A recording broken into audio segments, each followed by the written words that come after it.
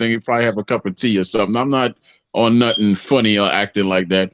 It's just interesting to hear people when they're not on air and they're not playing the character, just to see the real person. That's all, man. There ain't nothing funny going on or nothing like that. That's the dude that Man, I you gotta am. pull That's up all. to the channel, man. We can communicate. It's no problem. Nah, Troy. You know what it is.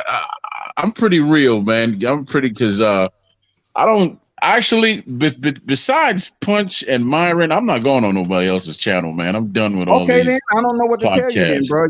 You asking me where I'm from, and I'm telling you, hey, pull up. And you Good don't have to looking pull out, up. good Look, looking out, Troy. You don't have to pull up. well, You don't have to pull up and say anything. I don't know how you choose to get in contact with me, Dan. If you have questions on where I'm at, I I'm gonna mean, you smoke talking the about fuck out of driving you on my hundreds of channel. miles for tea? I mean, tea. No, I didn't say I was going to drive nowhere. That's why I said, listen. And basically, you know, I asked that question and I changed the subject on purpose because I got tired of hearing the back and forth with y'all. So that's what I'm doing. I'm basically using myself as a sacrificial lamb so we could get back to talking boxing and Smoke can get to what's talking the his point, big talk. dog? I'm not getting And where you that's coming all, from. man. You know, Let me shout out. Yeah. Let me shout out Unravel Boxing Talk. What's good, Mark? What's good, Mark? We need a new voice. Talk to me. Talk to us. Yeah, what's good? I want to real get back quick, to real this. quick. You know, Lisa, I'm actually making some smoked turkey neck stew. I just want to let you know that. So yeah. Smoked turkey neck stew.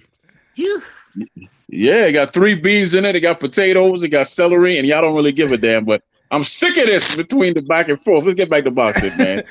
It was good, Mark. Hey, it only happens like that when Wilder is the conversation. Yeah, see, did you see how he admitted it? Only happens with Wilder. You just No, it only happens with Wilder. You just but it's not personal though. That's All Punch. right. Put yourself Hold in on. it. Not Right. personal, though. I want to listen to Mark. I want to listen to what Mark has to say.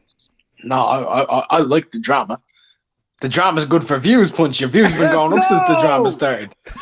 Yeah, let me switch the topic up real quick, guys. Nah, you should have. No, but hold on. I Deontay want to listen. Wilder. I want to listen. I want to listen. Unravel. So you know the title of the live, right? Or should I just? Yeah. Would one guy be more? Would things be different if they were both from a different country? Like if one was from the UK, one was from the US. Yeah, and also, do you think there's a different type of culture in terms of boxing community, different in the UK and America? The pros. I personally think Anthony Joshua would be even bigger if he was from the US. Oh, okay. I don't think nobody said that yet. So why would you say that? Well, he would have been an Olympic gold medalist from the super heavyweight division. Either way, coming through, he would have been a unified heavyweight champion, 3 belt. He would have dethroned Klitschko either way after Fury left. So, like, all of his accomplishments go the same way. That dude would have been mega. He would have been all over either HBO, Showtime, whatever. Great point. The American fans would have gotten really behind that type of guy because he would have been American. And there you go. He would have been way bigger than he is now. I could see that also. I think when it came to Deontay Wilder, in the sense of after the Stavern fight, when that was his last fight with the contract with Golden Boy, and then he didn't have a promotional machine to keep his name and to keep his brand going, you know, within that promotional machine. Because if you look at the Stavern fight, the viewership was 1.2 million viewership or 1.1. In the second Stavern fight, he never get those type of numbers like that again. So when he left a promotional machine and then went on, you could say independent, you know, just strictly working with advisor and manager with Al Heyman, I feel like his numbers was going up and then it just like went down basically. Yeah, well, if he was from the UK, maybe he would have had a bit of a bigger fan base. But like, would he have had a larger fan base than someone like Dillian White? I don't know. Hey, I'm gonna have to keep it. Hey, I'm gonna have to interject on one point Mark made. I think if Joshua wasn't from the UK, he wouldn't have won that gold medal. I think a lot of that gold medal had to do with the fact he was from the UK. I respect that. There you go, L Dog. I respect that. Personally, I thought Joshua lost to Erislandy Savon, Ivan Daichko, and Camarelli in the last fight. Good shit, L Dog. Good looking out, Chet Collins. Good looking out. Go to commercial soon. So that's not a fact. That's called L Dog's opinion. That's fact, L Dog. That's called opinion. But I do believe he lost a lot of his Olympic fights. I thought he only lost to Camarelli personally. Dude, can you stop using that word? It's called an opinion. Yeah, it's an opinion, but at the end of the day, I think that, like, let's say he got all that, and what, like, we're starting from his pro career, and he had everything else. I think in the US he would be a star, man, because an Olympic gold medal, especially as a heavyweight, it attracts fame wherever you're from. I know some people from the UK with channels, and I've heard them say because I didn't really follow the Olympics that year. So the last time I watched the Olympics was the one that Shakur won when he Got silver. Came in And he silver. cried. yeah, when he got silver. Yeah. And Yeah, I remember somebody was saying something, saying that they think he had lost the one fight, and then the other one they thought he had won. So as far as Joshua, so like I said, I didn't really watch that, so I don't really have any information on it or whatever. So I didn't really see it. To My be honest, personal I'm gonna be opinion on honest. that. My personal opinion on that Olympics is Joshua lost in the final, but at the same point, it was quite close. The other fights that Eldog mentioned, they were all really close. They were 2-1 round swing either way in terms of punch count. And I now, mean- rival, you know who he was fighting, right? You know the guy who was fighting that was a repeat champion, right? Camarelli, I do, yes. Yes. Okay. Yeah, I mean, look, at the end of the day, I respect Joshua, but I do think if he was from America, like his career would have been different. Like if he was born in America, let's say living conditions or whatever were the same. I mean, he might have been more popular, but at the same time, people might not have liked him as much because I think Get the Smoke has a point about introverts. Thinking about it, who are the biggest introverts we know in boxing? Andre Ward, like Sugar from Ray America. Leonard. Andre Ward, Sugar Ray Leonard. Crawford, Gary Russell. Like these guys aren't very popular. I mean, Sugar Ray Leonard to an extent, but Sugar Ray Leonard, I wasn't around during his days, so I don't know how introverted he was. And He you had know what? positive It's so influence. funny. Oh, No, I'm go just ahead. gonna say Go people ahead. loved Leonard. Yeah, but he had a whole Totally, PR Leonard machine was loved behind him. all over the world. Yeah, but he had a whole PR machine. You know, he was on Wheaties boxes and stuff, and he was like the heir to the Muhammad Ali thing. It was a whole yeah. deal with him. It wasn't just It was a whole Sugar different Ray era, Leonard. like Lisa was saying. Like these But guys that was might was be all over Yeah. the place. Sitcom that might Yeah. shows, they You was know, everywhere. it's funny, right? Because I've seen like interviews with him, and he's a little I don't want to say socially awkward, but when he does interviews, it doesn't come off always the greatest, but like the answers are like a little kind of philosophical, I would say. But I noticed when I've seen him off camera, he likes to have a lot of fun. I saw somewhere, I don't know where it was at. He was at some place. It was some place, and they was partying, and it was Femi Kuti's son, and they was partying, and he seemed to be more in his element then. Now, Like you know when what I he's tell you? around when he's around a bunch of people, around a bunch of family, and You know what I'll say, Lisa? singing and that's what I noticed about him. You know what I'll say, Lisa? Because I covered the Ruiz and when they did the promo in New York, I covered the Ruiz and AJ. AJ is more African than a lot of African American people that I've seen. His surrounding, his peoples, his family, how he the music he listened to. He's more attached to Africa. Nigerian, yeah. Yeah, he's more attached. If you looked at his entourage and his friends, I mean, I only saw him twice, and it was in New York, but you could tell the dude is a straight up like power to the people black dude. You know what I'm saying? Like that type of guy. And Deontay Wilder has that in him too. You know, I'm not saying that not everybody, black person is not proud, but I'm just saying that he's very attached to his African roots. He's a good guy, man. All around good guy. That's what I got out of him. And the Americans were saying that he was phony, that he was this. I didn't get that vibe from him. I got like a real vibe from him. So but like I don't listen to what other people say on other channels or comment sections. I go by my spirit of dissension. Hey, Lisa, let me ask Lisa the Queen a question from us over here. Who do you I wonder, Lisa, will you finish yet, Lisa? Lisa, can I ask you a Yeah, question, please? I was just saying. I just go by what And we don't need I bodyguards don't with go like by World what other Combat on it. people say. Yo, Rapstar, 'Cause don't I be have my interrupting own her. critical, because I'm my own critical thinker, and a lot of times and I'll just say this and then go ahead, World Breaker. I was gonna say, a lot of times there's talking points and narratives, but people don't have their own thought processes, and I never move with the crowd, so to say. I'm my own person at the end of the day. So I may not always roll with, I just roll with how I feel. That's what's up. Solid point. So Solid Lisa, point. let me ask you this, Lisa the Queen. Who do you think out of the three heavyweights is more natural when they speak on the mic or in front of the TV and that's not the person who they are at home? Who do you think's more who they are when they come to the media and who they speak? I would say probably Fury, maybe.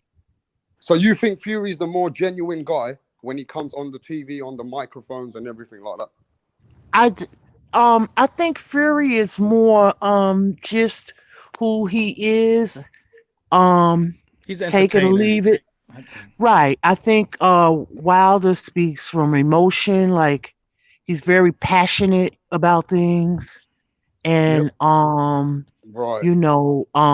Very passionate, and he speaks with conviction, and Fury he knows how to, like roll with the punches with the media as far as he says these little things, these little things that people may laugh at, and he's kind of clever in the way that he do things, and Joshua tends to be a little more aloof, you know what I mean?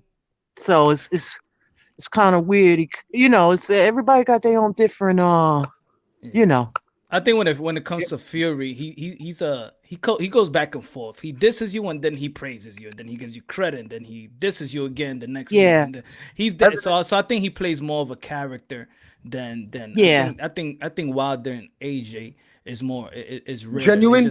They're more genuine. Who's more genuine? That's the question, bro. Both of them, they just have different dialects and different approach. Wilder is absolutely genuine when he chooses This to be. question Absolutely. is definitely not to World Combat, Absolutely. bro. You gotta let me speak to other people and not you all the fucking time, bro.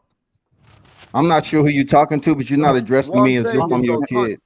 Listen, I'm not trying to do this on somebody else's channel, bro. Stop talking like I'm a kid. I've got my own There's channel, only bro, so much that I can and I've digest grown with this overnight, shit. bro. But So stop you better talking to watch me out. like that, rap star. You Okay? better watch out, bro.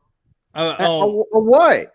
I was just gonna say, before you guys get going again, I was just gonna say, it seems to me that AJ may be, it seems like he has a lot of pressure on him. Like he would like to say some things that he doesn't say, and he would like to act in a way that he's not allowed to. It just seems like he has, I don't know if it's corporate sponsorships, I don't know what it is, but it seems he just, I feel like I haven't seen the real AJ. Whereas I feel like I have seen the real Fury, and I have seen the real Wilder. I think that we've seen the real AJ, and I think that we've seen the real Wilder. I think what we don't see is the real people, is the real fans. Fans flip flop narratives and flip flops. Is the fans? They trying to be as real as they can and trying to be as much transparent as they can. Is for example, we want to hear Wilder. We don't want to hear what these other channels are saying. We want to hear Wilder. Wilder speaks. Oh, Wilder just should have shut up. He should have never came out and say anything. He should have never said anything. Like that's True. That's Fact. us. You feel me? See, Punch, I don't watch a lot of the interviews with the guys. I very seldomly watch them. But I'll say this, I take it as I take it, and I take it, how they say it, with a grain of, I don't want to say with a grain of salt, but I don't really super analyze it. I don't really rewatch it. I watch it once and whatever.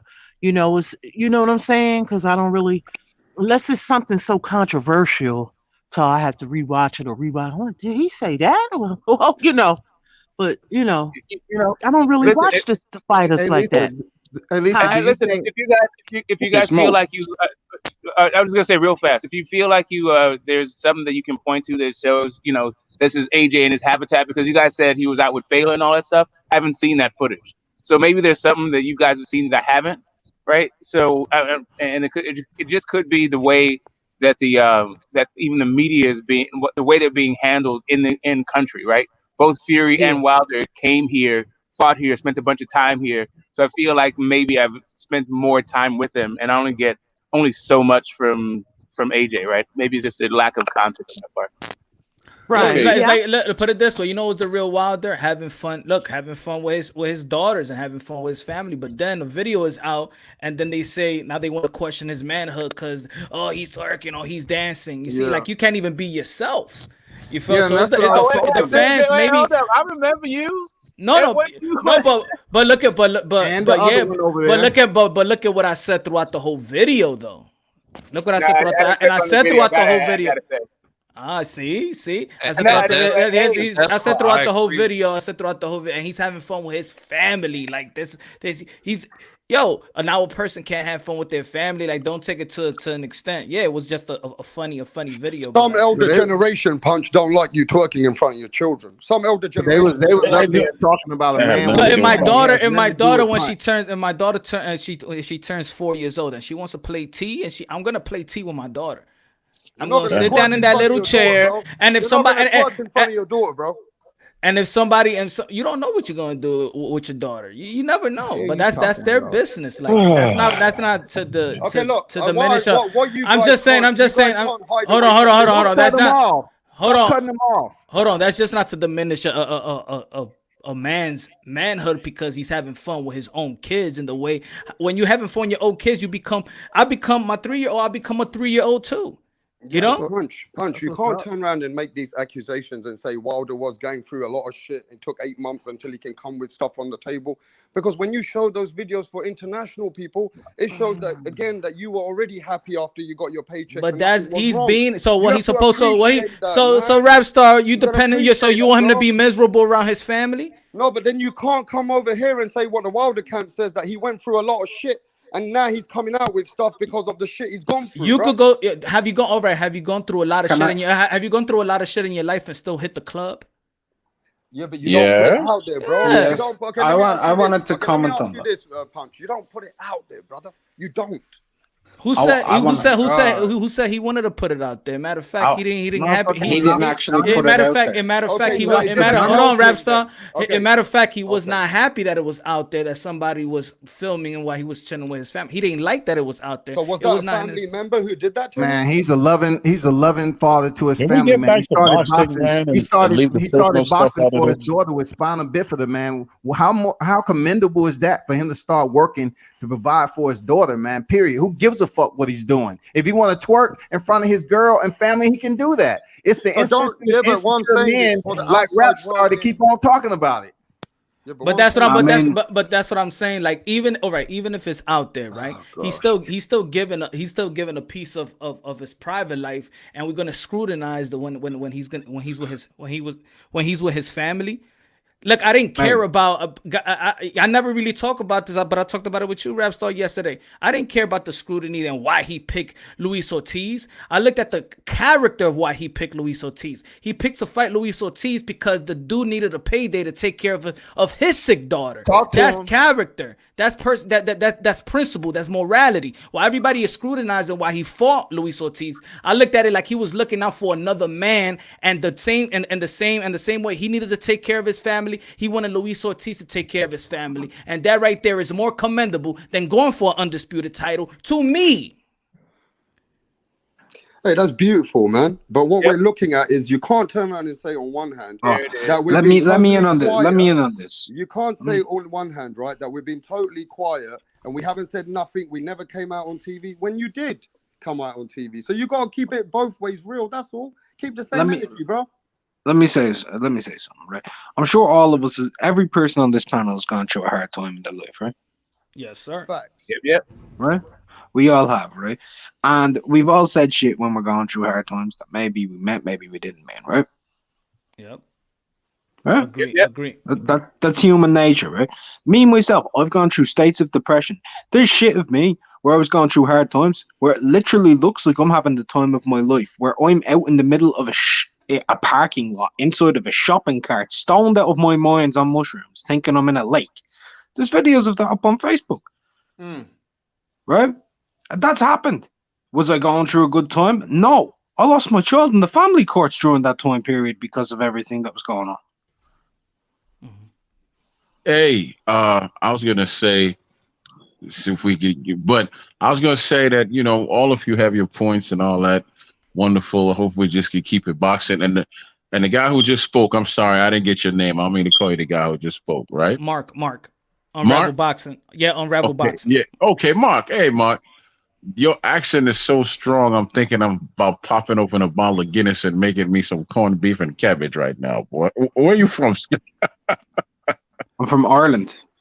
Okay, good. It was funny to me when I thought about it, but obviously nobody else thought so. So I'm going back on mute. Well, we know we all use Mark. We know Mark's accent. Hey, Punch, appreciate you bringing that up about Deontay Wilder, being that you made a compliment and talked about some things that's very pretty much cascaded. He did everything from his family from the start, and he's still doing that to today. And for me being with him multiple times and being around his people, I just speak in defense about the negativity. I don't talk about him on an everyday basis, but I respect the shit out of him. Because I've seen him with the girl. I've seen him with the little kids, the boys and girls. I've seen him shut down, arenas with interviews on the regional level, on the higher level. So that's where I'm coming from. But anybody want to take a look at my YouTube channel, I don't speak about Deontay Wilder every day, nor do I have to explain myself about what's the difference between a fanboy and a supporter. So Right. I was gonna say, I actually just lost it. Go ahead. Sorry. So go ahead. Yeah, what I'll say about Wilder is, at the end of the day, I do respect him because people seem to forget why he got into boxing. He got into boxing because he needed to provide for his daughter. It's not because he wanted to be the best or he wanted to win like a gold medal or a world title. He actually wanted to be a journeyman, he said. So it's nothing like bad, but I mean, at the same time, I feel like what he's become is something I don't like. So I just remember what I was going to say. I appreciate the fact. Hold on. Thank you, World Combat, for that. I appreciate it, my brother.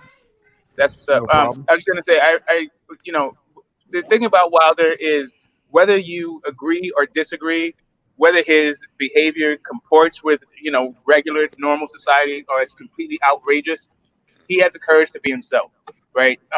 Even when you're saying this is a horrible idea that you come out and do that, he's willing to take the consequences for his own behavior. And listen, while I'm not going to sit there and tell him that pretend like I think that's the right thing to do, I can also respect the fact that he's willing to do it regardless of what people are saying around him. And he's willing to stand up and take the consequences. So, hats off to him. I'm gonna just watch the fights like a fight fan. But you gotta appreciate everybody's opinions because not everybody's gonna agree in America, Punch. You wanted opinions from overseas, so of course. If it's an Punch, you gotta tell everybody on the channel right now. Is this an open platform? Right? Does it seem like I don't even think I have to say it's an open platform. Everybody knows it's an open. It's a freedom of speech. We can't. Not everybody's going to agree. We appreciate what Wilder's doing for his family.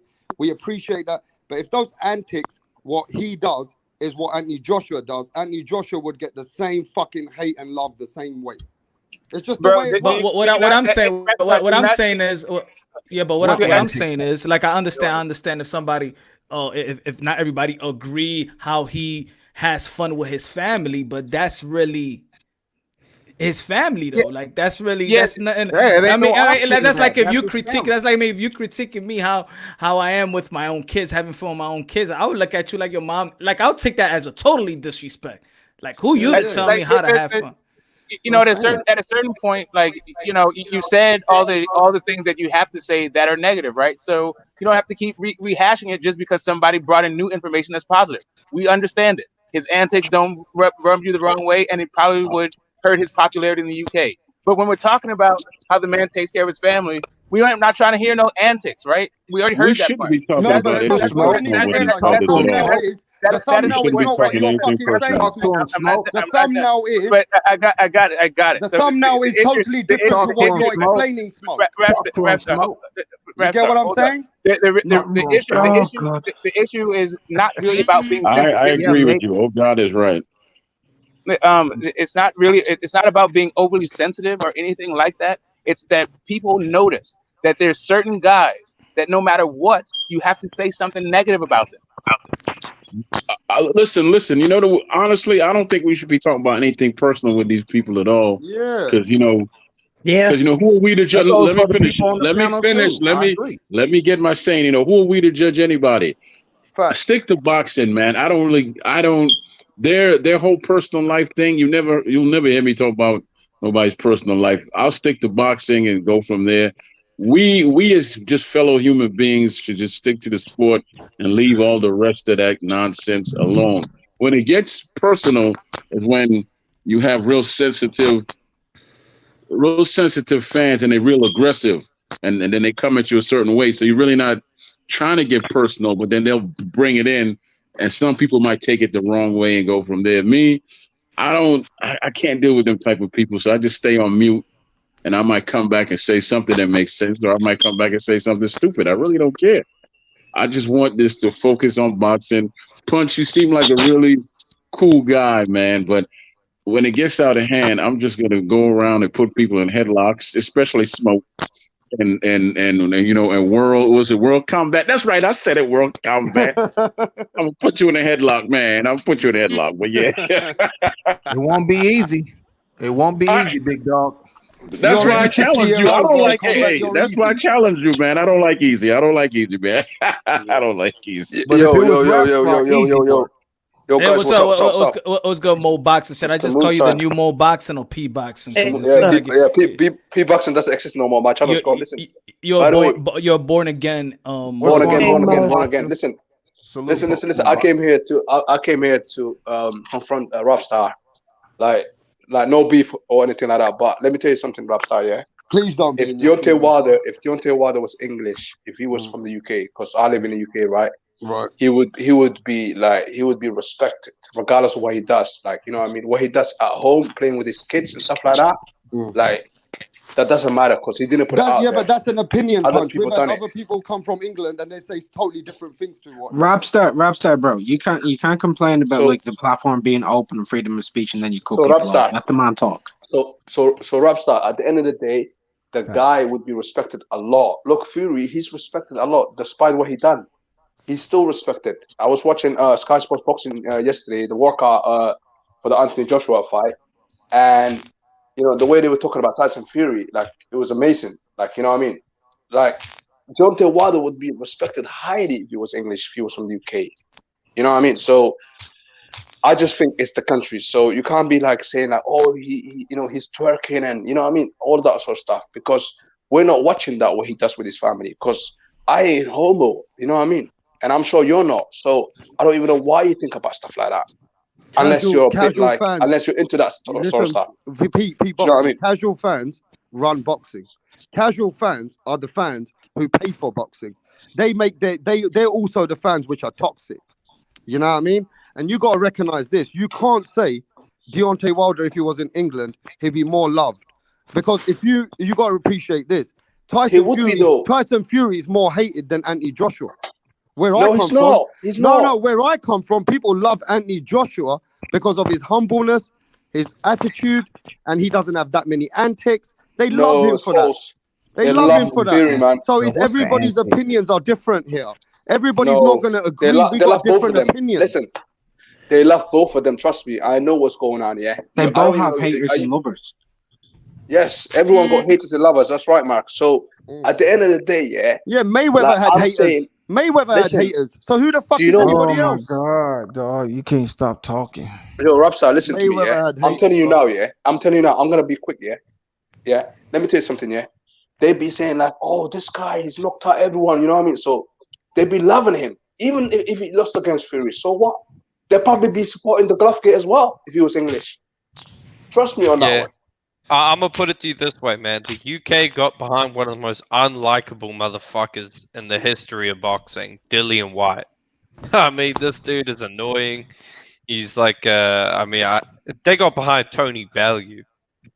I mean, this is it all. Deontay Wilder would be a superstar in the UK. Here's the other thing.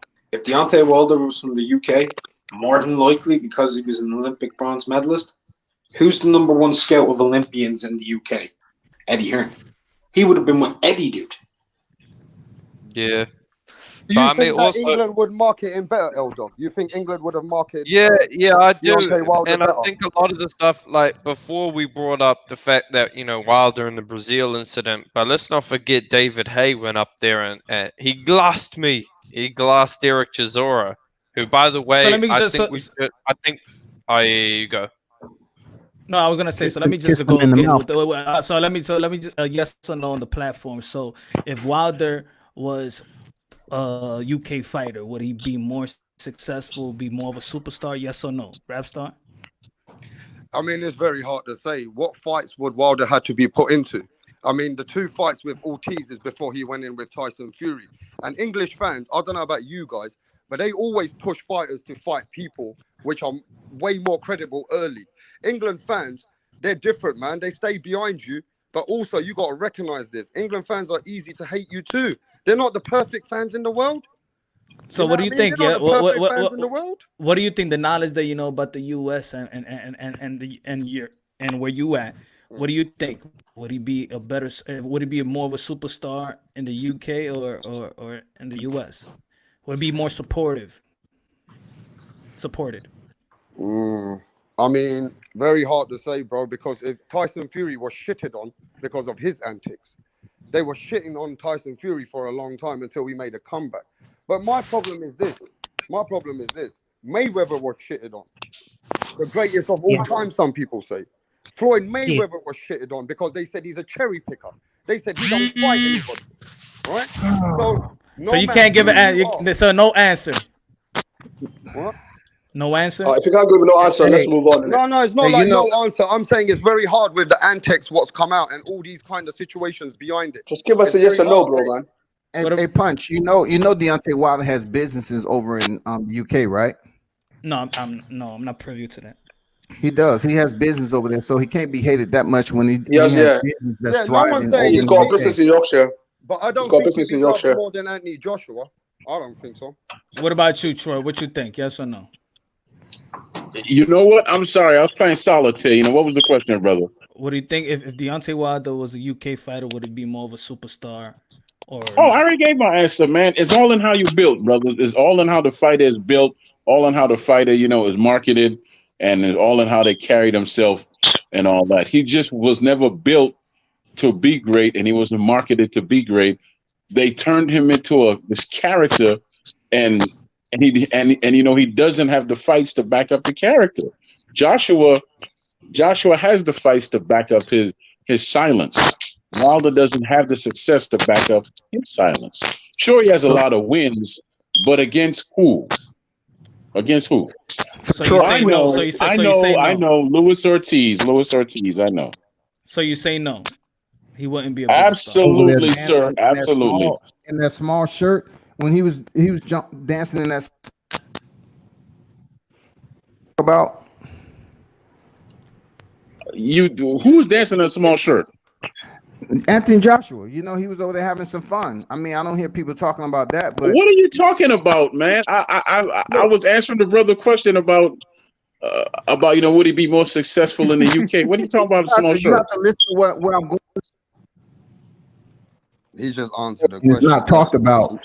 And if he was to do the same thing over here, breaking up World Combat, he's always got to come with something. Go on. What about you, Lisa? And twerking. If Deontay Wilder would have been twerking in the UK, they may not have put too much emphasis into it. They wouldn't have cared too much. You know what I'm saying? It wouldn't have been the talk. It wouldn't even been a talking point because they would have felt like he was just having some fun or whatever with his people. But over here in the US, there's a stigma that's placed on us talking about black fighters or whatever the case may be, doing something that may be considered, suspect or whatever. But he was just having fun with his family. It ain't the twerking, World Combat. I simply spoke on the man.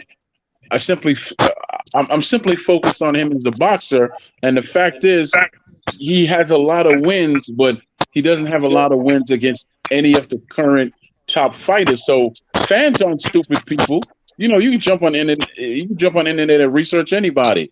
Joshua has those wins. He's fought the Klitschko's, he fought the Whites, he's beat the Parkers, he's fought XYZ people. Wilder's only claim to fame is Ortiz. The reason why he's Which not nobody getting wanted to love, fight, though. but the reason why he's not getting the love that he's supposed to get is because his whole how they marketed and built him was completely wrong. He's not a villain. He's not a bad guy. That's not his MO. No, that works for the smaller man. And some guy like Tyson, you could say, who was bullied because he was small. But when you're 6'7", you have to come off with a better backstory than that, and then you have to back it up with credible wins. He has not done that. That's all I'm saying. What about you, Lisa? So you're trying to tell me that, Troy, that if Tyson Fury can say Dosser and he can call people names and cunts and all this other stuff, that's what he's supposed to be doing at 6'9"? I already told you what I had to say, man. I did not mention Fury. You did. There, Troy. I'm just asking. I want people to answer the question I asked. So And Lisa, also, Lisa, nobody wants to hear World Combat. Lisa, carry on. No, I didn't want to interrupt World Combat. You know, I think sure. I mean, he could definitely be a bigger star there. You know, it's a smaller place, so I'm sure that they would put him out there and definitely promote him well, put him in big fights, and if he would, you know, to be able to come over to the US and get some big fights, that'd be a good thing, you know, because any Olympian, like you said, they put the Olympians, you know, it's not like now, like over here in the US, because we had Andre Ward was the last gold medalist, and he didn't really get that real love like the old medalists did, like the Sugar Ray Leonards, and I always think about Spence, because Spence kind of reminds me of Sugar Ray Leonard with that big smile and everything. So it's about but Sugar Ray Leonard was a promoter's dream, though, and that's how I kind of look at Joshua as well.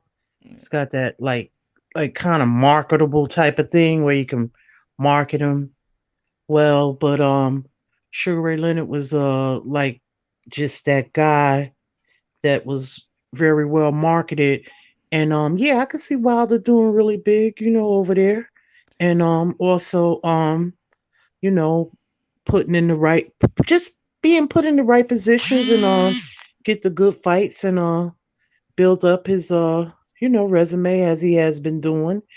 And I'll say this before I shut it down. The fans today are different. I mean, fans are fans and supporters are supporters, but nowadays it's different with the social media and everything. It's like these and we also have to understand that these people are public figures. Yeah. So it's like once you're a public figure, it's like, yes, public figures are human. At the end of the day, they're still human beings, but it's like they get scrutinized so bad.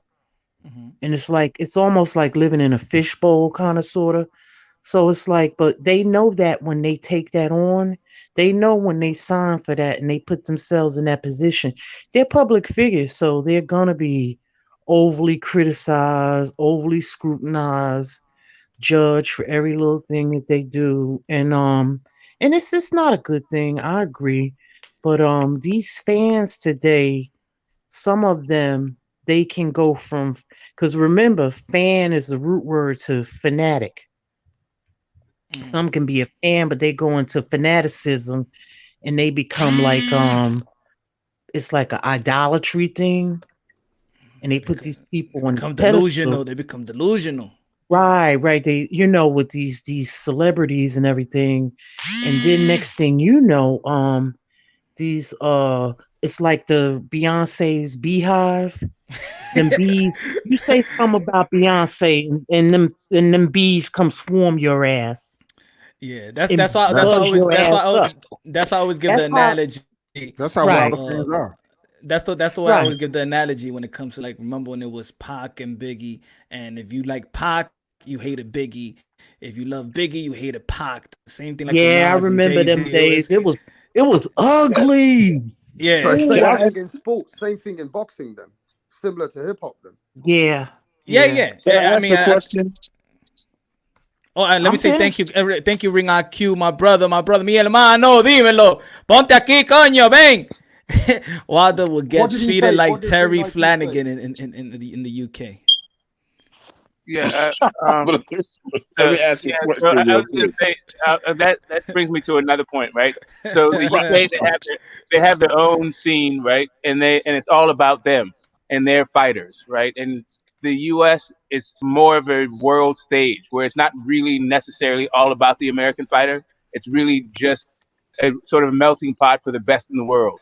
We have our domestic guys, but we don't really support them like these are like it's an independent US scene. You know what the funny thing is, Smoke? When you look from the outside looking in, it looks like America's not fighting for America, Punch. Mexicans are fighting for America, and then the Black Brotherhoods are fighting for America. But they're fighting against each other. So thank you, so Rap Star from the So UK. let's keep it real. I want I thought it's L-Dog's turn, there's a innit? question. There's a question. There's a you know- question. Hold on. There's a question for Rap Star. You go first. There's a question for Rap Star, Mo Box and P, Mark, Eldo. How do you see how Americans treat their fighters? Okay, let me From tell the you outside. why. Let me tell you from the outside in. I go to different podcasts and we go to different places in England, and we always speak how Canelo gets so much hate, so much fucking hate, when we think he's one of the best people who's put on any gloves, right? He gets hate from his own country. Teofimo Lopez gets hate from his own country, and he's an American. Think about this. Now we're seeing Wilder getting hate from his own country. He's American. And it seems like you guys are not fighting for one country. You're divided in your own country. It just seems that way sometimes. When you guys are bitching on Teofimo and making him look like he ain't the best guy, didn't do great. He just did amazing around the world. Why is America trashing on him? You see what I'm saying?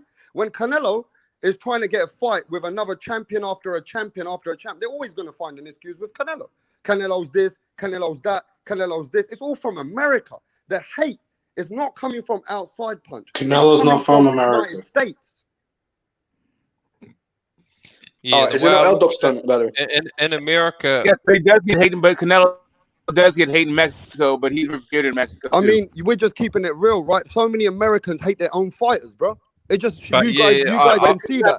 Canelo's not our Yeah, fighter. billions. Canelo just fights. Okay, Yeah, is billions Teofimo in the Lopez your population. fighter? Is Teofimo Lopez Yeah, your fighter? but Teofimo Lopez is not hated. He's like very known. He's had one fight on the world stage. Like nobody's going around hating on Teofimo Teofimo Lopez Lopez. gets a lot of hate in America, bro. They don't Hey, hate hey, Joe. the way I look at it This is like, the new Sugar Ray Leonard. I'm telling you. hey, the way I look at it is this. Good In point. America, the black fighters fight for black people, the Latino fighters fight for Latino people, and white fighters, they go to the UFC. All fighters I fight mean- for money. Yeah, but All that's the way fighters I fight look for at money. it. And that's the way it is in like any country, man. You're always like, at the end of the day, I think race unites people more than nationality. Why do what black about- fighters fight a lot of what about- Hispanic and Mexican fighters, though? Black fighters just don't fight black fighters. What They fight about- Mexican and Hispanic fighters in No, neighboring that's countries. what I mean. That's what I mean. Black fighters fight for black people. Like that, you don't see many black fighters fighting each other. You rather see them pitted against like a Hispanic fighter or a Latino fighter, and that's part of it, I'd man. rather just see the best fight the best. I don't give a damn what the complexion is. When did this when did this Hold become on. about, You know why I want them to you know why I want them to answer first, so they could I want to set the and I'm- table. So after L Dog, Mark, and then P. But Punch, Yeah, people are and saying I'm that not, you're hold on. ducking the I'm not question. They saying want that's you how to it answer. should be. I'm just saying that's how I see it. That's how I really see it, man. Is like in America, black fans will support black fighters. Okay, Latino fans will support Latino fighters. Latino, the fighters, they know this, man. If Deontay Wilder tried to, a lot of people say Deontay Wilder, shouldn't have said this, whatever. Like, to be honest, who knows if other people from different cultures would have supported him anyway. But L-Dog, could I say this to you right quick? I don't mean to cut nobody off. No, You go have to ahead. understand the historical value in with the black as far as what they went through. You had black people sitting by the radio that may not have a long time ago when Joe Louis fought, and just listening to the radio back then and to see if he wanted to fight, and they would just go out and just have a good time. I heard somebody talking about that, and I've been reading some books on things, and it was just a different time. So I think it's just a thing. It's barbershop talk, and it's like a historical thing. It goes way back. It's culture. L-Dog, can you drop back for a second? Let Yeah. All right, thanks, brother. All right, what's good, he punch? I came to talk my shit. What's good, Ring IQ, my friend? Maldito loco, dímelo. Yo te mando 10 pesos, mamagüevo, and you act like you didn't. Exactly how I feel. That's exactly how I feel, my friend. Come on, let's go. Talk. I really wanted to answer Punch's question because I felt like I was listening, and it felt like a lot of people was not even answering his question. I'm with Troy on this. In the UK boxing scene, I don't think he would have made it because in the UK, unlike the US, they match their unbeaten fighters. And that's in all 8 divisions. They do that. They match them tough before they even get to start fighting for titles and all of that. Like Dillian White versus Anthony Joshua. That's 1. Joe Joyce versus Daniel Dubois. That's 2. Motherfucking what's the other one? Chisora Fury. And that's like a stepping stone that they do over there. That's regular. They do that shit all the time. So with Wilder, when you look at who he was fighting, like look at who Daniel Dubois just fought. Look at who Joe Joyce just fought, right? Look at how many fights they had going into that fight. And then go look at who Wilder was fighting at that same time in his career. And what you're going to see is like, you still on the bring along there. So if the question is, all right, we put in Wilder in the UK and we're going to put him on a bring along process, I don't think he would have made it to fight for a world title because they because they matched their. I just said why. He would have knocked him out, bro. Got that one punch, bro. Is the question towards me or you? I'm just curious. Towards everybody, actually. But am I the one answering the question, or is he gonna answer for me? No, you go ahead. Keep going. Go ahead, man. Everyone's interrupting each other anyway. I'm interrupting you. I thought I was answering the question. My fault. Yeah, but by the way, Mark was supposed to be next, and then after that, it was supposed to be me anyway. Finish. But because you see what it is though. That's but you go in front of the queue anyway. I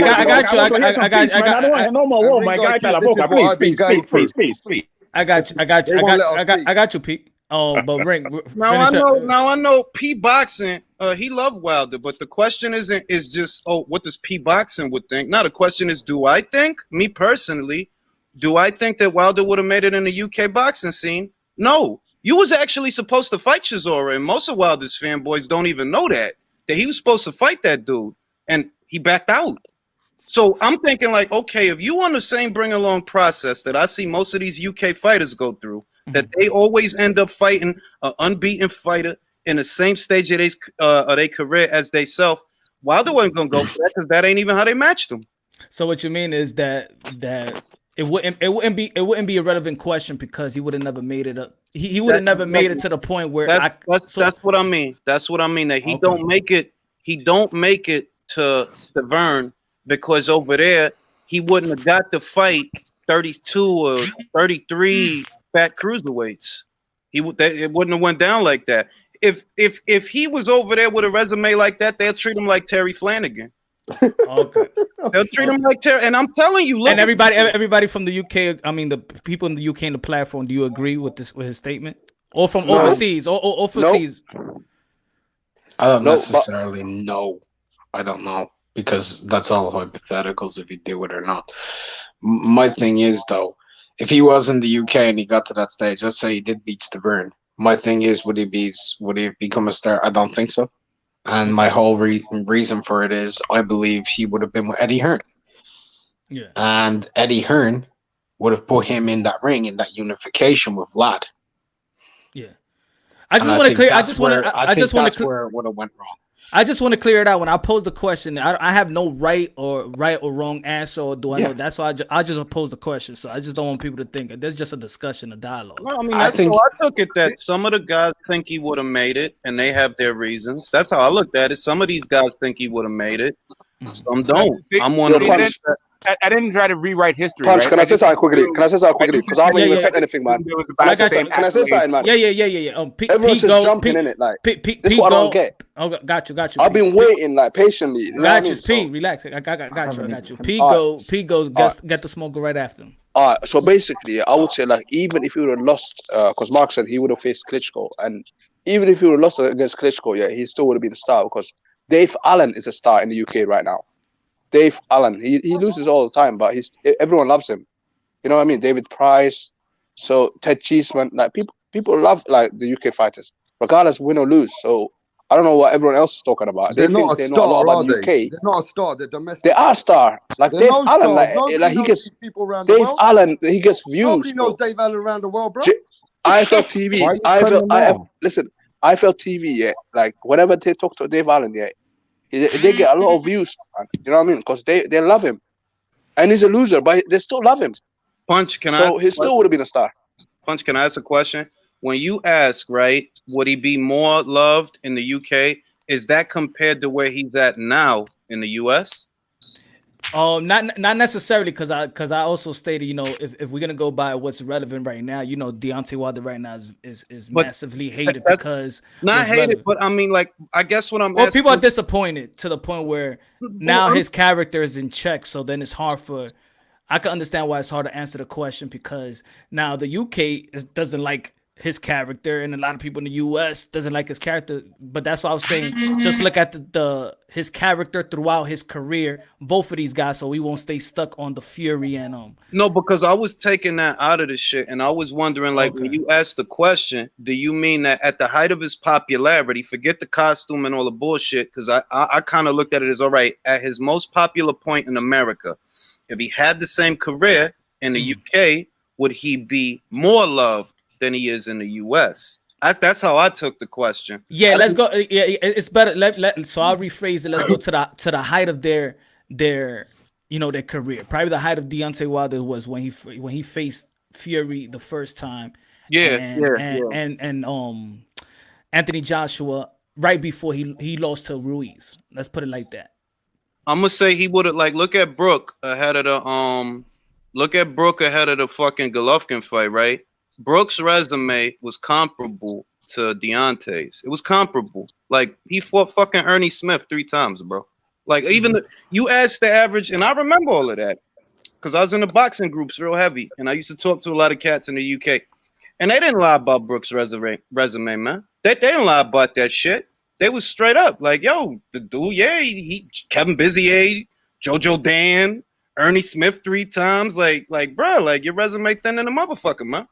So I feel like if I take that Wilder with that resume that he had at that up until that point, I feel like, bro, the dude probably wouldn't have been no more popular than Kell Brook, and he would have been overshadowed by Fury. Then Fury would have been the golden boy, because Fury would have been the one that fought Vlad. The kids in the UK gonna be like, well, Wilder, you fought Stavern. This motherfucker fought Vlad. So you still would have been kind of in the background if you was over there, and then if you bring the Joshua shit into it, I think you still in the background. Why? Because they gonna say what they would have been saying what Troy just said. Yo, look, Fury fought Vlad, Joshua fought Vlad, Joshua fought Parker and Povetkin and all these fucking people, and who you fought? You fucking fought Stavern. Like, it felt like, yo, even if you put them over there under the exact same circumstances, the same shit that bothers them now would have been the exact same shit, I think, that would have bothered them then. Because it's like, yo, the main gripe everybody had with him was like, yo, bro, you've been here since 2008. 2008, bro. You didn't fight Chisora, none of these motherfuckers. So they'd have been looking at you funny from 2008. He was going to fight Chisora, actually. He was going to fight Chisora back in 2013. Bro, why are you interrupting me, bro? Like, I already know. This is the barbershop, man. This is the barbershop. But did he fight him, though? I think he had to change. I think he went with a different company. That's at a the yes, time. bro. Pete, Hey, that's a IQ, yes or can no. I ask you a question, IQ? That's a yes or no. Did Wilder IQ, can I fight ask you a question, Chisora? bro? Yeah, go Let ahead. IQ finish. Because I wasn't even done. I don't need other people telling me what to do. I'm talking to IQ. That's it. All I'm saying is I seen how the UK cats treat a guy that has a resume like Wilder's. Like, look at pretty boy Josh Kelly, right? They ain't high on him, man. They ain't high on him. They like correct. You're right. They And he can box. And he can box too. But that's look one of at my what young happened. lines too. Think about it, because of the Ronowski fight, because of the Ray Robinson fight, they was already like, yo, this kid, he not gonna make it. And they didn't lie about it. They didn't bullshit just because he from the UK. They called it like it is. Like, man, you better cut that cute shit out. He want to be a model. He want to be a model. I mean, even Derek Chisora Punch had to fight Carlos Takam. So let's say you're not being a model. The gatekeeper has to fight great fights. Hey, Irene. Let's say you're not being a model. I just have the preconsumption of that from looking at from this pawn is that UK fighters are supported, and when they come out here, we see their people fly out and things of that nature, and that's why I wanted the perspective of the UK fans, but I'm also listening that UK hate their fighters as well, just as much as America may hate their fighters. Is that accurate? but I don't know that there's a UK guy that was knocking out people that has Wilder's backstory, right? That he came late to the sport and just went through, entertaining the local crowds, knocking out people, and becoming a world champion. Like being a heavyweight world champion in England is still a huge thing, right? I think there's 4 that I can think of, maybe 5 in the last 100 years. Like like the fact that they would have one at all, I think would, to me from the outside looking in, seems like they would have a bunch of national pride, because they seem to take national pride in guys who never even fought for a title. You know what? I want to piggyback off of Smoke if I could, because all what you just said, it sounds nice and good, but the fact is you have to have the wins on your resume and in your career for anybody to want to back you up. Yeah, and the man does not have the wins. To Troy's point, the only way to get to Smoke's point, the only way I could see it happening that way is if Wilder don't got to be in the shadow of a Fury, because remember, that's what we talking about, that if they came up and Wilder was in the UK, I think you gonna end up in Fury's shadow. Why? Because Fury fought Chisora. They was unbeaten when they fought. Both of them. Chisora lost his to Fury, and then motherfucking Fury, we know he beat Vlad. So that's a situation to where backstory and all of that shit, and that's nice. But you still gonna be number 2 over there. You still gonna be number 2 to number Fury. 3, maybe 3, maybe number 3. The thing is, you're bringing in a context that doesn't translate, right? Because that's not actually what happened to him. So you have to literally rewrite history to have this parallel universe. We're just talking about if the dude came through, had his backstory, knocked out a bunch of people, became champion, would they support this guy? Not like whether or not he would ever become champion. Not like what his whole thing is with Fury. Let's just put all that to the side, because you literally have to look at, because on the other side we can look at AJ, right? But there's no guarantee that AJ would have, even if he was in America, who knows? Just like the World Combat Sports. Look how much hate Daniel Dubois getting. Look how much hate Daniel Dubois. Hold on, Rap. Man, let him finish, bro. Let him finish. Yeah, who's to know what his image would be like in America, right? Because of his indiscretions. Who knows if he would fall into a bad crowd? Who knows if he would have been able to come through the American amateur system? To get to that point, because I didn't even get the chance to address that. If AJ was over here, I 100% guarantee that he would not achieve the level of success here that he achieved over there, and it's because the American fight fan is spoiled.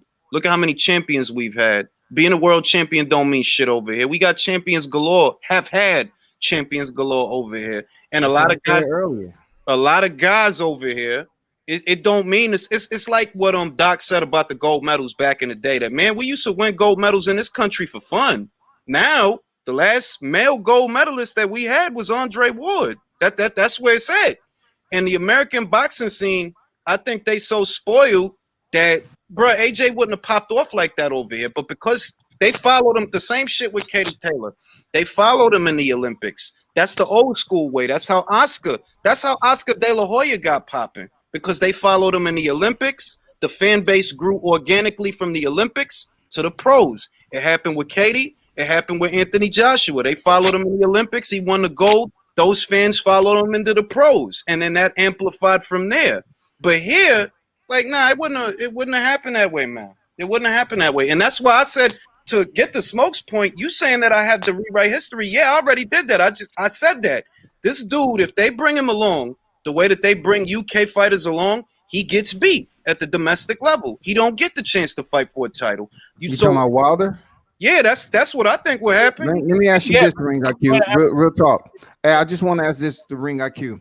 Who do you think was the first to step up and have a chance, a UK fighter to step face Deontay Wilder? Who? No, I don't know. Fury? Harrison, maybe? Anybody on the panel knows? Contenders? We talking about contenders. Yeah, contenders. Who had the opportunity when Deontay Wilder White. was It a was champion? Gillian White. He was offered $8 million and Wilder turned it down. No. It was before Dillian. Before Dillian, it was Derek Chisora. When Deontay was champion, though, Ring IQ. Why we wait? This is what I mean, bro. What what are you trying to get at? What UK fighter had the opportunity to step in the ring with Deontay Wilder when he was the champion? Gillian White. When he was the champion. Gillian White. Before, all right, let's put it, because that's a load. No, that's a loaded question, and I'm not gonna play that game with you. That is literally a loaded question. First, you asked me only one. Wait, the biggest name, bro. You want me to? Hold up. It's not a loaded question. It's not hidden with anything. Listen to me. It's not. It's a loaded question. No. Hold on. Wait a minute. Let me. First, you asked me. Wait a minute. First, you asked me who was it AJ? UK fighter. Wait a minute. First, you asked me who was the first UK fighter that had the opportunity to fight him. I told you who it was. I didn't get the question out. Let me rephrase. No, you restructured the question after I answered the question. That's what you did. It's not all about the question. You restructured. You did though, because a lot of people didn't get it. I'm not only addressing you, Ring IQ. I'm addressing the panel. It was specifically for me. I did, but I wanted to address the panel also. Anyway, as I was saying, when he picked up the title from the Severn, who was the first UK fighter that had the opportunity to fight him? None. Because Fury. No. I'm gonna answer his question because I could tell he don't know the answer to his own. Tyson Fury. Okay. No, it wasn't. Okay. No, it wasn't, because I know what he's trying to do. He going by them WBC rankings at the time. And what he's trying to say is Anthony Joshua was the first because he was ranked number 3. But you do realize that at that time, Anthony Joshua couldn't afford him. And you know why? Because Povetkin was already his mandatory.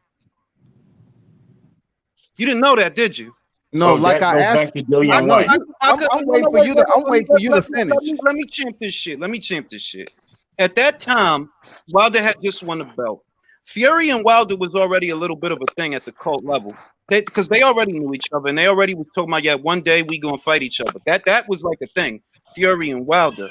Joshua was still climbing up the ranks at that time, but not long after he won the WBC title, in I believe it was January of 2015, at the beginning of the year, Povetkin, a couple of months after that, became his mandatory. No matter of fact, it was already his mandatory. So the AJ stuff that you trying to deflect off to, it don't come into it, because the real first UK heavyweight that he could have fought was Derek Chisora. And did he stay at WBC? Did Joshua stay at the WBC Ring IQ? Did he stay there or did he leave? Nah, he was afforded the opportunity to fight for the. And he retreated, right? He left, right? Okay. He left. Well, I mean, like he had the opportunity. He had the opportunity. We know how that worked. Joshua had the opportunity. He didn't want the opportunity. What does this have to do with anything that's present day? So he ran. Look at what you. Let me ask you a question. I could say the same thing about why didn't Klitschko and Wilder fight for undisputed? Yeah, they had the same manager. They had the same manager. I can answer. So if they had the same manager, why did they fight? Punch, can I do this? Let me tell you why what you're saying is a lie. Because the moment that Wilder won that title, from henceforth, he had to fight Povetkin. That's what you're not understanding. And that carried on. What was my initial question? Because I'm not arguing with you, bro. I asked you a simple question. You act like it's some person I owe you money. I'm just asking. Nah, about I'm answering your question. You're not letting me finish the answer. Stop talking to me like you got to prove something to me. I'm just asking you a question because And I'm just you answering was your speaking on question. it. I'm answering Bruh, your question. Answer the question. I said, what was the UK fighter Derek that could have had the opportunity to face Deontay Wilder? And it was Anthony Joshua. That's I did who not won. say Alexander Povetkin. It was Anthony Joshua because he was All the right, what? now, once again, What belt was he holding? you're not even What belt letting was me he get out holding? my answer. You literally not even letting me get out my answer because you don't like what it is. Because what you asking No, don't man, make sense. you're talking about something that You you're know trying to. why Joshua? You know why Joshua didn't have the quote unquote opportunity to fight Wilder the way Man, he? get to the point. That's what I gotta tell you, Ring IQ. Get to the point right now. Stop interrupting, and I will. Get to the point, bro. You ain't talking to no little kid. Get to the point. Joshua didn't have the opportunity to fight Wilder because Povetkin was already in his place, We and already Wilder been had through to that. fight I said the him. first UK Wilder fighter. had to fight him. Wilder had to fight him. That's facts. That's not. Bro, my why did opinion. Joshua leave the That's literally WBC? Facts. Joshua, Did Eddie Hearn tell him to leave the WBC? Anthony Why did Joshua- Joshua leave the WBC? Because he ended up fighting for another belt. Is that what you're talking about? Because he ended up. How long before he left the WBC? When he left? How long before he left? When he won the IBF in 2016, I believe it was, right? I'm asking you. Come on, keep the same energy. When did he leave? All right. He left the IBF's ranked standings when he became a champion himself because champions aren't ranked with contenders. To your point, what you saying is a lie. It's a loaded question. Joshua never had the opportunity. Was a lie. He was in the damn opportunity. a lie, bro. Why are you talking over me? Why are you talking you over always me? talk, you call somebody a lie, and this I'm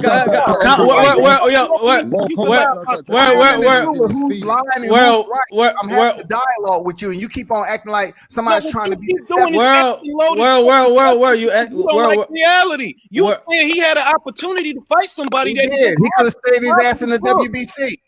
World. Ask the question. Let Ring finish the answer because I want to see him finish the answer. You know what I'm saying? So I can understand what y'all.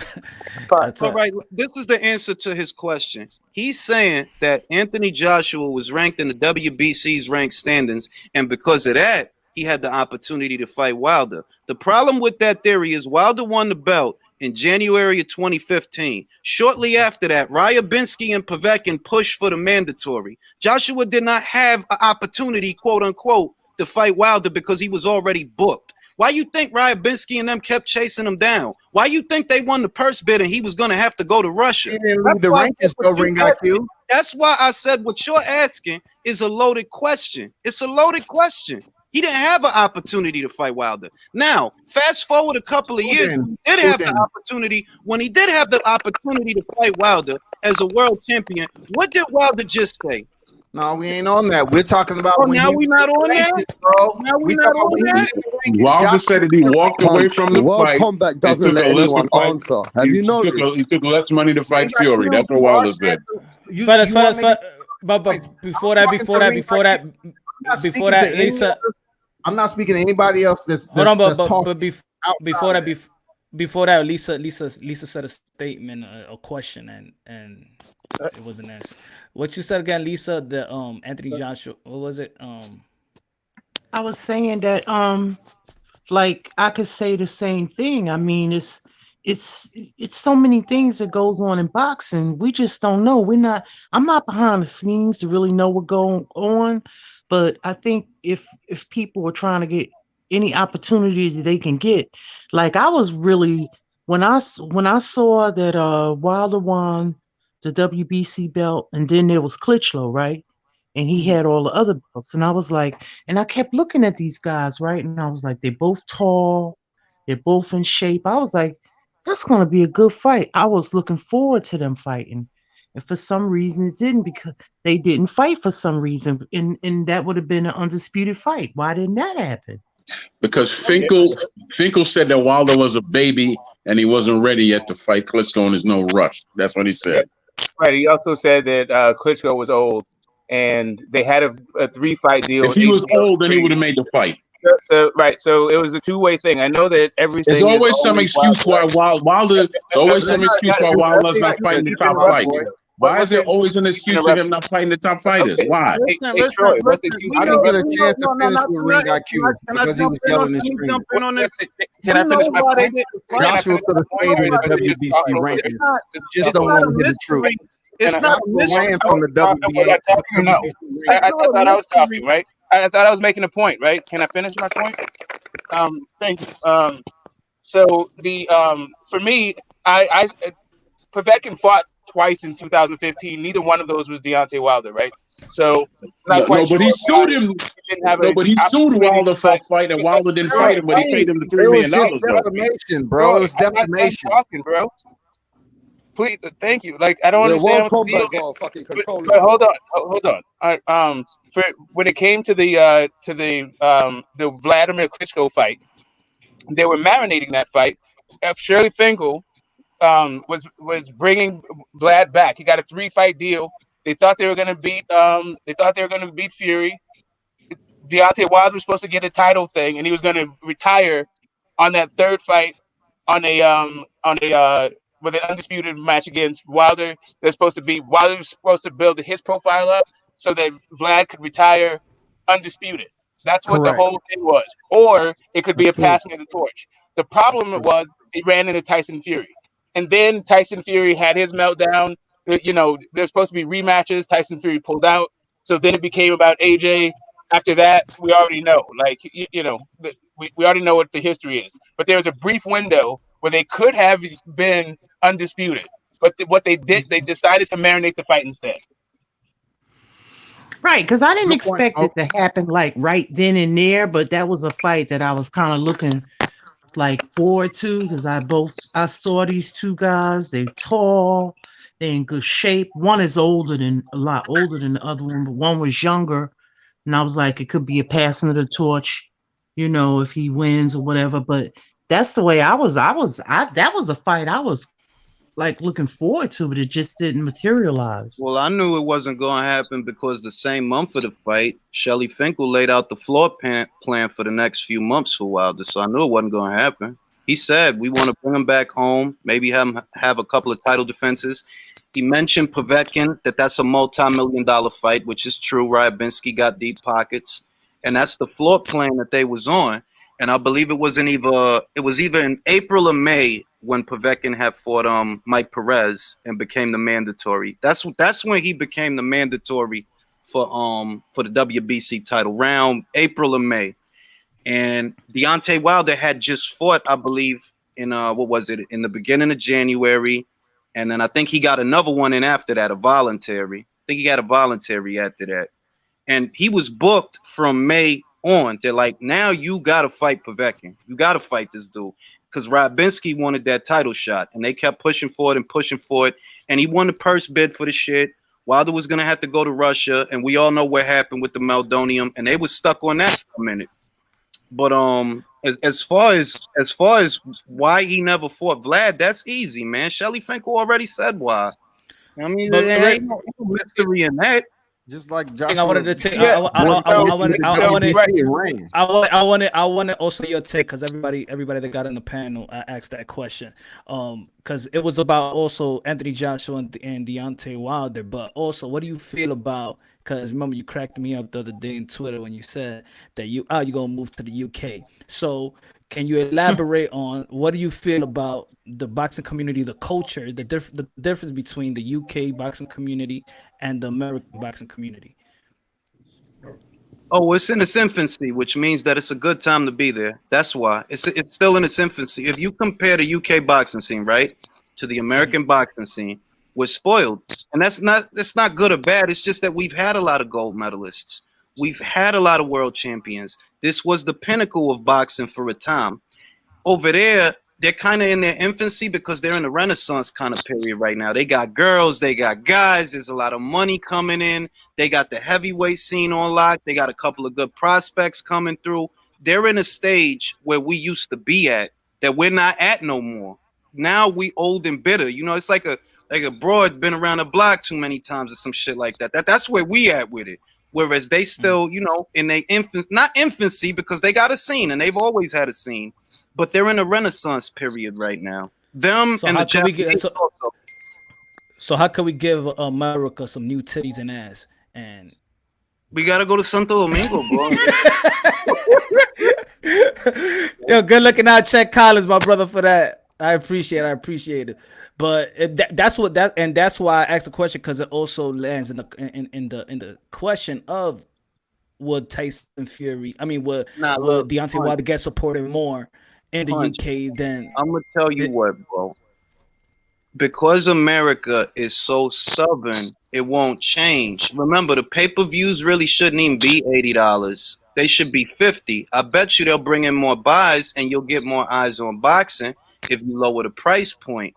But when you tell a motherfucker, yo, you want to pay $80 to see two guys you don't even fucking know, motherfuckers gonna be like, no, who the fuck are they? That's why Tyson and Jones sold all them pay-per-views, because those was old people forgot.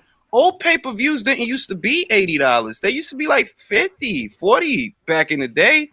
And you used to move more of them. And if you could move more of them, more people watch the fight, more people talk about the fight, and the sport grows. But when you trying to gouge everybody, like I said, yo, look, Danny and Spence, that should have been on Fox, bro. I bet you they'd have got 4 million views with that fight. I bet you. Prime time. I said that too. 4 or 5 million, easy. Why? Because it's more accessible to people, and you can make your money off of the ad revenue. Make your money off the commercial sponsors. Make your money off of them. But if you put that on pay-per-view, what we talking about? 200,000, maybe 300 if you're lucky, will watch the fight and buy it. It's limiting your audience if you keep focusing on these motherfucking pay-per-views. You got to get regular, like, even a fight like that it's like, oh, well, Danny, I don't think of Danny as being all that, but whatever. Put that motherfucker on Fox, and I guarantee you 4 million, 5 million viewers, easy. Big numbers. Fox will be happy. Bill Wenger will be happy. Al Heyman will be happy.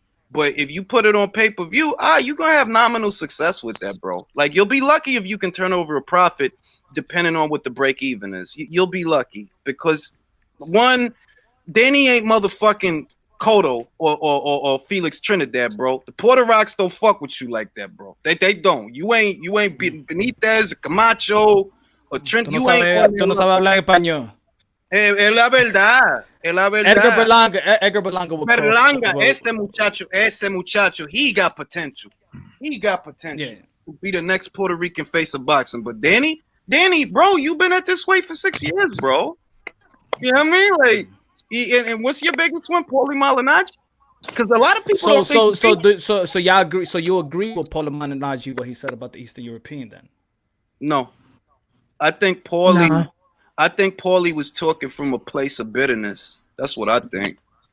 And Paulie should fucking know better, because that's the common sense thing. But I don't know, because this is the other thing. And he didn't say this, so I'm not gonna talk for him. But the only way I could see somebody making a statement like that is if they're thinking about the amateur scene. If you was talking about amateurs, you might actually have a point, because the Uzbeks got a lot of people coming through. The Kazakhs got a lot of people coming through. We know them Russians pour a lot of money into their amateurs. They do, the girls and the guys. Yeah. So to the point where they don't even have to turn pro. Exactly. So if he was talking about that, then I'd say, you know what, low key, he's right. But because he left that door open, it's like, bro, what the fuck are you talking about, dog? How many Eastern European boxing champions? Think about it. If you thought about it in the pros, you way off, because it ain't that many Eastern European boxing champions right now. Lomachenko, right? At that time when he said it, when he said it, Lomachenko, Golovkin, Kovalev won the champion no more. Ain't no East, middle, ain't no. Think about it, heavyweight. You can't be talking about the heavyweights. The 2 belts is in the UK. You can't be talking. I mean, at cruiser, maybe one was with a Cuban guy, one was with a Latvian. At light heavyweight, you ain't talking. Well, you maybe because better be Bostic. Yeah. But he not talking about 168 then. 168, Plant American. Motherfucking. So maybe he was talking about the merge of it. I feel like if he was talking about anything, he had to be talking about the amateurs, because that's the only scene that I see that they like, yeah, man, them guys, they got a lot of fucking people coming through. If he was talking about the Amis, but he didn't say that, and I don't speak for him, so it is what it is. You cost yourself your job, you bonehead. You shouldn't have said that. A lot of Cubans. Or maybe he was talking about how, or maybe he was talking about the ascension of it, the evolution, how it's getting more popular, or I don't know. Well, he touched on something that's real that most people don't realize. Like, if you look at the 80s and all of that just that era over there, right? You didn't see a lot of Soviet fighters coming over here, you know, and it's a reason for that. You know, when the wall came down, the Iron Curtain and all of that shit, you started seeing those kind of fighters coming through the ranks. And that did change the game a little bit, because you didn't used to see them before. You ain't had Russian cats. Fucking Sylvester Stallone made a movie about it. People don't realize that's what that movie was about, Rocky IV. Iron Curtain comes down. You start seeing Soviet fighters at a time when we having a Cold War with them and all of that. That's what that movie was about. But most people ain't realize that shit. Overall, I don't really think Paulie was right unless he was talking about the amateurs. If you're talking about the amateurs, then yeah, you're right. You because they got a lot of girls and a lot of guys coming through, and they're dangerous. Like they fucking dangerous. Good looking out, Troy. Isn't the Cubans running some of the amateurs? There's a lot of high ranked Cubans. They was. I'm gonna say that they was, but you know the thing is that Cuba's contribution to the amateur scene is always going to be limited because Cuba's a small island. They got a lot of talent over there. It's a lot of talent. Don't get it twisted. But look at the kind of money that them Eastern European countries pour into their amateurs. Like, they ain't even got to go pro. They getting so much fucking money. Yeah, they get sponsored like that. And that kid Andy Cruz, man, that kid is good. Yeah, I like Andy Cruz. Hey, rap star, let me tell you this, my guy. I will fuck you up verbally or physically, dog. I'll do you a favor, knock you Get him out of there, here, man. Get him out of here, please. Rehab.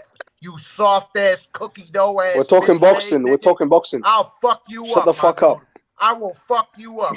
You keep my Can you name get this out guy your out, mouth please? like Styles P told you. My name ain't for your mouth. I can't help it. My name ain't for your mouth, boy. You understand me? That, bro. I'm sorry I'm in your feelings. Go dream about me tonight. Go dream about me tonight, bro. Italian joke, Calzaghe, and knock you out in front of the Have I caught a nerve because you're a racist? Did I catch a nerve because you're a racist? That's all I said. You said 500 fucking messages to me, bro. Puerto Rican and Filipino. You said fucking 200 messages to me. You. How many motherfucking messages you gonna send to me, bitch?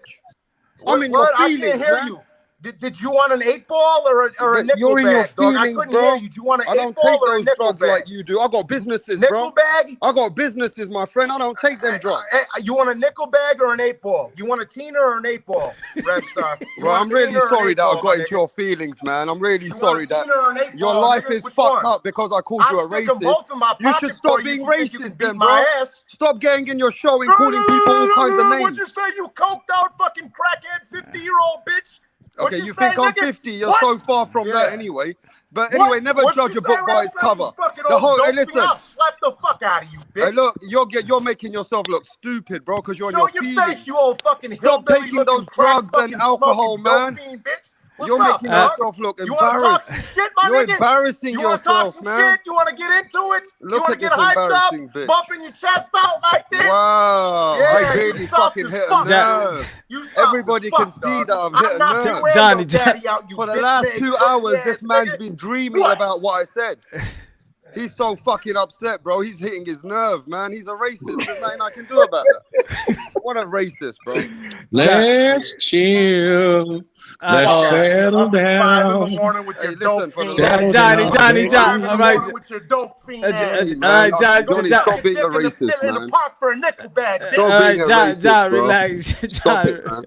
Johnny, you know some of my England friends. Johnny, relax. Johnny, relax. You are, bro. Johnny, relax. You're exposing After the love is gone, I'm sorry. you can rely on hope. Somebody help me sing the rest of the words. There goes monetizing.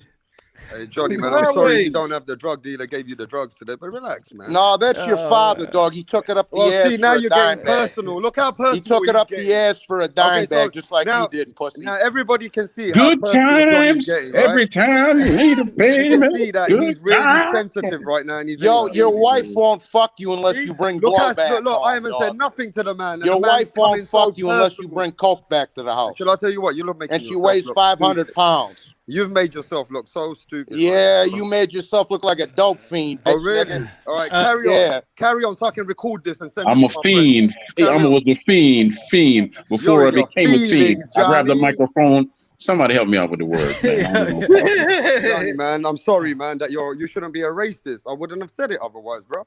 You're a racist. It's simple as that, man. I ain't no fucking racist. You know You're you're on a crack, racist. dog. That's why you're in your fucking. That's why right now you're in your feelings. No. You're I in your just wanted to feelings. check your little dope fiend ass, dog. That's all. quiere That's all. And you called me for the last 2 hours. I wanted to check you.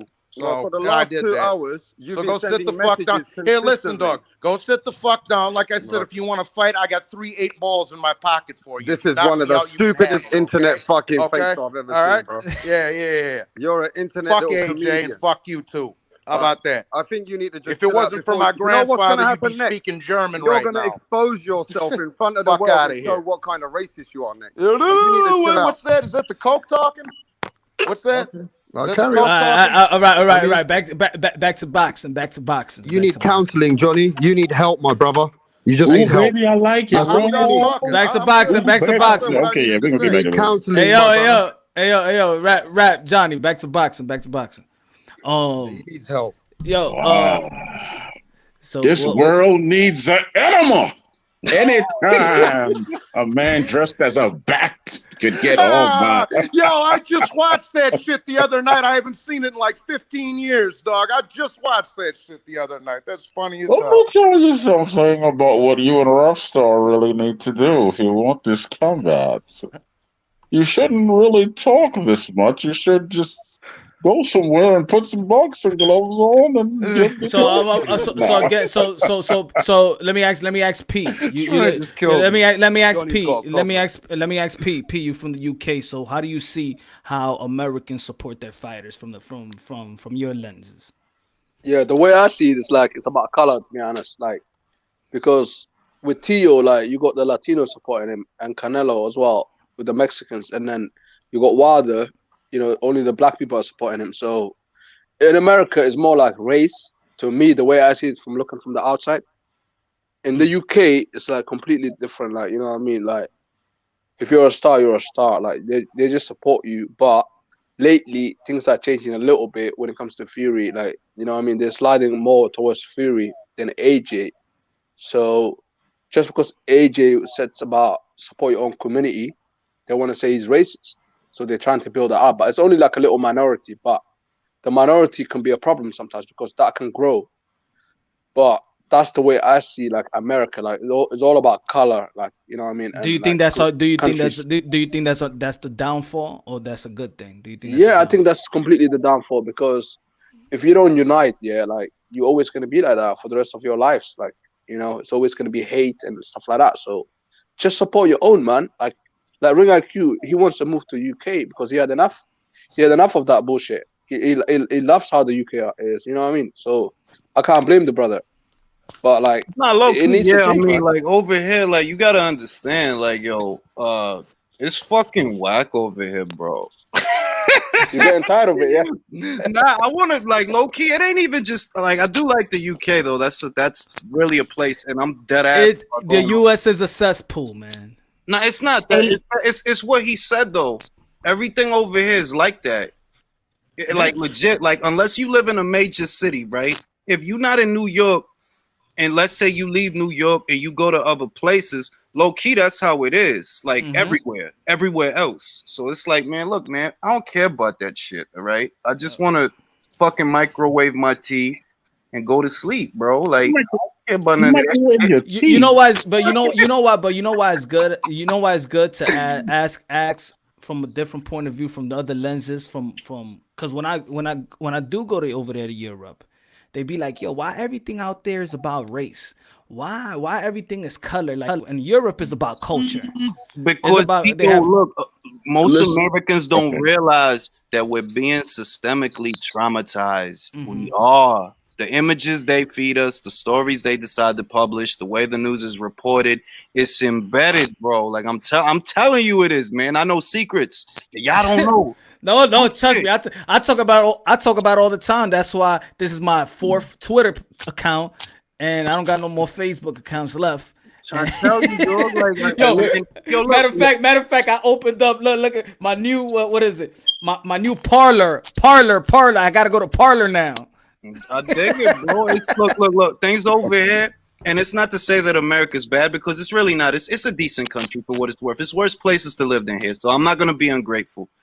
Could have been. Yes, sir.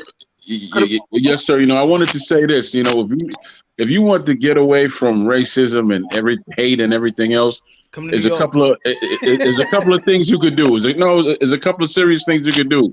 You go purchase your own island, which is fact. You could purchase your town, or you could actually buy a cave and you could gut it out. Nah, build. Troy. No, Julius, I'm not done. You can actually. No, hold on. Let me make this point, Troy. Right. You know what it's like to live in Harlem, right? That you don't just stay in one spot. You move around. Yeah. You might like I'm gonna chill on 150th for an hour, right, or whatever. Then I'm gonna go to 4/5. Then I'm gonna go to 2/5. Then I'm gonna come back around the 131st. And as long as you moving around, you actually staying out of shit. So my whole thing is when you moving around, you don't be around for the bad shit. But if you stay in one spot, you be there for all the bullshit. And that's I tell you what I'm gonna do. To be honest with you, I'm gonna purchase an island when I get older, man. And I'm gonna go to Brazil and get some twins, legal age twins, and I'm gonna die in bed a happy man. That's my goal. That's my goal in life. I'd say the least, in my opinion, not because I'm from New York, but that's the least racist place, New York. Yeah. Low key, yeah. Really? Yeah. I'm from the Bronx. I gotta disagree with you on that, partner. You ain't been out here, man. I mean, I tell you this. We throw the jokes around like, yo, Chino and all that. And we go back and forth with jokes. But really, like on some racist, nah, I don't. I think this is the least racist Bro, place. I told But you. one thing you I'm- gotta realize from the outside looking in, racism sells, Punch. It sells. It's what it is. You got these channels being racist. You see how much money they make, Punch. That's true. It is what it is. Let's keep this shit real. You see Johnny, right? For me, that's dirty racist. money. Listen, let's get straight. Johnny's racist on his show, but he gets a lot of super chats. Whenever he says the fucking N-word, he gets money about it. So let's keep this shit real, yeah? Racism sells. And people ride with racist people. When you become racist, people fucking follow you. There's a whole bunch of racism out here, bro. Don't do it. Okay, The well, truth, though. Keep this shit real, bro. oh my gosh. That's Okay, true. That's true, Rapstar. Actually, yeah, you're right. You gotta keep it real, Punch. Why you not answering, bro? You got a point. No, because he wants me to answer because I'm the voice of reason. No, If but you and Punch, Johnny you see don't, how hey, racism listen. sells. Racism Don't sells get a lot. Punch involved because that's not fair. What happened? I know, just came back. What happened? Is the coke kicking? What happened? Is the coke kicking back? Man, it's just being honest, man. I'm sorry that look, I've never seen a man in his feelings like Johnny. Did you And get you it? know Did what? you I'm get very it? Did sorry you get for away? Johnny. But this is what I mean. This is what it is. Okay, this guy gets Kaz New York very right. This is all right. Now this is the different. And I don't. And maybe another New Yorkers could vouch or agree or disagree. No, I agree with you because I've been outside of New York, man. Like I live outside of New York now, so I already see the difference. Like, it's just like Punch said, yo, we go back and forth shooting shit. When you talk about some real, like Klansmen and all of that shit, you ain't gonna see that shit in New York, not unless they want to get shot. You know what I mean? You know what? Yeah. Well, now what you see what y'all saying now Rapstar, when you saying this now, look again. So so look at y'all got just like when y'all talk about the UK, y'all talk about y'all perspective, right? I come from a New York perspective, but I travel all over the states as well and travel outside of the states, right? So as a New Yorker, every race, if you're within the hood, speak that dialect. Yeah. Speak with the N-word as Puerto Ricans, Dominicans, whites, Asians, everybody. So hold on. So when y'all hear it from Johnny, it's for y'all that's racist. When I hear from Johnny, he's just like another dude in the hood that's talking just like we talk. Let me just say this, bro. Let me just say this real quick. I've got an answer for that. Here. Let me just say this, okay? First of all, half my family's Puerto Rican. Second of all, the other half's Italian. Second of all, where I grew up, the majority was Mexican. Okay? Everybody said it. White boys, everybody. So it was actually weird to me because when I first started coming on this YouTube, because I would just talk like that. I try not to because I don't like talking like a hood rat. You understand? It was weird to me because people at first was like, quit talking like that. What the fuck is you talking about? I'm gonna say what I want. Now I got a better idea of things. Shit ain't the same maybe in other parts of the country. But yeah, it was the same thing in Chicago, bro. Everybody said that shit. Everybody. Yeah, but White looking boys, from the outside in, Mexicans, Punch, let everybody. me ask you this, Punch. As a man, right? As a man, you come from New York, don't you? Is that where you come from? Yep. Why don't you use the N-word every day on your channel? Why? Why don't you? Because my Because father I'm his neighbor? Because my father didn't let me talk with that type of slang. Yeah. So do you think that's fair to the brotherhood and other races when you keep saying the N-word every day? Because I think when we talk about, look, I had a whole show talking about the N-word though. You can't a group of people can't say we're gonna flip it around and make the word and now we could use that as friendly shit and then everybody's exiled from using it. Knows either you use it or either you don't. Either you make it cool, or either you don't. Either you're gonna be saying in the hip hop and want everybody go look at Woodstock. Go look at DMX. When he says and look at the intro, and then when he says when he want everybody to repeat the nigga word, nigga, and everybody, the whole Woodstock, that's all white people. They saying my nigga, my nigga, ain't nobody saying nothing, right? So you can't. So let's not negative. So the problem is when the problem is when people want to pull that racism card when they want to and try to tell you when or when not to say the N word. Oh, yeah, but no, you can't say it right now. I'm speaking. Listen, let me speak as a black woman. Let me speak as a black woman. I'm gonna go on mute. Let me speak, and I'm gonna go on mute. When you come from a multicultural family, Punch, you got kids from different races, and you see another race calling us or my kids. You're not from here. Do you think that looks good, bro? But that's what I mean. That's rap star. But he's not saying. You're not understanding what we're saying though. He's not saying it. He's not saying it in the derogatory. He's saying it like, yo, my nigga Ring, yo, you. And Ring will come out of nowhere. What you said to me? You called me a nigger? Have you ever watched this show? Let me ask you something, Punch. Come on, guys. You gotta stop that. Y'all gotta stop it. Y'all, this is the problem. You know when he's just talking like that as a dialect, and you're trying to. You know about it. You know. The world. And you're a man with children. Rap star, lay off the power. Let's talk with dignity, right? Let's just talk with dignity.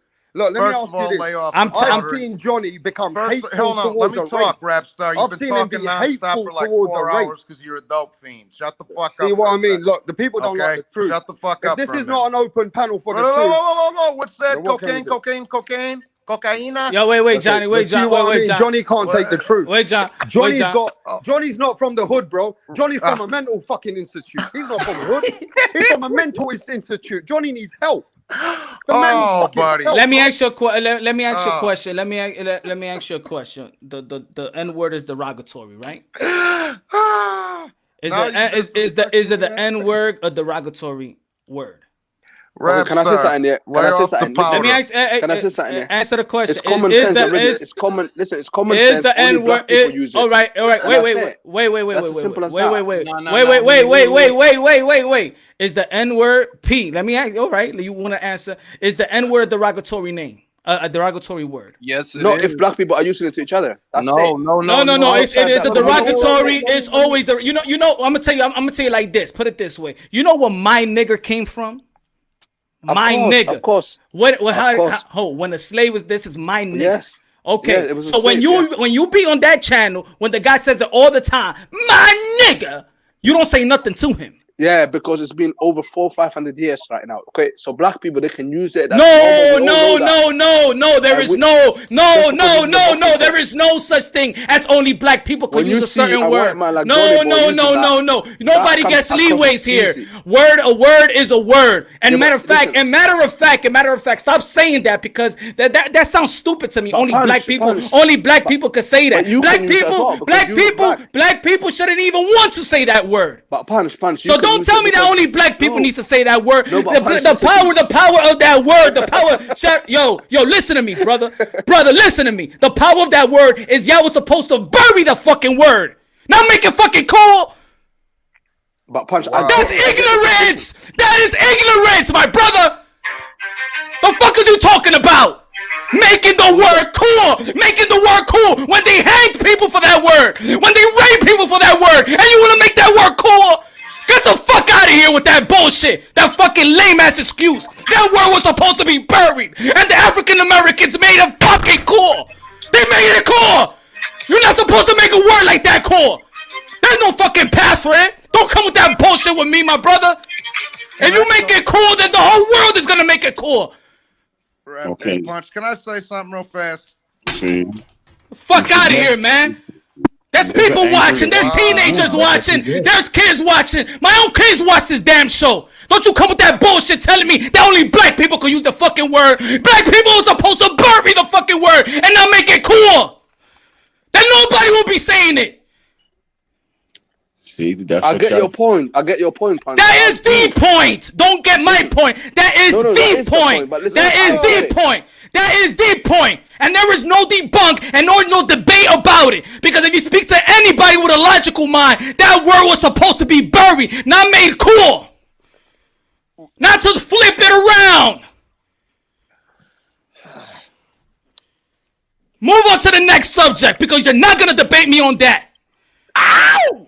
I also think that the ambassadors of the black people, like the high-end athletes, No. like That's what y'all get when you angry a peaceful man. That's what you get. Hey, That's Punch, what you get. let me just talk real fast. Punch, I didn't mean to come start World War III. I just don't respect when nobody calls me no fucking racist because he ain't got no idea where I come from or none of that, dog. Nah, people got to keep it consistent. Yeah, because when you LOL how other people talk, my brother P, when you LOL it, I want you to be in that same channel and you be like, my man, don't say that fucking word. I don't give a damn what color you are.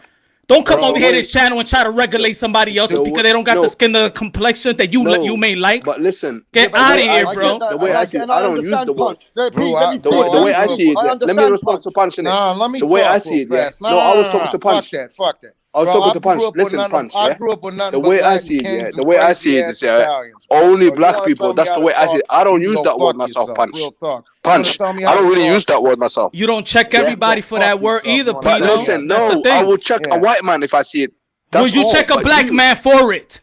No, because why not? You just said. Yo, punch. I see your point, Punch, and it go back to the shit. How like, yo, if a cop kill one of us, right? If a cop kill one of us, it's supposed to be a big deal, right? But if I walk over to Punch and blow his fucking brains out, ain't nobody gonna say nothing. So I see Punch's point. They're like, yo, that's a bad word. I don't give a fuck. And it's a bad word. Let me ask you this.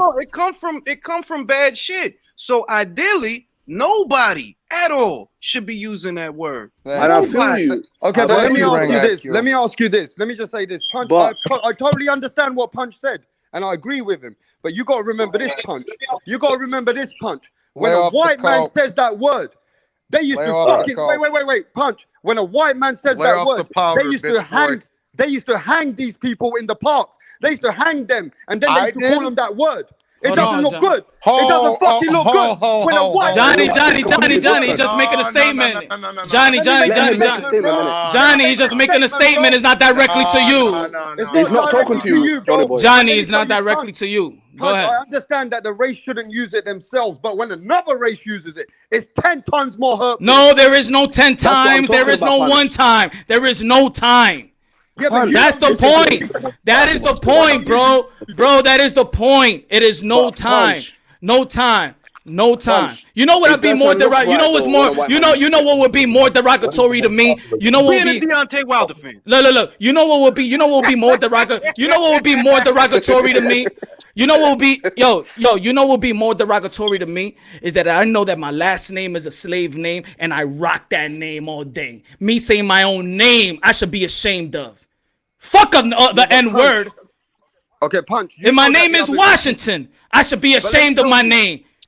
But Punch, as a man, you don't use the word because you use your own common sense. Because there is more vocabularies in the fucking Ring dictionary. IQ don't use that word. Ring IQ don't use that word. We don't because we got children. We don't want him to see this shit. I respect bro. Ring Why IQ can for you that. even use that word? Don't call me a racist, bro. But why does listen, he use that word consistently and shows hate against that word? Don't call me a racist. Punch, I never see you getting heated like this before.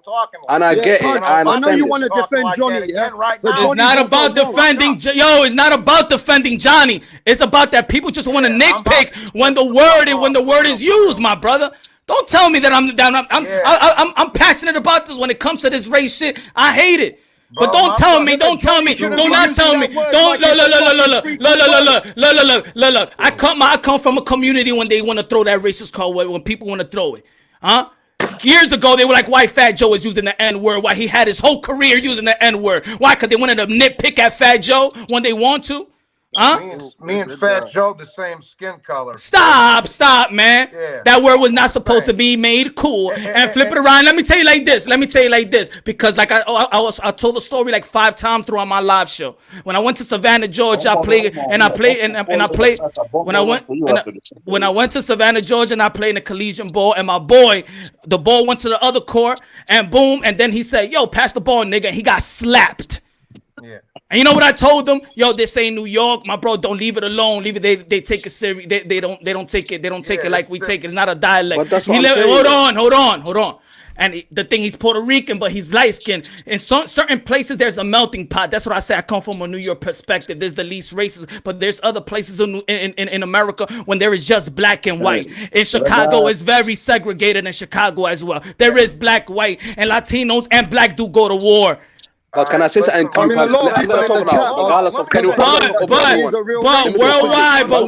in the chat are confirming that Johnny is a real racist. America's not united. Yeah, because you know why? Because there's people like that want to nitpick his dialect, the same dialect,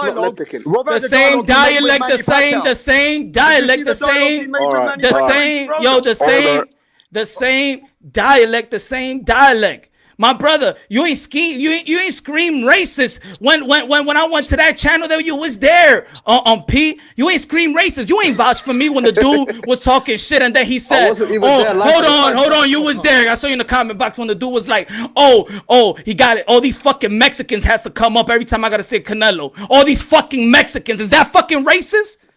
You ain't saying nothing. It is, but I wasn't there at the time, though. But listen, you was there at the time. What are you talking about, bro? Okay, go. You gotta keep it consistent. You think that you yes, you was there, P. Don't fucking lie. Check it out. I swear to God, I wasn't there. Yes, you was, bro. Punch my brother. I kept the same energy. Y'all just want to pull that racist card. Y'all just want to pull that. Y'all want to put a racist card whenever y'all want to. Y'all want to. There's people out there that want to bully. There's people out there that want to bully people with that fucking racist card. And you know it. You know it. That's true. It don't work with me. It don't work with me. It don't work. Hey yo, it don't work with me. And I don't. And when I see it, and when I see it, I call it out. You call how it's exactly, and I appreciate that. But listen, there. Can I say something quickly? Robster, let me talk, please, please. Let me say something quickly. Robster, please. Basically, let me say something. Yeah. If you can say the N-word, John. America is not even. Listen, America is not even united. Let's go back a little bit to boxing. Yeah, like nobody even. No white people don't even support like Deontay Wilder. That's so not true. How can you say the N-word? Who said that? Who said that? Look, you can only watch the Wilder against Fury. Like the white American fans, they want the Fury to win. Let me say something. At the end of the day, the N-word, how can you share the N-word? How can anyone say the N-word if everyone is racist? You're not in a position to say that because I know the opposite. I ran a group that had 49,000 people in it, and you sitting here telling me that Wilder had no Caucasian fans. I know for a fact that's bullshit.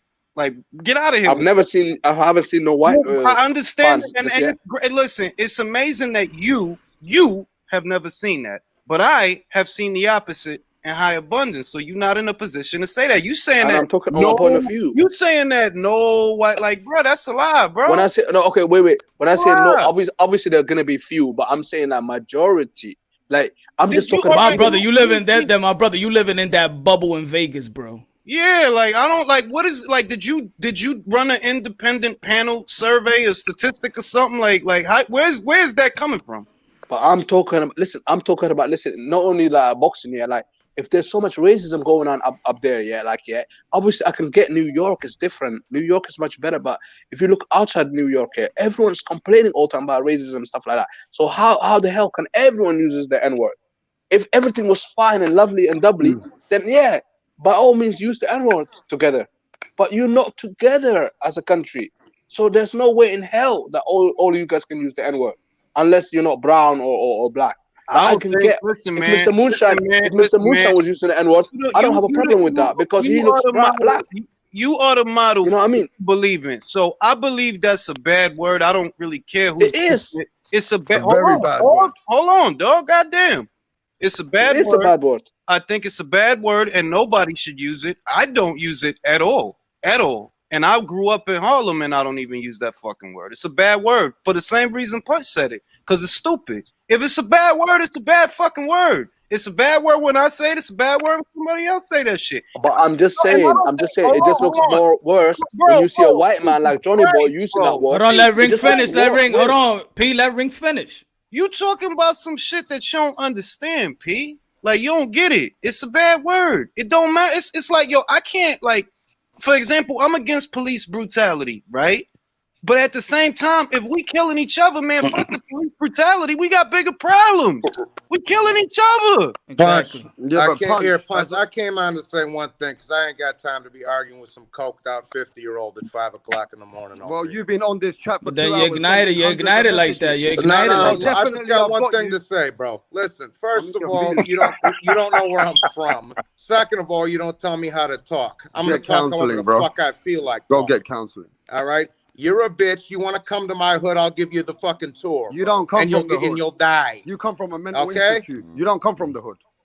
Okay, come over here. Johnny Boy, you're not tough. Just get the fuck out of here, Johnny Boy. You ain't tough. You ain't tough. Punch, let me You finish ain't tough. If you came with that energy from England, just leave. This is the internet.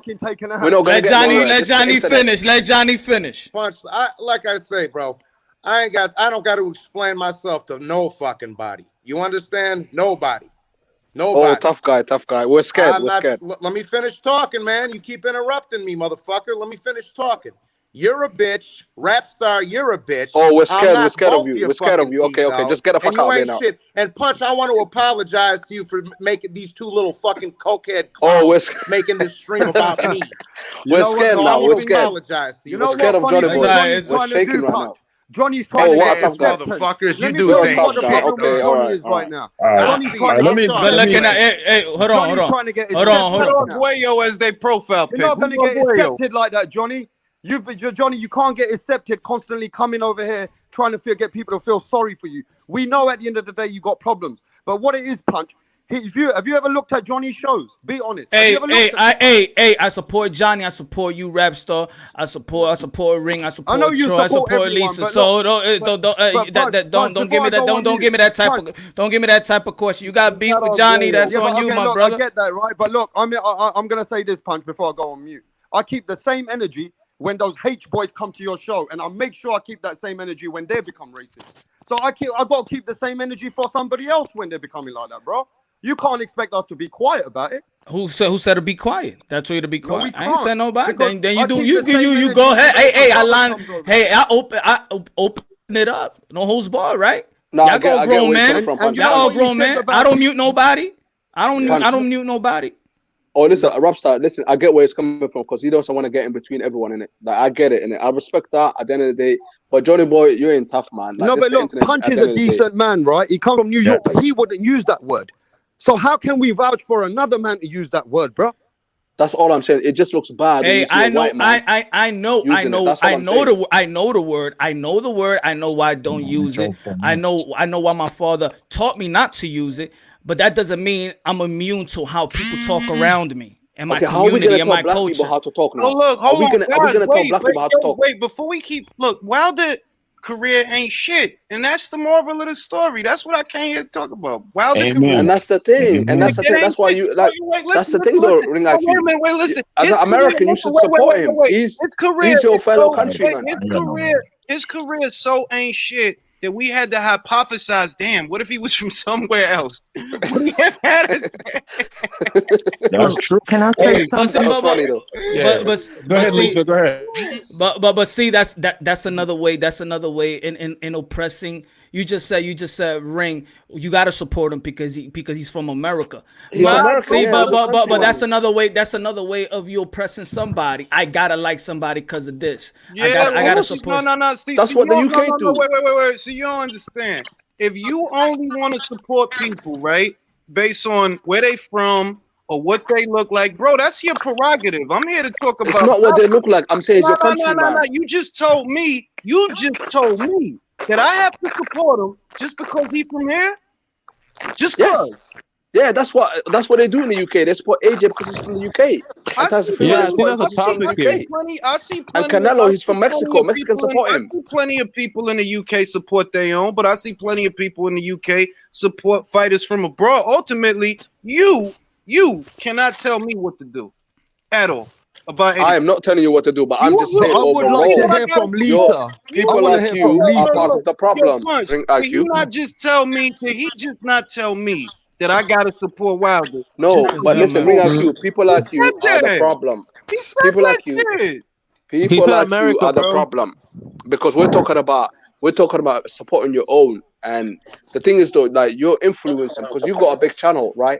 So you're influencing others not to support Deontay Wilder because they'll follow you. Do you understand? I'm gonna come in behind you. No, he's not. But it's nice. It's nice. The way Troy talks, he talks because he watches your video. Because I watch your videos as well. And everything he was saying earlier, you influence people. But it's nice. It's nice. Troy, do you derive your opinions on Wilder because of me or because Yes, you're a he grown-ass does. man with a He's mind a grown man, but he follows you. Julius. Because you're a big channel. You can influence people. Listen. Okay, stop talking now since you're speaking about me and you're telling me how I think and you've never met me. I think for myself. I have my own opinion. You repeat everything like you said. No. Stop talking, man. I didn't talk when you were talking. Please just be quiet. You cannot speak on me. You don't know me. I am not a puppet. I'm not a spineless person. I'm not a sheep. And most importantly, I am not myopic. I have my own mind. I don't know who you are because you're not showing your face. Look how beautiful I am, so you can hear me completely. I think for myself, and I always have. That's called being a man. I don't need. You're upset. I have That's a why lot you're of showing your face. I have a lot of respect for Julius. I got a lot of respect for Punch, but they don't guide me into saying anything. I speak fact. If you can tell me anything I've said that's not fact, then please go ahead and tell me. But don't tell me. You know what's going on. Don't tell me what I'm thinking. Troy, you know what's going on. You're Troy. getting your feelings. He's trying to make us like Wilder. He's trying to impose. No, his I'm not. purposes. I'm Yes, not you saying are. that. Yes, you are. Yes, you are. I'm saying Because basically, like, bro. You know, there's a guy that you guys got. You know, that was a champion, and he knocked out everyone, or knocked down everyone that he faced. But yet, you guys hate him. You a fan of Who are the Wilder, top and fighters that's that he cool. knocked out? Who are the top fighters he knocked out? Nobody. Listen. This is the thing, though. Nobody. Why can't as Americans? Why can't we just unite and like support them? Exactly, Kelmar. I agree with Kelmar. You know what's the difference? You know what's the difference is what we've been talking about. This, so I came with this. That's line. what I'm saying. Because in the UK, like I said before, in the UK, we don't see Anthony Joshua as the black UK fighter. We don't see as Ricky Hatton as the white UK fighter. We don't see on Bruno as the black UK fighter. Over here in America, it says the black fighter. So I asked the question earlier that people really didn't answer. I said, does a black fighter alienate himself when he's going for just the black? I'm a black fighter instead of saying I'm an American fighter and be proud of being American. Listen. Let me tell you a story. Wait a minute. Let me just champ this, and I want to pass it to Lisa. Remember when Mike Tyson came out with Customato? Before he did all the shit, he was everybody's sweetheart. That kid, he was Kid Dynamite. The whole fucking country loved Mike. Mm-hmm. But you know, shit changed. He went through some things, and he kind of alienated himself with some of the things that he said. And he's entitled to his opinion. He's entitled to say what he wants. It's just that it's cause and effect. If you for everybody, then everybody could be for you. But if you say, well, I'm really for these cats over here, I think you just for them cats over there then. Exactly. That's how it's going to be. So then you're not going to expect the Latinos and the Asians or probably the white, because you're just saying you're fighting for your black people. See, that's the difference between in the UK and over here. That if you say I'm an American fighting for all Americans and I'm a fighter, then everybody in America embraces you. Yeah, that's real shit. Like that's like America's a melting pot, and if you keep taking a stance, and that's just America in general, because I talked about this with my wife. I was like, see, over there in the UK, they don't say African Brit the way we say African American here in the United States. That division is part of the culture here. It's literally part of the culture, but they don't say that shit over there, and it's a deliberate ploy to keep people divided. So if you got a fighter that says, yo, I'm for all my Americans, my blacks, my whites, my Latinos, that's a part of the reason everybody liked the Nipsey Hussle, because Nipsey Hussle was for everybody. But if you just gonna be like, oh, I'm just for the Dominicans, B. I don't know about y'all. I'm just for the Dominicans, B.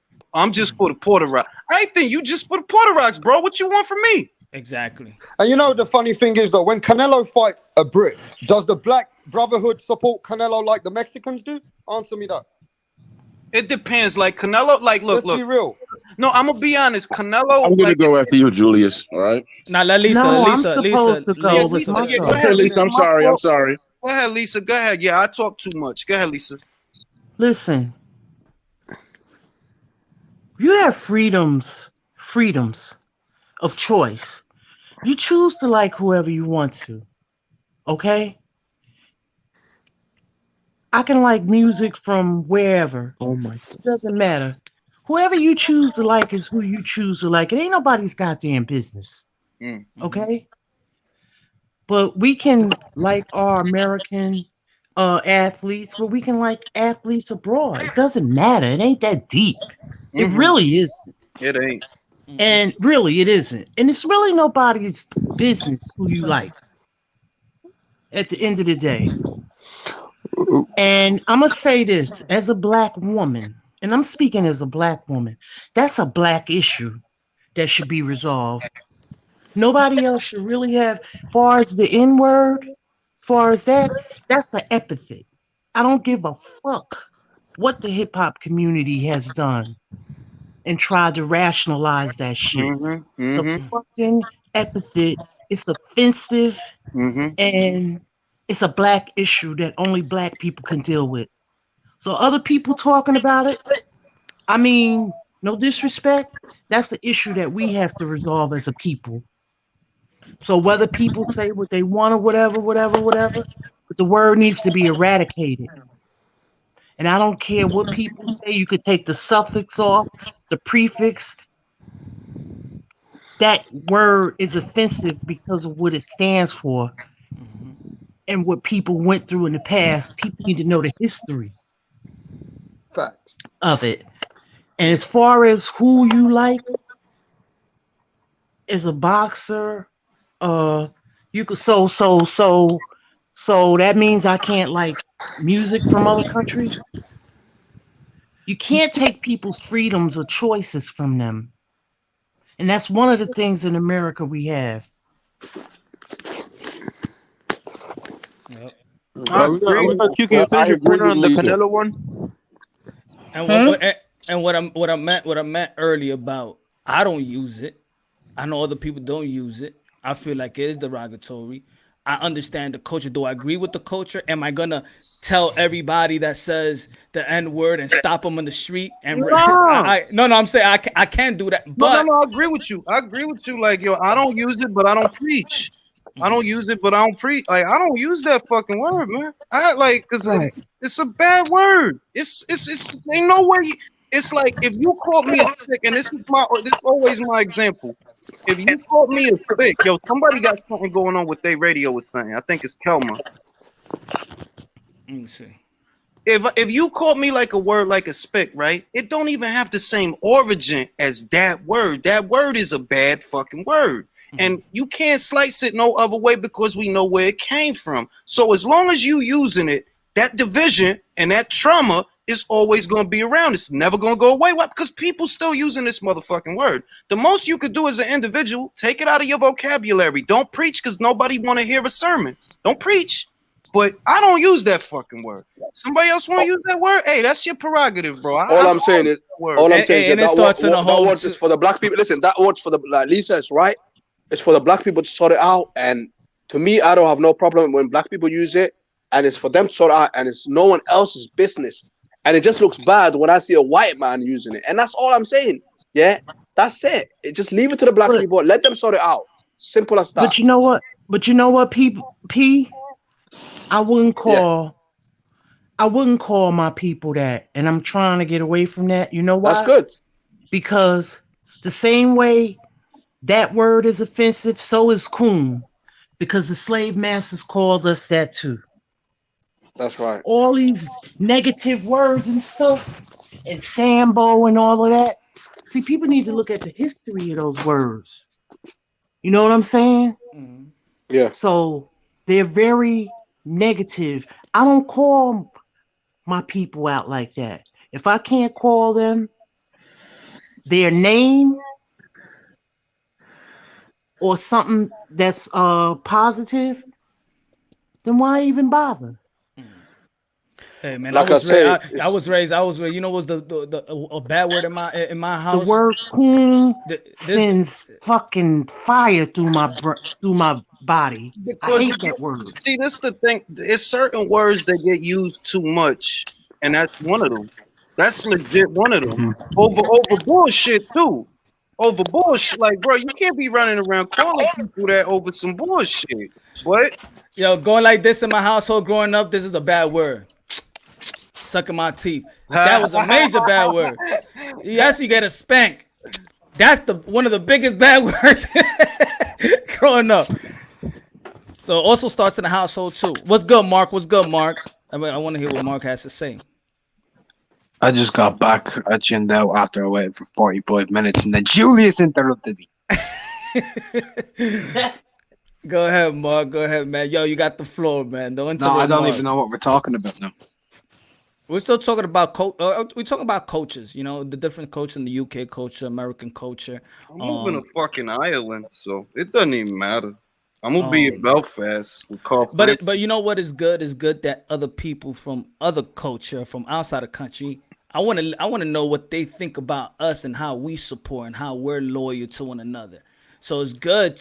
It's good. It's like going almost like to a therapist. You know what I'm saying? Somebody neutral that just going to look at us and try. I'm gonna say something that may shock you, right? May shock a few Americans, right? And it's gonna sound a little bit bad.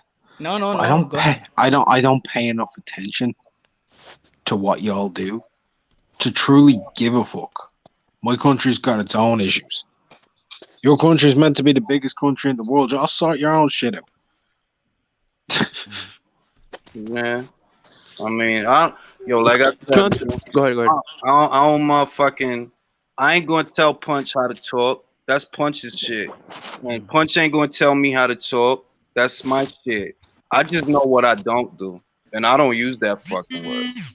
And you know, this is not a country thing, Punch. Before somebody comes here to represent England, there's a lot of brotherhoods in the England like P, and they get very, very just hurt by these words. And there's a lot of people in England do get hurt by these words. So they do. It hurts people, bro. Are we talking about racial words and connotations and everything right now? Yeah, we're saying that people from England also get affected when they see these kind of things.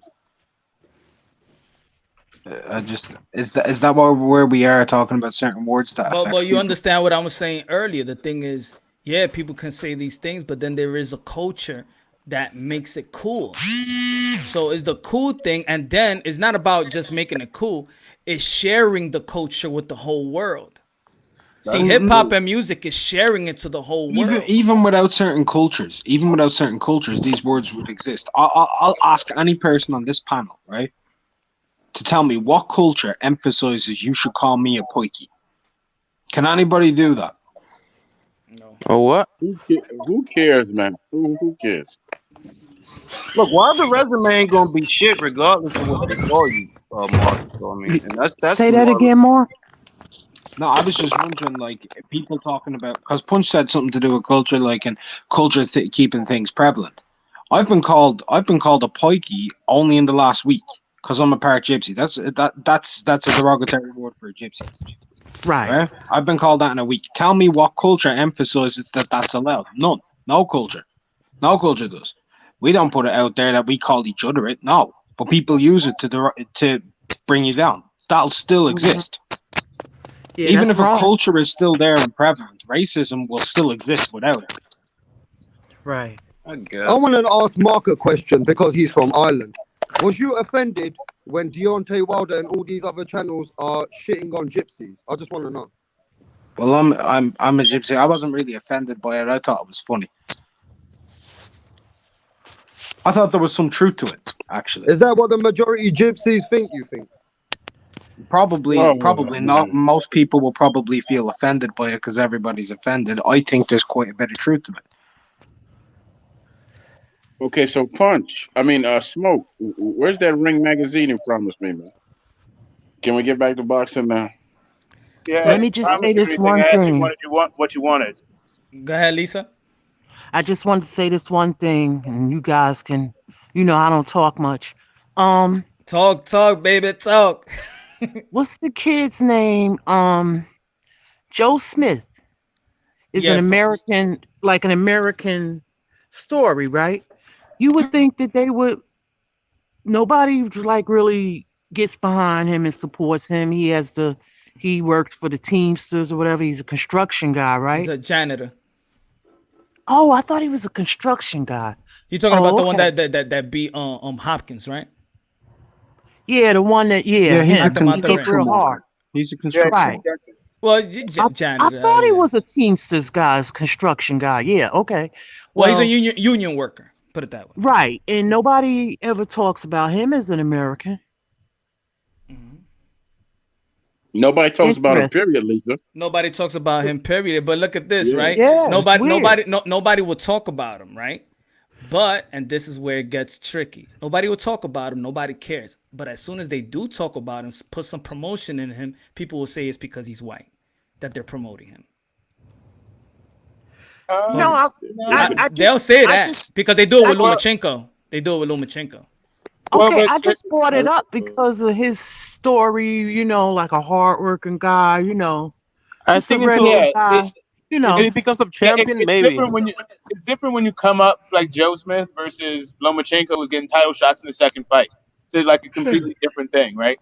Like guys would like to get title shots, but they got to work their way through the ranks. Like most guys don't get, but well, most of them prefer tune-up fights. I'm not saying that Lomachenko didn't earn his shortcut to the road, but some people might say, some guys might be like, I would love to get an opportunity like that, right? Whereas Joe Smith already fought a legend, right? And he's still languishing in obscurity, just beat up Alida Alvarez. Like, you could say he's earned a spot. Like a Caleb Plant isn't getting much. He's got a headline on FS2, but he's not really getting plugged like that, Tyson Fury let's be honest. Let's be honest. I agree with Smoke. Loma was more prepared than anybody coming out. Doesn't have to do with other fighters protecting their own, though. It's like Clarissa Shields. She got her title shots early. It's the same thing. Clarissa Shields got it. Loma got it. Shakur Stevenson got his title at 12 fights. Yeah, but I'm saying that 12 fights is not 2. I agree with fights is like right. That's a real quick jump. And then also within, there's a bunch of things about Loma. Like usually guys who are slick boxers who are technical like that don't get the they don't get this sort of accolades. They have to work their way up. They have to be more exciting fighters. And Loma turned out to be he turned it up, but there was a stretch there where it was just it was pretty dry, right? But Smoke, to my opinion, is nitpick. Has a champion ever fought somebody ranked in the 90s? A champion ranked in the 90s? How do you ranked in the 90s? Look, has a champion have ever fought somebody ranked in the 90s? 90s on what by 1990? rank, Like Or rank what are you talking about, the 90, year? rank 5th 80 has a champion for anybody that's No, ranked you in have to the be ranked. You have to be ranked at least top 15 in the sanctioning body. I Yeah, can bring up top 20, I can bring up a top point 20. where there was a fighter who wasn't ranked at all. I mean, yeah. I mean, you can also do that. You have to get permission. Sorry, that's the caveat. You Okay, can all without right. So permission. it's almost the same thing. Giving somebody Like Pete that doesn't Rademacher. it's like giving somebody that doesn't deserve a title shot, but you use him as a tune-up, but he doesn't deserve a title shot, and he'll still get it. What's the difference between him and Loma? I mean, people criticize Loma for getting a title shot in his second fight, but they'll say people never criticize Floyd Patterson for fighting a debutant Oh, for a right. world See, heavyweight title. right. So I think the two things are two. Right. I don't know what people were saying back then about it. Right. I wasn't alive back then. If you can give background, it's fascinating. But A lot of people I'm were thinking, outraged. yeah. They see. That's the thing. It's not like for some reason, apparently Lomas shouldn't be criticized, right? Like it's normal for guys to get like if you are Loma, you're supposed to get a title shot in your second fight. I mean, he did fight a ranked guy on debut. Most fighters don't do that. No, hey, I'm not mad at him. Like listen, the guy If it was listen, he's had 15 title fights out of 16 fights. He's 14-2. I'm not mad at him. I'm just saying, like, can I say something? Right, how people may like if you are a guy who has been, languishing in obscurity, you may Mhm. think that what I would like a shot at Loma, right? Let me get in there, and then I'd like a title shot, and he's going through the ranks. Look, he started late, and he developed his craft to the point where he could maintain being at the front of the line. And I don't think that there's any problem with that. I'm just saying that I could understand how other people who are fighters, not necessarily me, how they would say, you know what, if I am just as good, but I don't have anywhere near the opportunity to be that, right? I just feel like I get that, but also there's not many people who can just go and do that. Let's take, for example, Shakur. He got a fight early on, but not as quickly as Loma, right? Like But let's 12. not forget who Shakur lost to in the Olympic gold medal final, Rebesi Ramirez, right? Now imagine he went in there and debuted against somebody who's top 10 in the weight Punch, you division, better like watch Johnny out what you Gonzalez. ask for, because he might just get it. Johnny boy, good looking out for the super chat. About rap stuff fly over here, then determine how I can't speak, lay off the Man, Johnny, I'm so sorry I got in your feelings. At the end of the day, where we come from in England, when people use this word away from the brotherhood, they get totally these, you know what I mean? These people wouldn't be allowed in community, bro, in England. Maybe you're right though, Punch. We need to learn the American culture. We're not from America. So the American culture use the word in many other races like a cool word. Is that what you're saying? Yes. See, in England culture, if you use that word outside the race, you're going to either get smacked the fuck up or back the fuck up. As simple as that, bro. Do you know what it is? Do you know what it is? America is behind. Do you know what it is? America's old-fashioned. America come on, is dude. We're behind. just making a And that's point, what your bro. Why you problem gotta is. interrupt? No, America's it's behind, good, man. it's good, it's good, it's good No. because America is behind. That's the thing. That's the way I see it. You know why? I don't care. I haven't been to America. I don't live there. But the way I see you guys is like you guys are old-fashioned, just the way Eastern Europeans are. It's very old-fashioned, and you guys need to change your ways, man. All of you guys in America, man. You guys Very need to learn old-fashioned. I mean, we You got guys are people like under 20. manners here, You guys are Punch. 20 years behind. You guys You are know what I 20 mean? years They can't behind, use man. those words openly The here. UK and Ireland is completely different. You guys are way behind, man. It's Can I ask y'all disgusting something? how much behind you guys are. Alright. You got Hey, people like listen, can I ask Troy you, that's still right, old-fashioned as well. I'm I sorry, just sir. want Can I ask you a question? How come your food is so nasty over there, man? Y'all can't cook over in England, man. Y'all suck. That's false. We got loads of different foods in UK. But you guys are I don't give a old-fashioned the way you shit, guys man. behave. I want to talk Very boxing. old-fashioned. I don't give a damn about nothing. I just want to talk boxing. You can throw in your insults No, but at me that's all the you want, boxing but thing you're though. not going to give me That shit or that nothing. goes in boxing as Hey, well. Smoke. Like Hey, Smoke. that Smoke. involves in boxing as well. The way you guys Hey, are Smoke. so you guys are behind, man. do you agree, You guys Repstar? disgust me. Hey, Smoke. Do you He agree, ain't listening to me. Repstar? No, I don't totally agree with that. I also think the media plays a big part. I also think you know, the people that you guys look up to, like the celebrities and all that out there, they need to make a mark. Like Lisa said, they've got the problem. We need to rectify these problems. And from the people that we look up to in America, they're not helping either, right?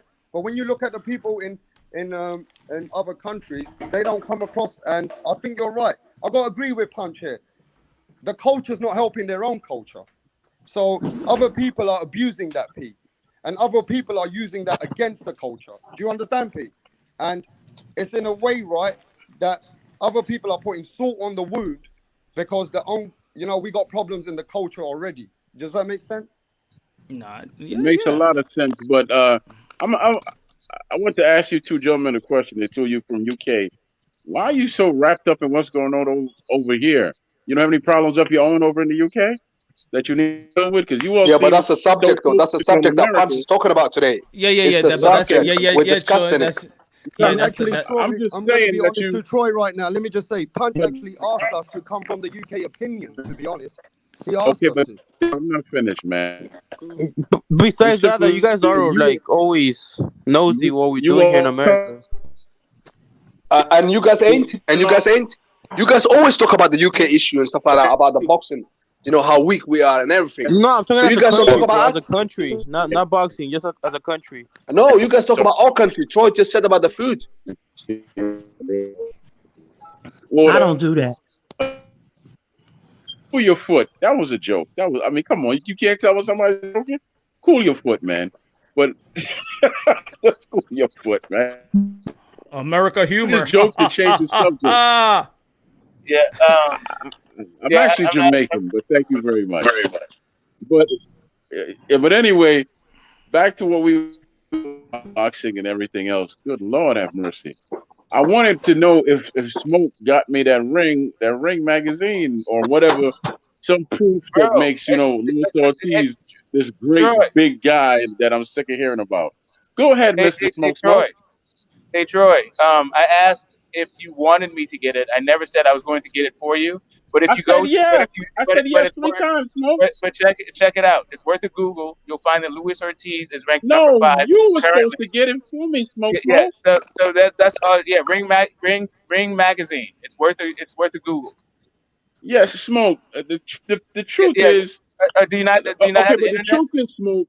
Okay, look, You got let the me internet, let bro? me let me do my thing here. Can I make The my truth point now? is, every time, and I was speaking first, actually, there, sir. But No, the I truth was is, actually. every I'm time it sorry. I didn't comes know to you were still going. Wilder, Go ahead. Go. you're right. Every time it comes to Wilder fighting a top guy is always an excuse. Is an excuse for him not fighting Klitschko. Is an excuse for him not fighting Povetkin. Is an excuse for him not fighting White. Is an excuse for him not fighting. It's just always an excuse with him. Why is there so many excuses for him not fighting top guys? Now you also have to keep in mind that out of his own mouth, he came out and said that he turned down the Joshua fight to fight Tyson Fury. And the reason being is that Tyson Fury was coming off a layoff, and that would have been a big name on his resume, and that probably would have got him a bigger piece of the pie because he was being offered $100 million. So he said, okay, if I beat Tyson, I probably get more, and that backfired. But look at it.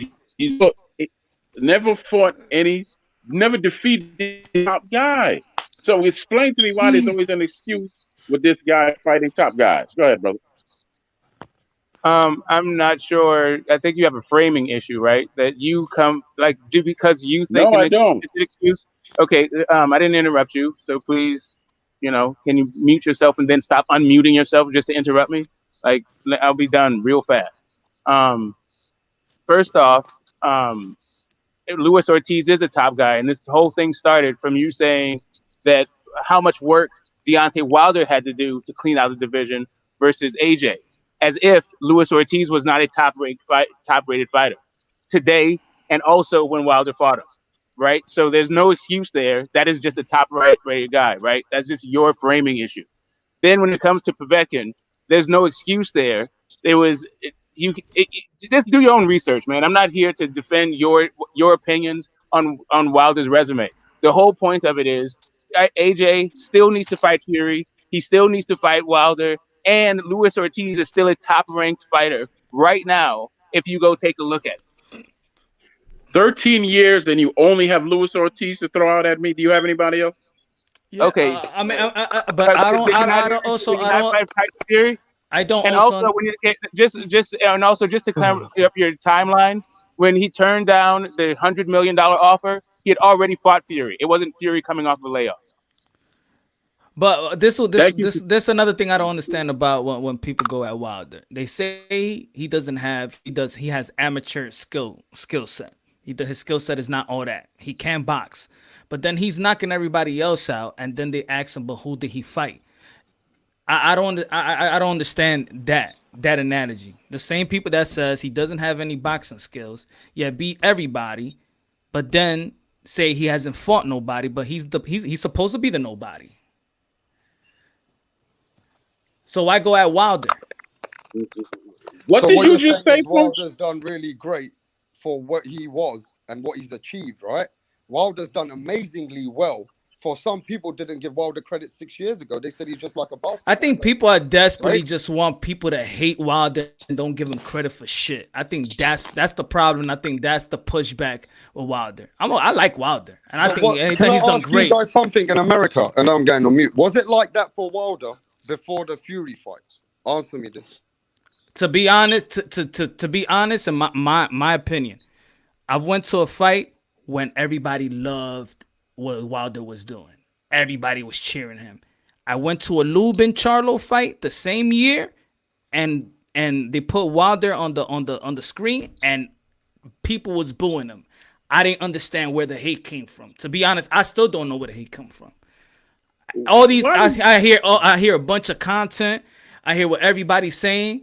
I'm talking about this before the Fury and the accusations and all of that. Before that, I didn't know where the hate came from. I don't know where the hate came from.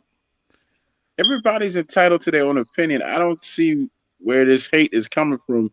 After a while, you have to start focusing on the fighter themselves, right? Because you have to ask yourself, okay, what did he do to gain the fans' confidence? But and that's why I keep asking, who did he beat and things like that, because that's what the fans care about. They care about your fight. They don't care about nothing. Real fans care about your fight. Well, we care about we care about. Let's say we care about what Deontay Wilder fights, but I also understand his journey as well. I understand that Deontay Wilder was not built to be great. Deontay Wilder walked into the boxing gym to take care of his daughter, not to be Muhammad Ali, not to be Mike Tyson. Was to take care of his daughter. Maybe he was rushed in skill set and just so he could make some ends meet for his daughter.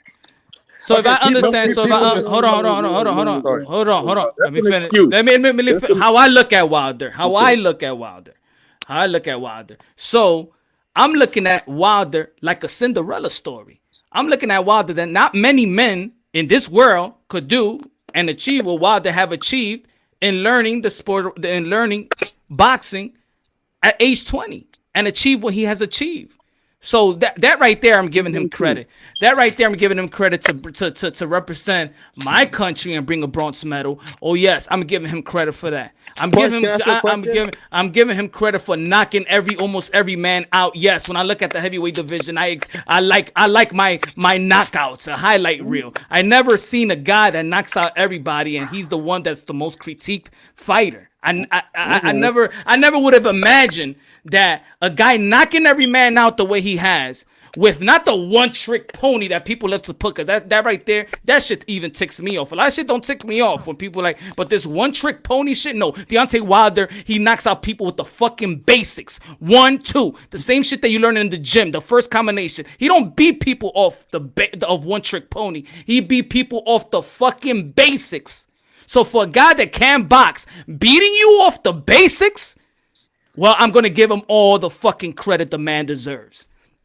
I'm not taking any credit for him. I'm simply asking. Not just passionately speaking, not directed to nobody. Okay. Why hasn't he taken on the top? Why hasn't he taken on the top competition? Stop throwing out one name at me. Stop it. There's a bunch of names out there. And every time that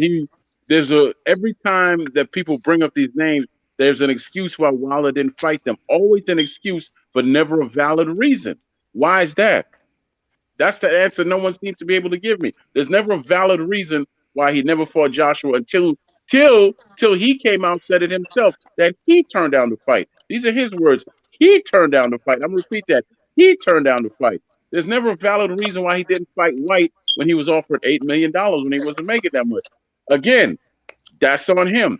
There wasn't a valid reason why he didn't fight old boy over there when he was cleared from his drugs, Povetkin, because he was cleared after the second test or whatever, so he could have fought him, because if I remember correctly, Ortiz failed the test, then he turned right around and fought him, right?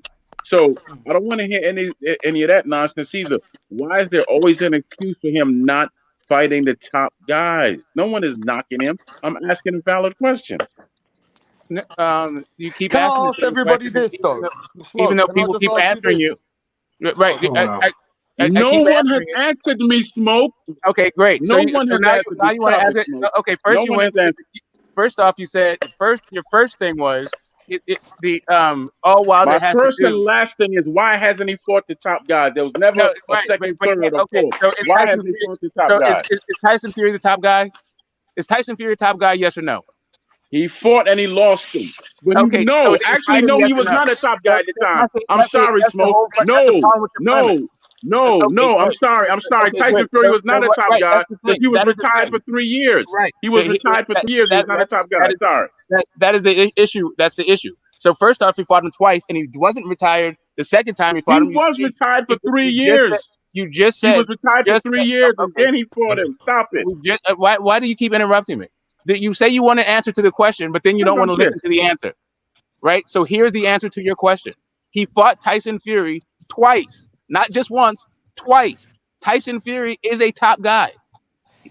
Luis Ortiz is a top guy. So when you're talking about other guys that he could have fought, we can get into the details of those guys. Povetkin was actually a canceled fight. But I don't understand really why we need to delve into all the details of why we all know that that Povetkin, it was not on Deontay Wilder to fight Povetkin under those circumstances. Let's go. Right? Joshua it White. just wasn't. Right? Hold on, guys. I Yeah. want to get Black and Brown haven't spoken. Black and Brown haven't spoken. Let Black and Brown and then let Mark after that, and Lisa. Let other people. I want other people's point of view. You know what I'm saying? Nah, Black and what Brown up, was fellas? good. What up, Punch? And What up, fellas? What up, Punch? What's good? Subscribe to I Black agree and Brown. Subscribe to Black and Brown Boxing. What up, Black and Brown? Thank you, Punch. I agree. What up, fellas? I agree with a lot of what Troy's saying, man. If we have just honest boxing opinions about Deontay Wilder, it instantly gets turned into hate. And one thing, Punch, that I'm not agreeing with the fact that if people want to take shots at him or his resume or whatever, just on straight boxing fans, is we got to bring up why he started boxing. That's really none of our business why he started boxing. And he doesn't get a pass because he didn't come into the sport to be great. That's not our problem. We're here judging greatness. We're here judging the sport. The fact that he only came in to make money and support his daughter, that's not a valid argument if you ask me my opinion. And that has nothing to do with hate or anything. That's just giving my basic, honest opinion about a sport, just like I would baseball, basketball, football. I wouldn't get into, why this dude started becoming a major league pitcher and he ended up being a mediocre pitcher. Oh, let's give him a pass, though, because he only became a pitcher to support his family. We all do what we do to support our families. So at the end of the day, that argument to me is not valid, man. It's just not. Once you step into the ring, okay, you're open to public criticism. It's just what it is. And for some reason, when we criticize Wilder, we got to be hating on him. And one more thing before I let somebody else go, let Mark go. Do we have to support a guy just because he's from our country? Like, when did we start doing that? When did we start only supporting guys from our country, or because they're from our country, they need our support? I don't know if I agree with that neither, man. That's entering to a slippery slope where we're putting the boxers before the sport. And when we start doing that, we're in trouble. That's when we are in trouble. If Wilder's doing things to disrespect the sport and one of us call him out on it, hey man, we have valid points to do it. You know, I don't think one man should be able to disrespect the sport or give the sport a black eye, and we sit here and support him through it. Go ahead. I'm gonna let Mark go. No, Mark Bunstyle. Thank you, Mark. Thank you, Mark. I apologize for that, man. That's me lack of moderating stuff. My fault. I hope you could jump back on. Thank you for that, my brother. I appreciate that. Yeah, let me speak after Lisa on that. Let me just go by what Black and Brown. Lisa, let me just say something right quick. What Black and Brown was saying. All right, everybody sees boxing different, right? We all have opinion in a different way. I respect the journey. I like the custom model story. I like to see how Mike Tyson started out. I like to see how Lennox Lewis started out. I like to see how Sergio Martinez started out. I like to see the amateur and how Oscar De La Hoya and Sugar Ray Leonard. Yeah, the part of the journey and part of the story is why we like fighters, why we become fans of them. It's just not what they do in the ring, but it's also the journey that they may sell to us, promote, and what we just know. That's part of it. You know, I just don't look at just fight and just look, and that's what I mean about when I say we just look at fighters like they're dogs and like they just a fucking robot. And I like the story. I like the story. Then I could understand. By knowing his story, I understand why he may lack a certain skill set. So when people be like, "Oh, he doesn't got anything," why he doesn't got what other people got? Oh, he started at this age. Maybe if he would have started at 10 years old, maybe he would have, probably established more tools into the toolbox. But guess what? Damn, well, all that time he had, and he gained all this. I have respect for it. Maybe you don't have respect for it, but I do. I just sense this, that if they critique Wilder, there's gonna be a lot of people be like, yeah, they get emotional about it. But then there's emotional, but also there's emotional people that when you give credit to Wilder, it's, oh my God, how the fuck are you supposed to like Wilder? Who did he be? Who did he be? What does he do? What kind of skills that he got? So he's just a bum. Well, yeah. Does he know how to fight? Well, he don't know how to fight. Like, what do you want? What do you want people to say about Wilder? That he's a bum? Does that cater to that does soothe everybody that doesn't like Wilder? You want him to say that he's just a strictly bum that can't fight and can't box? Really? I'm sorry, but that's not what it says. That's not what it says in his record, and that's not what it says when he faces a man, and that's not what it says when he faces one of the best guy right now. A lot of people consider Tyson Fury a guy that's got knocked down twice by a guy that can't fight and can't box. I don't want to. There could be critiqued, but I think it goes too overboard when the critique is that he's a bum, he can't fight, he can't box. Oh, really? So the dude is just knock out people because he can't fight and he can't box? He ain't shit. He never fought nobody. Like that's the story of Deontay Wilder. Nobody. Is that really the story? I mean, what it is not. Some people do call him a bum, and some people like Teddy Atlas that has a strong opinion in the sport of boxing said that he can't even fight. Yeah, but Punch, people are calling Teofimo Lopez a bum on other channels when you know he's a great lightweight. No, but I think that's hate. But I do think but then there's hate for that as well. Then no, but I'm just saying with Deontay Wilder is right. Even credible opinions say that he lacks the skills and stuff like that. Okay, he lacks the skill set, but guess what? Me understanding why he lacks the skills is because he's compared to everybody else that started at a young age, that was built for this, that was groomed to this, that was molded by this. He wasn't molded to be this. He wasn't groomed. He started as a grown man. Now you name me any other grown man that walks into a sport and becomes an elite type of athlete and be a champion. That's like me starting basketball at the age of 20 and beating the fucking LeBron James.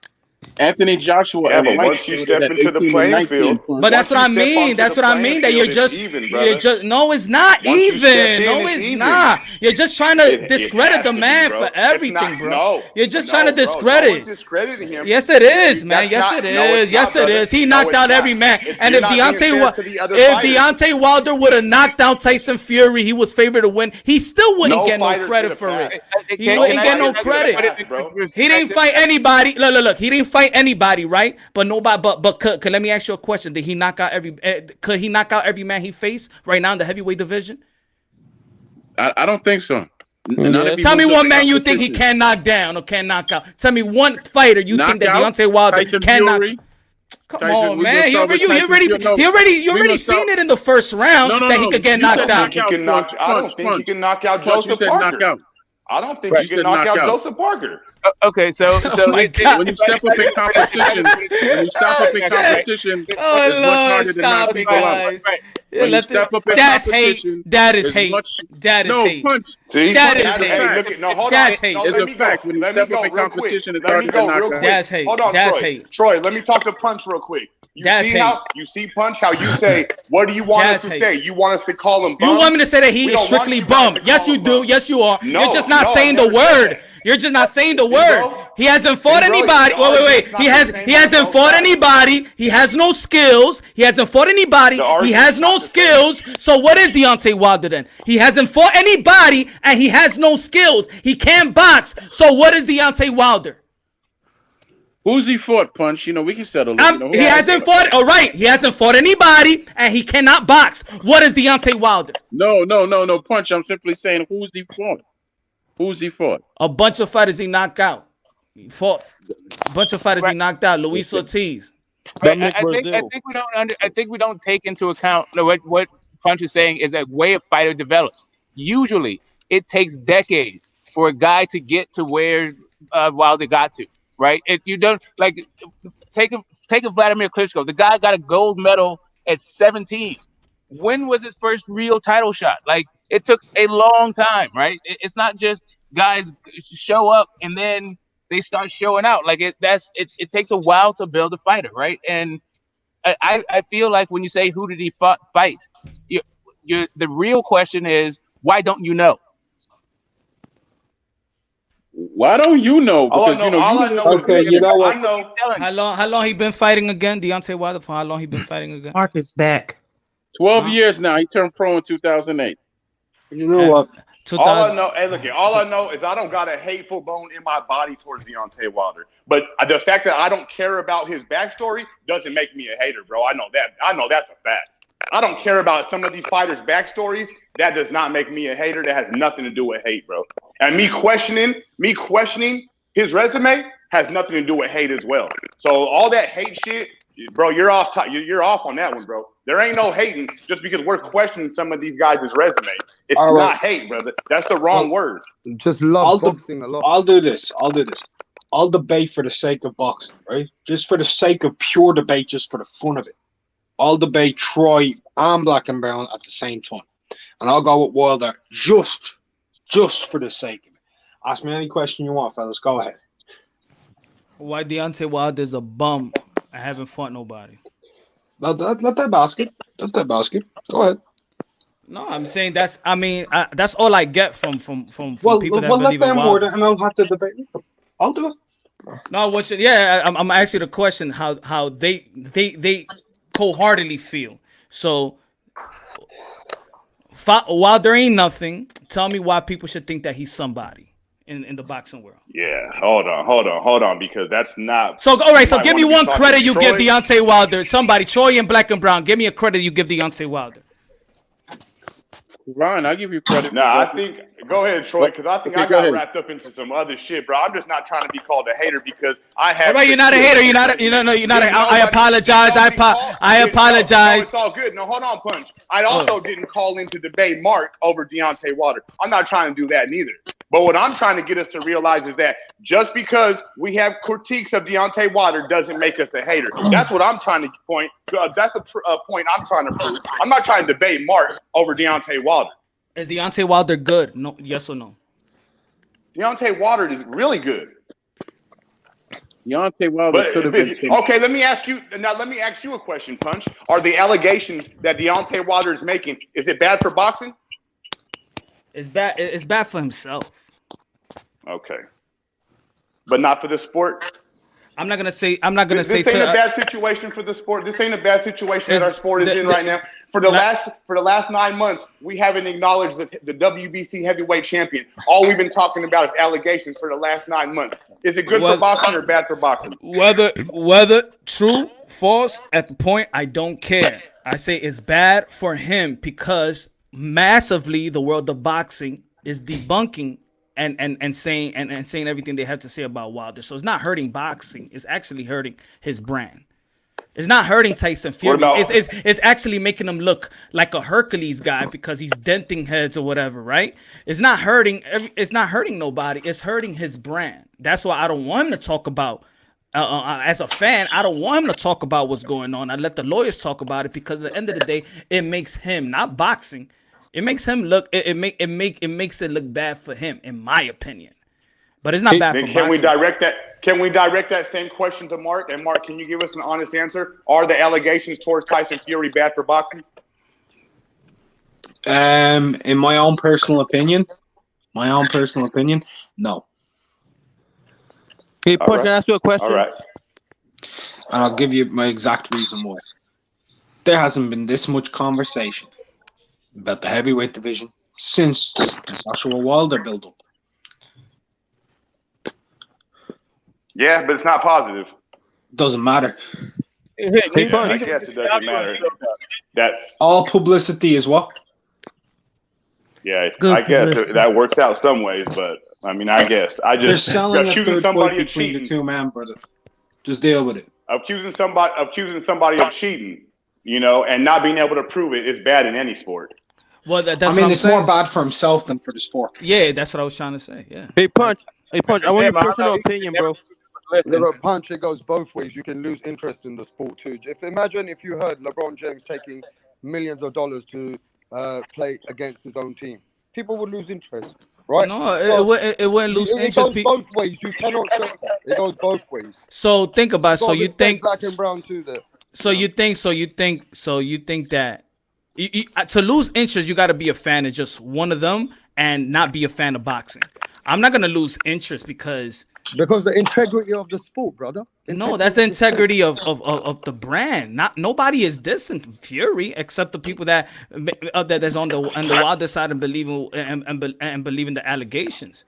Allegations run so deep. In the whole of United States, we never talk about how good Fury is anymore. That's been overshadowed. You know what I mean? So at the end of the day, I never hear positive channels talking about how good he is as a boxer. I don't know. I mean, if it was look, we talk amongst boxing a lot. You know what I'm saying? All of us. But guess what? Every weekend, where we at? We watching boxing fights. Is it really taking you away from boxing, guys? Not really. I mean, I was going to ask everybody a question. Is this more damaging than fighters admitting to match fixing? Is this more damaging? No. Right. So let's harken back to days of like Jake LaMotta and Rocky Graziano. Guys who testified about match fixing in boxing against the mob in boxing, right? Mm-hmm. Did that damage it or did boxing get larger? Did boxing get larger? Because it actually got larger. What is match fixing? A dive? Yes. Oh, okay. Hey, so these men openly testified to diving, and the sport grew, and it grew, and it grew. Because controversy sells. Whether people like it or not. Hey, a punch. Right. Yes, sir. Punch. Okay, now I did some reading. That's probably I don't know if it's listen. I actually did some reading while I was on hold. So Deontay Wilder's been boxing for a total of 15 years, right? This is from amateur to now. Joshua's been boxing for a total of 12 years. This is from amateur to now. And it goes back to what I was saying, Punch. It all depends on how the fighter is moved and built. Because I never called the man a bum not one time. I could tell you the fights when I saw him use all his skill, which was against the French guy, Duapont. He let both his hands go in that fight. He did take a lot of punches, but you saw what he was capable of doing in that fight, right? Yeah. Mm-hmm. Even though he didn't knock him out or knock him down or anything, you saw what he was capable of doing against Stavern. Stavern in the first fight, right? Yeah. So, but somewhere along the line, Punch, somebody got in his head and told him, you could punch, you ain't got to do all that. Yeah. And he went away from that, and he became 1, 2, 1, 2. And he even came out his own mouth and said, I don't need skill because I can punch. So if you don't, and then he says that he don't need to run. You understand me? No, he don't need the fundamentals and all those stuff. So when people like me talk and they want to label me a hater, understand something. I'm not hating. I'm going by what exactly I'm seeing is happening here from the fighter. He has the skills, but he went away from it. And all these excuses do nothing but damage him because it just simply boils down to how you are how you were built. You first start with building a fighter from the ground up. Once he starts getting a name and then you could start to market him, but you have to build him from the ground up. And he But started off good, but they didn't follow that path because I don't know why. But you see what you said. I could totally respect that 100%. That he has skills, but he goes away from it. Because I remember the Stavern fight, before and after the fight, was can he outbox his opponent? We want to see him box. After the fight, everybody was talking about he could box. Look at his jab. He has a good jab. That's what they were saying after the fight. That's what they was talking about Deontay Wilder, that the guy could box. Then fights later, he can't box anymore. He has no skills. Just because he stopped doing it, he just simply wanted to punch. See, but that's the difference. So I respect that. Is that he got away from or maybe he lacks a daisical in the gym. I do believe that boxers mess up when they run their camp instead of the trainer running the camp.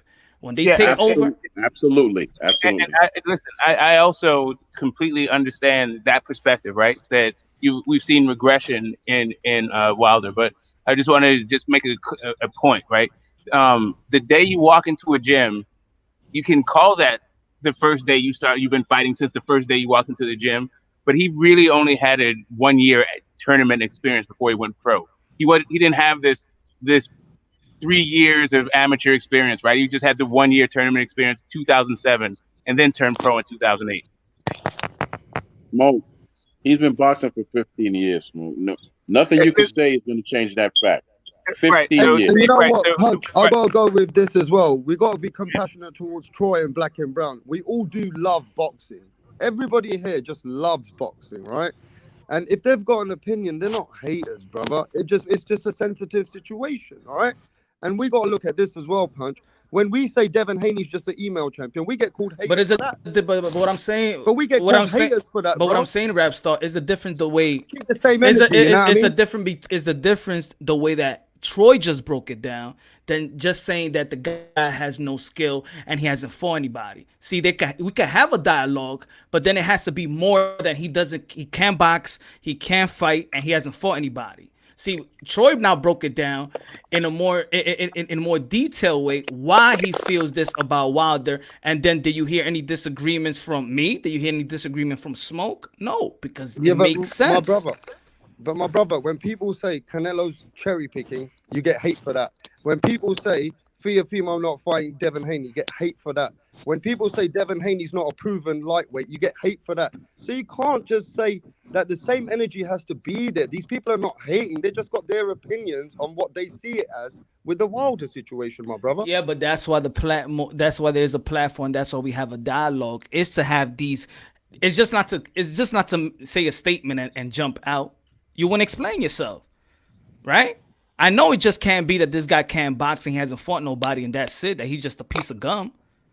It can't be that. It has to be more to the explanation there. That's all I'm saying. So what do you say to people when they say it looks like a sore loser? It looks like it was a very bad situation and it's just, coming across very negative. Can you just think out the box for a minute? That's all I'm asking. I'm thinking in the box. I haven't had a video saying that I've said it enough. On my brother Rap, I don't like the way it look, it sound. No, don't say it. I've been very adamant about it. I don't agree with it. I don't. It makes him look bad. I'm very consistent about it. But you know what I did? But you know what I did also? Is also try to educate myself about the history.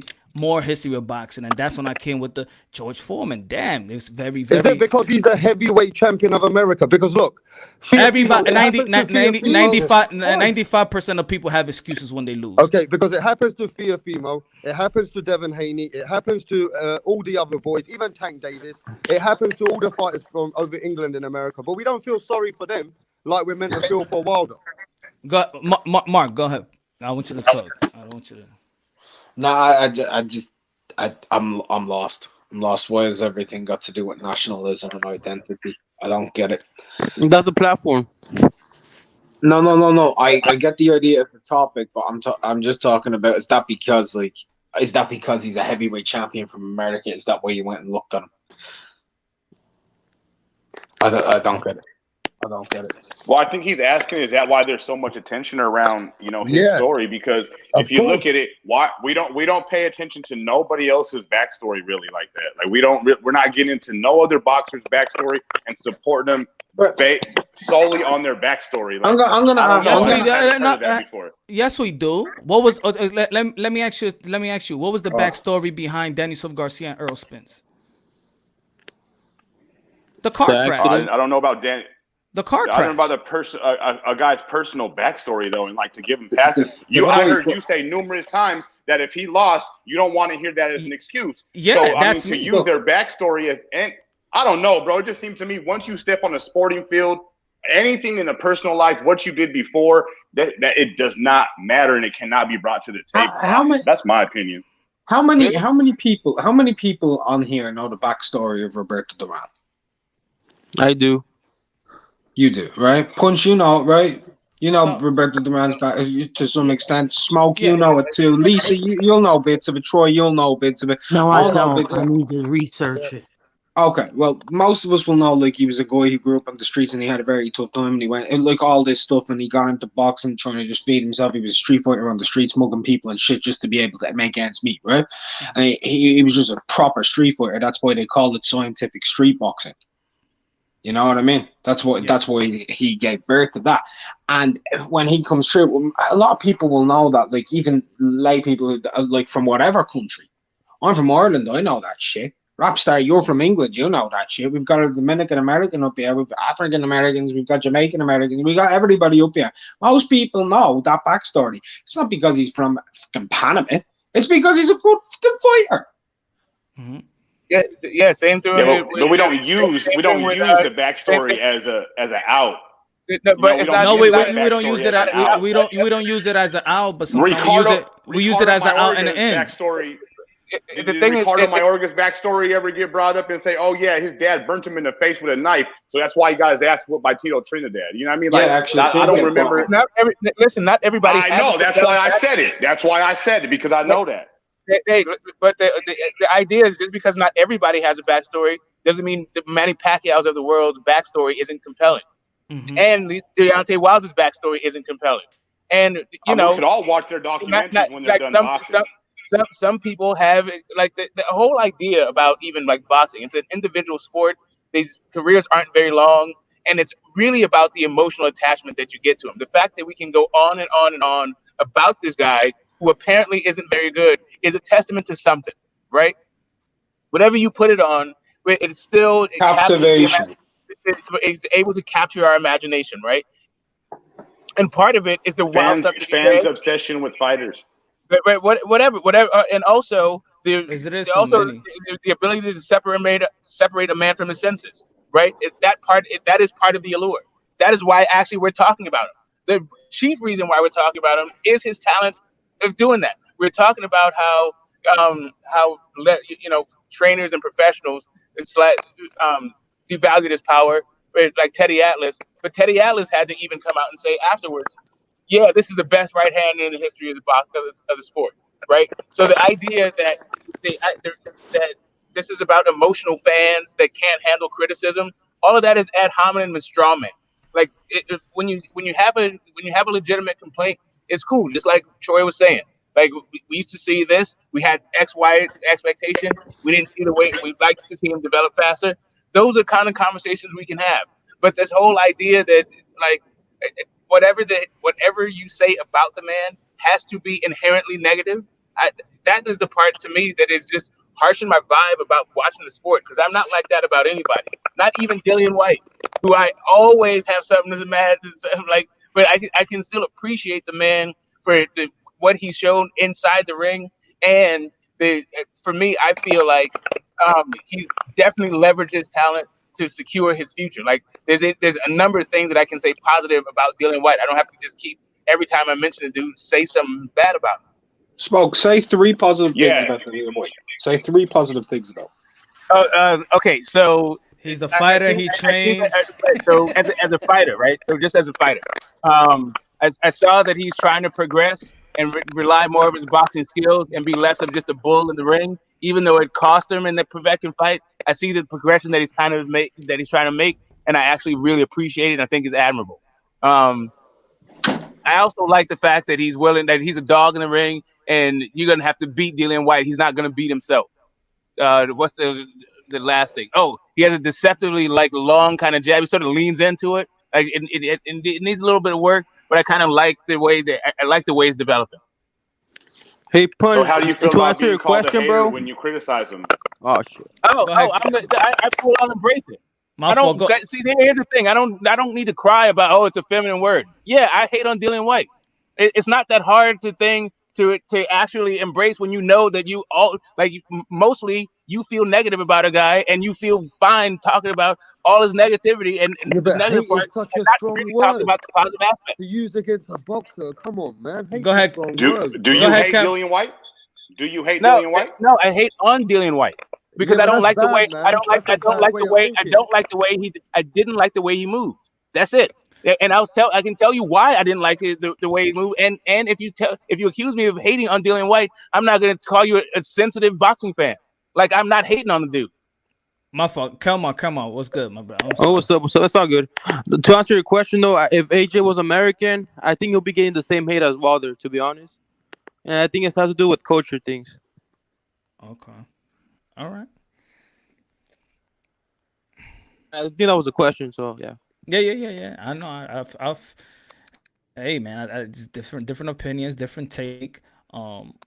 I think in my opinion, I don't know if I even answer it. I think he'll get more. I think he'll get more support in the UK. But I wanted to, but I also want to. No, I think if Deontay Wilder was a No, UK AJ though. If AJ was an American, I think that he'll be. You think people will be behind him here in America? Like, not like that. They would, but not like that because I look at the terms of style. I don't think that. Look, you got to remember, America has these. If did America get behind Shannon Briggs like that? Really? Like, yeah, Shannon Briggs. Not really, because the style wasn't. Remember, you're coming after the likes of Holyfield, the likes of Riddick Bowe, the likes of Mike Tyson, that type of style. So I don't think that Anthony Joshua would have captured. Yeah, but he wouldn't have been fighting those guys. Well, I think when I posed the question, I think it was I would have thought that people would have looked at it like, let's say if Deontay Wilder would have done what he did, right, but he's from the UK and fought the same opposition, but he's a UK fighter, and Anthony Joshua would have fought the same guys, but as an American fighter, you know. Well, I still think that I would think still that he would be getting praise in the UK more than Anthony Joshua. Can I ask a question? Right, and this is for all of the Americans, right? Because I don't know. Because as an outsider looking in, something that I'm always taught about America is that whether y'all will agree with this or not, I don't know. But yes, a lot of Americans love loud, brash, braggadocious shit, right? Because that seems to be the perception of the nation from other people. Just looking in, like what we see as Americans are very loud, in your face, obnoxious people in general. And I don't mean that in a bad way or a negative way, but that seems to be how I've seen it. I think so. I think so. In a newer era, I think. Yeah, go ahead, Lisa. You can answer that better. It depends because I don't necessarily always like that.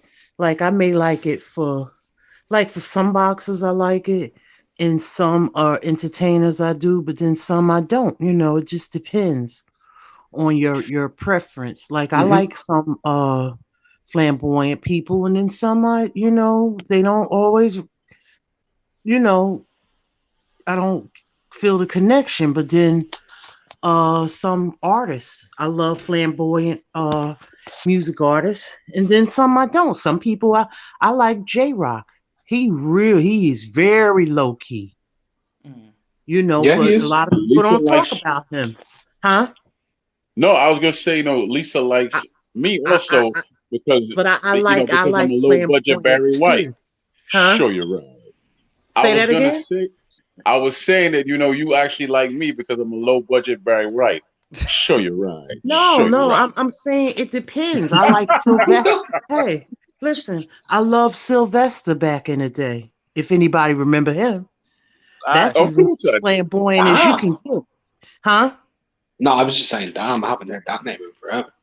Yeah, exactly. I like flamboyant. So it depends, like a lot of the things that Wilder's his cliches or catchphrases or slogans, I'm sure you'll hear them, years and years from now, like I'm the impregnable, like how Mike Tyson, you'll hear the speak it, believe it, receive it. You'll hear things that will resonate with the people and have resonated with the people, and they will go on in history. Like he has those things that he says that remind me of back in the day. Not all fighters do that. Yeah, but what I wanted to get to was, with let's say AJ, how would his personality go across in America? Because AJ doesn't really say a lot. He has other people speak from. Quite a quiet guy. I know a lot of people will bring up, well, he's just a humble guy. But how would that go across in America? Oh, they'll still hit on him, bro. I think I think Go the ahead. males would hate on him, but I think he would get a big female following.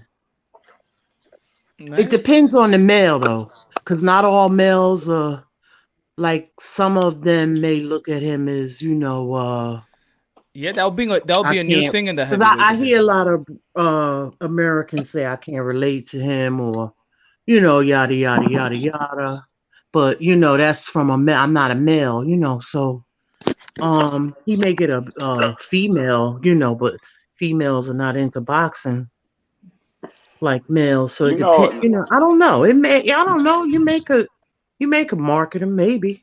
Yeah, Like, but I understand what you're saying right there. I think he could, because JQ got got the body and all that stuff. I can understand that he could bring, they could market him in a way that he could bring the females in. Was Evander I'll tell you Holyfield? this, Was look, Evander Americans, Holyfield love? hey, look it, hey, real quick, guys, real quick, Americans have a hard time agreeing on anything, especially over the last 15 years. So when you think about AJ, yeah, he should come and be able to make it here, but we can't agree on shit no more. So who knows? When was the last time we united behind a fighter as a country? Mike Tyson is the last one I can remember. Maybe Roy Jones. Yeah. Yeah. Oscar De La Hoya. Maybe sort of, kind of. Yeah, it's been a minute. Yeah, it's been a minute, brother. We do not unite behind our fighters. We don't unite behind anything. Yeah, you're right. You got a Was point. you there. all as one behind Floyd Money Mayweather? So what you say, Black and Brown, that he will be a bigger star in the UK? Wilder. I want to say that he would be a bigger star here, but like I just said, bro, we can't agree on shit no more. So if we don't unite behind a fighter as a whole, then he won't reach his full potential. So it's a tough question. I don't know if we'll unite behind him as a whole. Will every single different culture in America get behind him like we did Tyson? Who knows? I think to be honest, I think it's one more fight. If he makes a good splash, one more fight, I truly think that Errol Spence is gonna be that guy now. Mm-hmm. I think so. If he goes out there and fights Manny and beats Manny, he's gonna be that guy. Like, what do you mean that guy? Like, because he don't talk. He's not brash. He don't talk too much. He's very humble. He's very soft spoken, and he got that Sugar Ray Leonard feel. There's the thing though, when it comes to Americans, they don't know what they want though. Like when someone's humble, oh, he's too humble. Oh, he's too quiet. Like, no, you know what it is. You know what it is. Is that Errol Spence already had his downfall. See, now everybody's seen, in America, you got to see somebody's downfall and then they come back up. See, Errol Spence already had that downfall. Everybody going to be thinking about what happened with the car crash. He beat Danny. Everybody, I think who really critiqued Errol Spence? Like it was mainly a love fest. Then another fight, it'll be more love and more love depending on the Now, there opponent. is a lot of critique for Errol Spence at the moment. There is he got a lot hate of for the critique. interview. Okay. Saying about his chickens. Nah, I've never seen such a fall from grace as Danny Garcia, who I felt like was smacking the hell out of there. He was hitting the arrow pretty damn hard. I mean, think I so, don't think that he was winning very many rounds, but the damage he was doing was palpable to me. Right? It's very obvious that Danny Garcia can fight. So the idea that all of a sudden Danny Garcia is a tune-up level fighter, I was like, I don't get it. Like, people were talking about Danny Garcia's gonna knock him out. Look, I would like to see that Danny is just what fight it people is. his own size. That is what it is. But I mean, at the same point, there is a lot of critique for Errol at the moment to do with the whole Crawford situation. You essentially have all the Crawford fans bitching at Errol and all the Errol fans bitching at Crawford. Now I'm gonna share something about the U.S. When they love you, they love you. But when they done with you, they done with you. They'll throw you away like a dirty dish rag with bleach on it. And I say this to Like we say, did Tyson. well, I say But this I to do believe we say, like the Cinderella story at the same time. I do think so. yeah, but it's just like old artists that I mean, the comeback story. no The comeback longer popular here. They can still go overseas and get so much love still, and still do tours and concerts and still sell. So, it's hard to be a legend here in the US with hard critics, you know what I'm saying? So when they love you, they love you. But when they fall out of love with you, it's bad. Wasn't Ali hated in this country? Like, I mean, I'm not from those times. Yeah. So yeah. Yeah, that was before my time, but yeah. Yeah, he was. Yeah. Definitely. I'm He came only back. love He got lost popular. without you. He got popular overseas. Like, he was loved around the world, but not really so much here. He was like, anti-American. Like, you can hear any number of stories, and his views are pretty controversial, right? They're outside the mainstream, to say the least. Like, look at Roy Jones. Look at Roy Jones. He gets invited. He gets invited to see the president in Russia. Did he get invited to see the president here? Did Obama, Trump, or Bush says, "Hey, Roy Jones, one of our champions, come by the White House"? The answer to the question is we don't know, but he never went to the White House. That's what we do know. So See, we can assume no. Yeah, there's I'm sorry, Mark. I'm sorry, did I cut you off, Mark? No, I finished. When I was growing up, I used to see these athletes, and even in my teen years and early, I would see them. They would go to the White House and all of that stuff. They used to get the keys to the city. They got streets named after them. I'm not saying they don't still do that now, but it was just different. They were on the cereal boxes, the Wheaties. They were everywhere. That's what I was asking earlier. When did the shift? I remember it was on regular TV. Then it came to HBO, and probably the greed. Then you had Friday night, Tuesday night fights, and I don't know. I think it took over when they feel like everybody deserves to be on a pay-per-view card. 97, 98. Around that It time. started before that, man. It started before that because boxing was in college. You could actually get a scholarship to go box back in the 70s, and then they stopped it. Yeah. They probably had boxing. I wonder if they had boxing clubs in high schools. Go ahead. No, sorry. Go ahead. Answer that, Felisa. Oh no, I'm finished. Oh, okay. Yeah. So I just wanna say this. Hey, let me just say this, bro. I'll try to say something 3 times, bro. Let me just say this. Coming outside, looking in now. Punch, you always look for solutions. So what's the way forward now? Forget all the negative stuff, the politics. What is the solution for Wilder? Is the solution moving forward and getting this third fight with Fury? Is that his solution, bro? Yeah, I think the solution is get the third fight, but try to keep whatever all the allegations. Just let the lawyers do what they got to do and just talk about boxing. And I think the more he talks about boxing, the more he shows flicks of him back in training, and just talk about boxing and let the lawyers do whatever. Let the lawyers do what they got to do, and just talk about boxing, and that's it. And I think that just like in America, probably everywhere else in the world, we easily forget stuff too. Times go by, you talk about boxing, and then we leave that other subject away. It's like that. Boxing works like that. One win erases a lot of shit. Yeah, I was Hey, going to Punch, answer. can we acknowledge Carlos' comment real quick? Because I seen you try to take a slick shot at my boy Obama, but my boy Carlo got receipts. I just wanted to respond to Mark. The boisterous thing about the Americans, that's really kind of a big city thing. It's not really like when you go to the rural areas, it's not like people are a lot more subdued. And that's just generally speaking, right? Okay.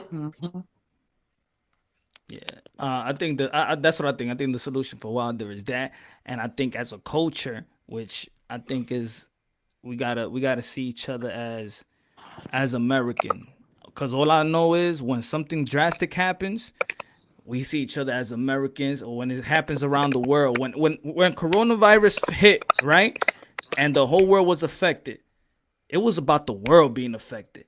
Ain't nobody was thinking about color. Ain't nobody thinking about race. It's attacked the whole human race. And that week or 2 weeks, it was about how to save the world, that own country. And that's what it's all about. When 9/11 happened here in New York, I hear nobody talking about no race. It was about everybody praising a God, oh my God, and praying to God. And everybody was all together. All together. There was no race talk.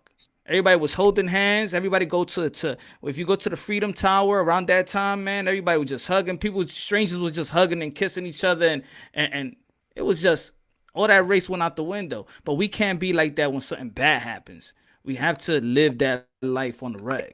I think the most we eliminate this race talk and really identify the media and the powers that be is that system that tries to divide us. Time and time again, when we always trying to unite, here comes trying to divide us, and we have to identify when these media is trying to divide us and really protest the media, the powers that be. That's what they doing, and that's what it is, in my opinion. I mean, it's become one of the most sensitive topics in the whole wide world, this Deontay Wilder topic, right? And it just goes to show that in this movement in our life, in our era, what we're looking at now with the pandemics and everything else, we got to recognize, bruv. If Wilder was fighting Anthony Joshua and this wasn't Fury, would it have been such a big racial thing, you think? Because then it's a brother fighting a brother. Has this become such a huge, sensitive thing because it looks like it's very racial because it's different cultures? I just want to, I put it like this. When I listened to Deontay Wilder, that interview he had with, was it 78? I forgot with who. And I was listening while I was in the highway, and he was saying, he was talking about just the community, right? He was like, we got to look out for ourselves. He said something like that. We got to look out for ourselves. They don't give a damn about us. And I'm saying, damn, why you say it like that? Because now you're alienating everybody else. And I want to say Deontay Wilder is listening or whatever. There's people love you around the world. It's just not blacks, Latinos, white people, Asian people. A lot of people love you around the world. So you're the people's champ. You're just not one race champ. You're an American champion. And you're a champion for a lot of people around the world as well. So I think. Well, what did he mean by that? Did he mean? And it was almost economic wealth. Yeah. It was almost the same thing with Anthony Joshua was reading that time with MLB. Well, sometimes you have to do that. You have to build up your communities. You're talking about a dollar. Okay, a dollar goes into the community. The dollars that are allocated in the community, right? And it don't stay. Mm-hmm.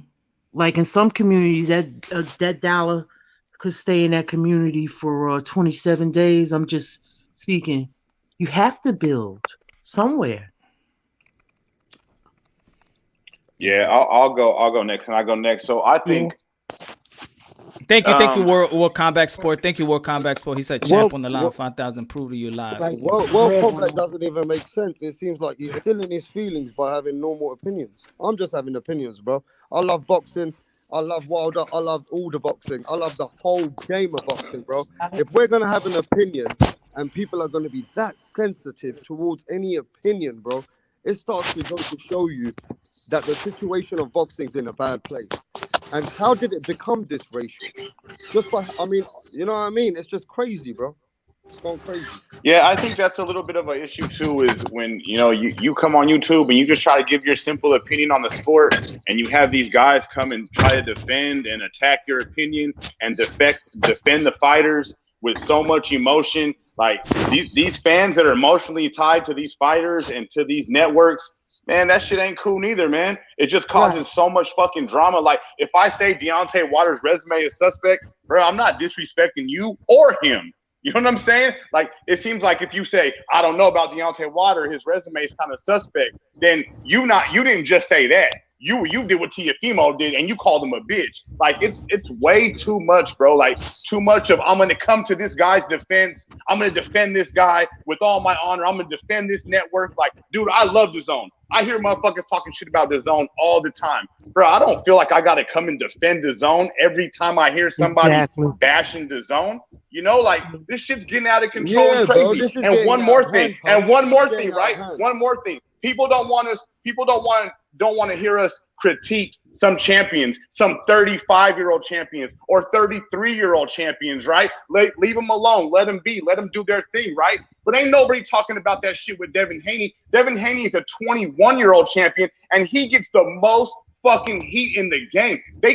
You guys have made up a nickname for this young man. You guys call him the email champion, right? But we can't attack a 35-year-old, but we can attack a 21-year-old day after day after day after day, month after month. We attack Devin Haney, but we can't attack Demetrius Andrade, or we can't attack Deontay Wilder. That's not right, bro. That ain't right. These are 35-year-old men. They can handle this shit. They don't need grown men bodyguards defending them. It's become now, if you're not going to defend a 21-year-old.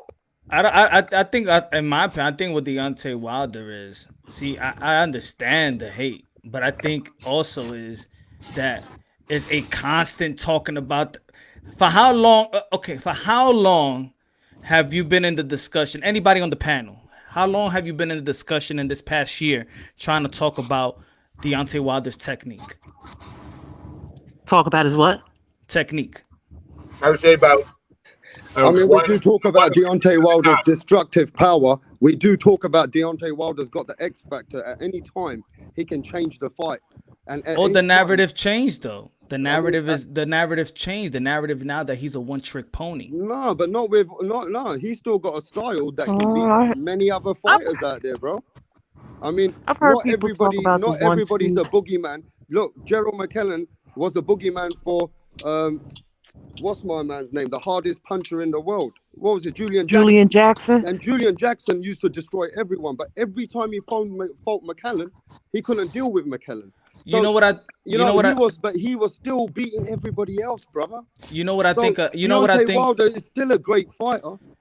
But you know what I think also, Rap Star? I think is that people also be in this community longer what they admit they in this community. So when you're in this community, and I'm talking about the YTBC, and you go to multiple channels and you hear a bunch of channels that say praising, and then you hear a lot of channels hating on Wilder, it becomes a thing every single day. Just like people that hated listening to the excuse for 9 months, I'm tired of listening to 8-9 months of his critique and how he doesn't have a good resume and he can't box. I'm tired of listening, just like people are tired of listening to the excuse. I'm tired of listening to that. Okay, let's move on. Maybe let's figure out why has he got this type of skills, or what. It's like, okay, like how long am I gonna say about he hasn't fought in a year? So am I gonna talk about his resume for a year?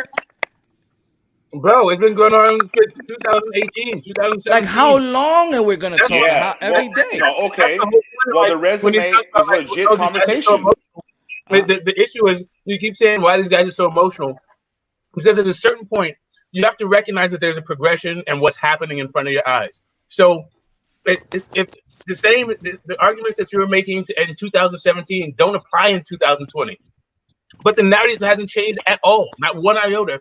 It's just adding more stuff to it, so it just becomes a shit show the entire time. Like, who's he fought? Who's he fought? At this point, the dude is breaking box office records and fighting arguably the top guys, and you're still talking about who's he fought. I'm saying that we're talking about who's he fought, and you bring up his box office records.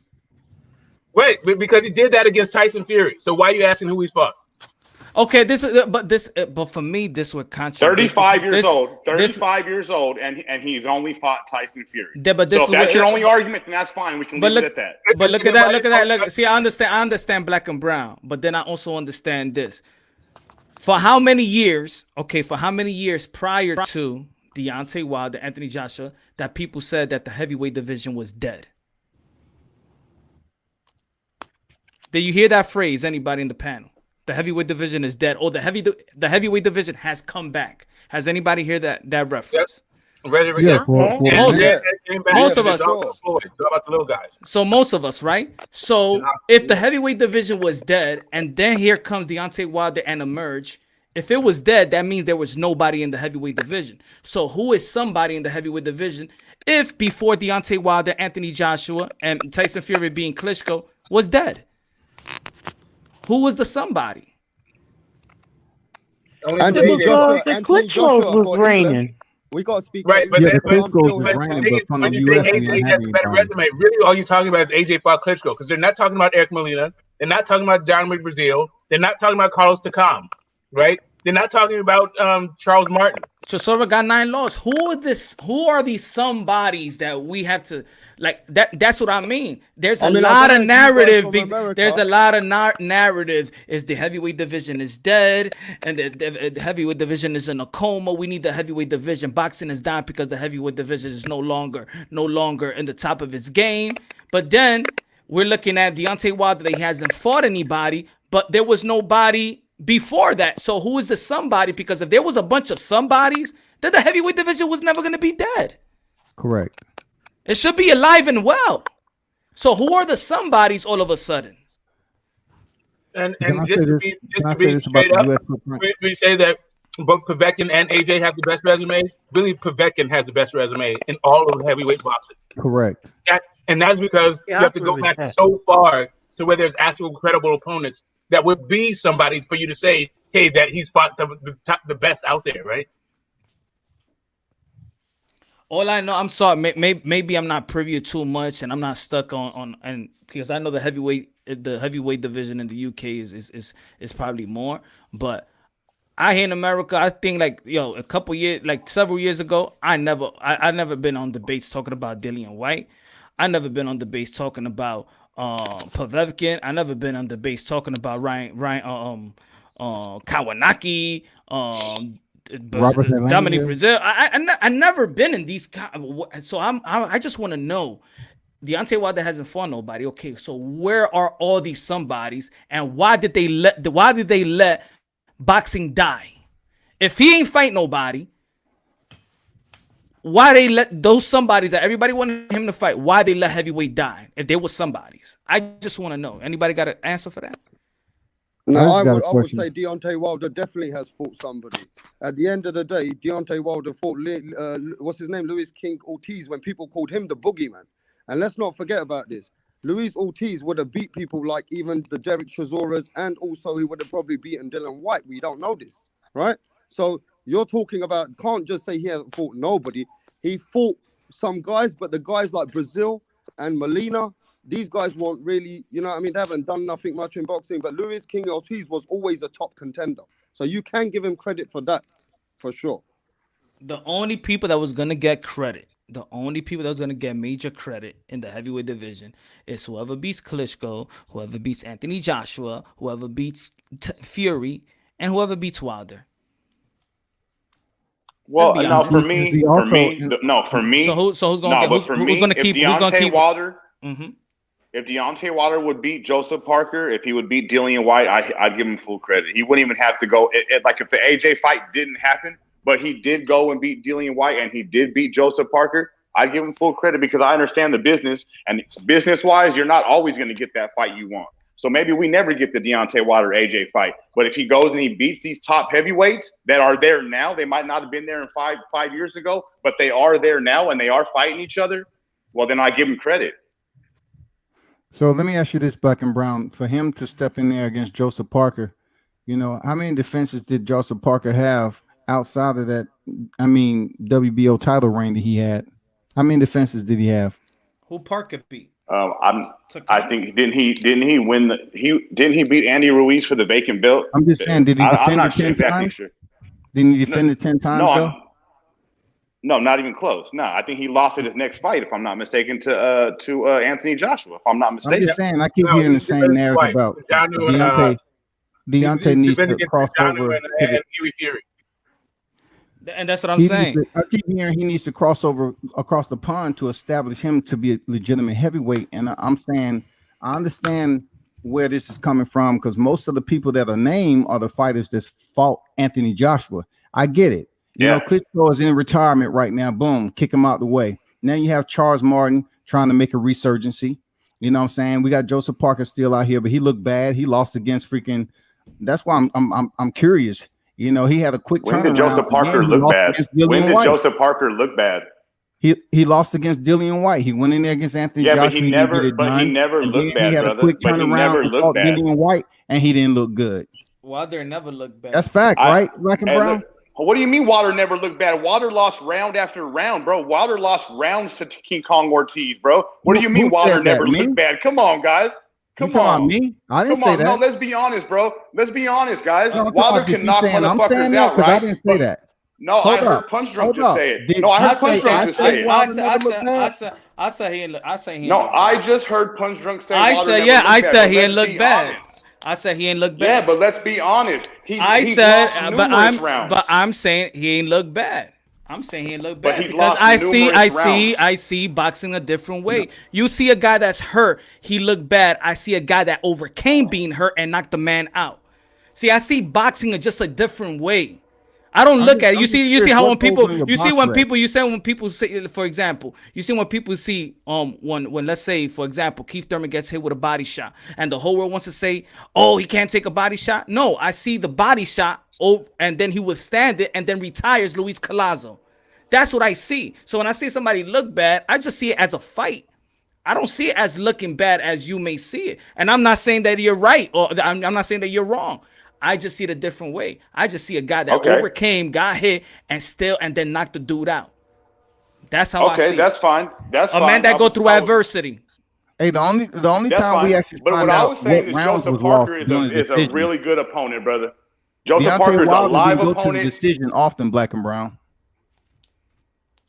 Deontay Wilder didn't rarely go to a decision. So the only way for us to find out how many rounds he was losing as if it went to a decision. We don't care what it looked like during the fight. It's the fact of the results that was presented once he knocked his opponent out. The only one he went the distance with was Romain Stavern, and then he even gave him a rematch. Let me ask you. Put it there.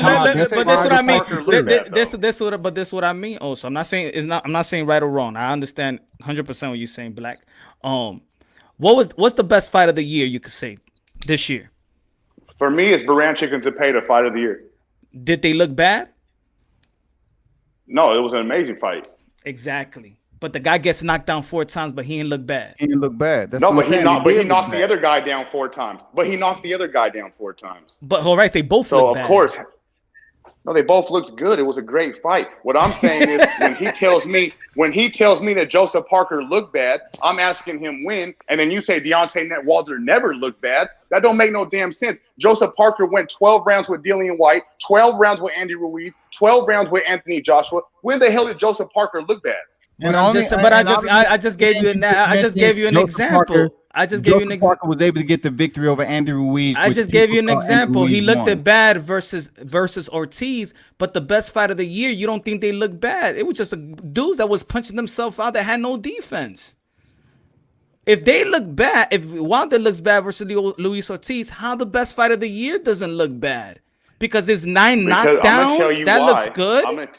No, I'm going to tell you why, because you got to put context into it, brother. You're just comparing fights. If we go back, we can clearly see Luis Ortiz won clear rounds in that fight. He won the round. That's what I'm saying, where he gave up rounds. He was giving up rounds in both Luis Ortiz fights to get his knockout at the end, and he did get his knockout. There ain't no denying that. I think But more he so the lost second one. rounds in the meantime. But he In lost the second, rounds in the in the meantime. second fight, Black and Brown. In the second fight, he gave up rounds and knocked them out. In the first fight, he wasn't trying to give up rounds. Luis Ortiz was just eager to make it a damn good fight.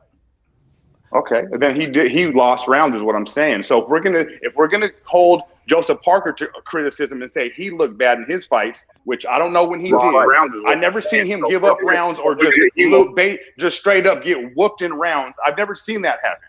A lot of people thought Joseph Parker lost against Andy Ruiz, and he lost against Anthony Joshua, and he lost against Dillian White. Those 3 straight losses, really. Yeah, they're talking But he about only Huey got Fury. charged for 2. No, those are 12 round wars, 12 bro. round Those were Johnny. 12 round wars. The only one that was a clear win was the AJ win. The Ruiz was a war, and the Dillian White was a fucking war, bro. Like, He come win or on, man. lose at Them Dillian fights could have White, went though. either way. The war, but the Dillian war, White's never been a champion before. on him. Those wars for purists, like a guy like, let's say, probably like Floyd Mayweather, he'll look at that fight, look at that prey. They don't even know how to block. Some fighters will be like, what was that? Yeah, the war was getting drugged by Dillian White. He was hitting him with everything, elbows, and he was like asking him if he needed. Like, listen, Joseph Parker seems like a nice guy, and he fights like a nice guy. If you like that, if you say he doesn't look good, say that doesn't look bad, then cool. Then get headbutted and drug around the ring and don't say nothing. Don't do nothing about it. Looks great. Going 12 rounds. Hey, I just want to see. I want to see Deontay Wilder go through some of these wars that I've seen Dillian White, that I've seen AJ, that I've seen Joseph Parker go through. I would just like to see Deontay Wilder go through the same wars. That's it. With some of them similar fighters. That's it. So you don't think Luis Ortiz is a war? No, I don't put Luis Ortiz in that boat. I'm sorry, I don't. For 41 seconds, Luis dropped bombs on I don't Deontay put Wilder. Luis Ortiz in that category, though. He literally You guys can. I don't. Hold up. He just literally got drugged for 7 rounds, but now you want to see, like, what? Why is it the substandard that you need to see Deontay Wilder do anything other than what he does in the ring? I just told you, because his resume is suspect. He's 35 years old, and the only person he's ever fought is Tyson Fury. That's why he drew once against him, and he lost the next time against him. So let me ask you this: how many Hall of Famers has he beat at 35? At 35, how many Hall of Famers has he beat? What do you mean at 30? Okay, so first off, the dude's been boxing since he's 20, right? So it's been 15 years. All right. So in 15 years, how many Hall of Famers has Deontay Wilder? Who Tyson Fury? No one's gonna answer my question. They're gonna say Klitschko. No one's gonna answer my question. I'm trying to. Hold on, guys. One at a time. What's good? Keep interrupting. Black and Brown, you can stop talking.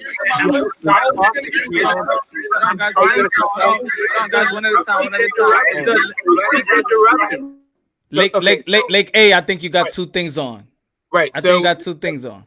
So here's the deal. There's one Hall of Famer that's been active during Deontay Wilder's entire reign. It's Vladimir Klitschko. So unless you fought Vladimir Klitschko, you fought 0 Hall of Famers. You know who also fought 0 Hall of Famers? Vladimir Klitschko, who had a lot more Hall of Famers available for him to fight. So this whole idea about suspect resumes, to me, it seems like it only applies selectively to certain guys. Maybe you don't understand enough about what's going on in the division to understand what you can get out of the division in any particular given era. But really, Deontay Wilder has fought, and it's about on par with everybody else in the division. All you got is did you fight? So we can put Wilder's resume next to AJ's resume, and we can compare them, and it'll be on par. Okay. No, it won't be on par. It's not even close. It's not even close. It's not even close, brother. No, let's take a look at it. You said Hall of Famers, though. Andy Ruiz, Alexander Povetkin, Carlos Takam, Klitschko, Brazil, Eric Molina, Charles Martin, Dillian White, and Joseph Parker. Don't forget those 2 names. They fought at a regional level. Dillian White was like ranked number 30 or 40 in the world. That wasn't a fight. Like he became something later on. It doesn't matter. That don't matter. That part doesn't matter. So now you're gonna compare Dillian White, the up and coming prospect, to Dillian White, the top 10 fighter, and say, yeah, it's the same thing. Oh man. Okay, then take Dillian White's name off. Go ahead. Don't put Dillian White's name on AJ resume. Go ahead. I did. Fine, go I ahead. was done. Name Wilder's now. Name Wilder's resume now. Okay. Malik Scott, Dominic Brazil, Chris Arreola, Alexander Duarte. All I'm saying. So I can't add Dillian White. All I'm saying. White, but he can add an old ass Dominic Brazil. All I'm saying. Real nice. All I'm saying with all those incredible names, the heavyweight division should have been alive and well. All I'm saying with all those incredible names, the heavyweight division should have been alive and well. What do you think about that, guys? Yes, exactly. That's what I'm saying. That is all AJ's career. If you look at, like, Povetkin is the best guy, he has the best resume by far, and that's because he's fought old Hasid Rahman and Chris Bird, and he also fought AJ and Vlad, but he lost to both of those guys, right? But like the manual charge, like the guy, like it's not like there's these stellar all-time great resumes out there for guys who mixed it up on a top level. Like Pulev, his resume is like, okay, Huey Fury. What? How did AJ fight Klitschko and Deontay Wilder didn't? And Deontay Wilder is like 5 years older than him. Not everybody can fight Klitschko, yo. Like that. Here's the deal. Why? Why not, bro? It's not everybody. It's one person, bro. It's not everybody. It's one dude, bro. One dude. Right. I'm gonna put it together one time. Vladimir Klitschko, let other people get in too. Go ahead. I'm gonna go on mute for the rest of the thing. Vladimir Klitschko had a 3-fight deal with HBO. He did he did Jennings to reintroduce him back to the American market. He had a voluntary that he had to fight, and then he was going to fight Deontay Wilder. They were marinating the fight. Guess what happened when he fought that voluntary? He lost.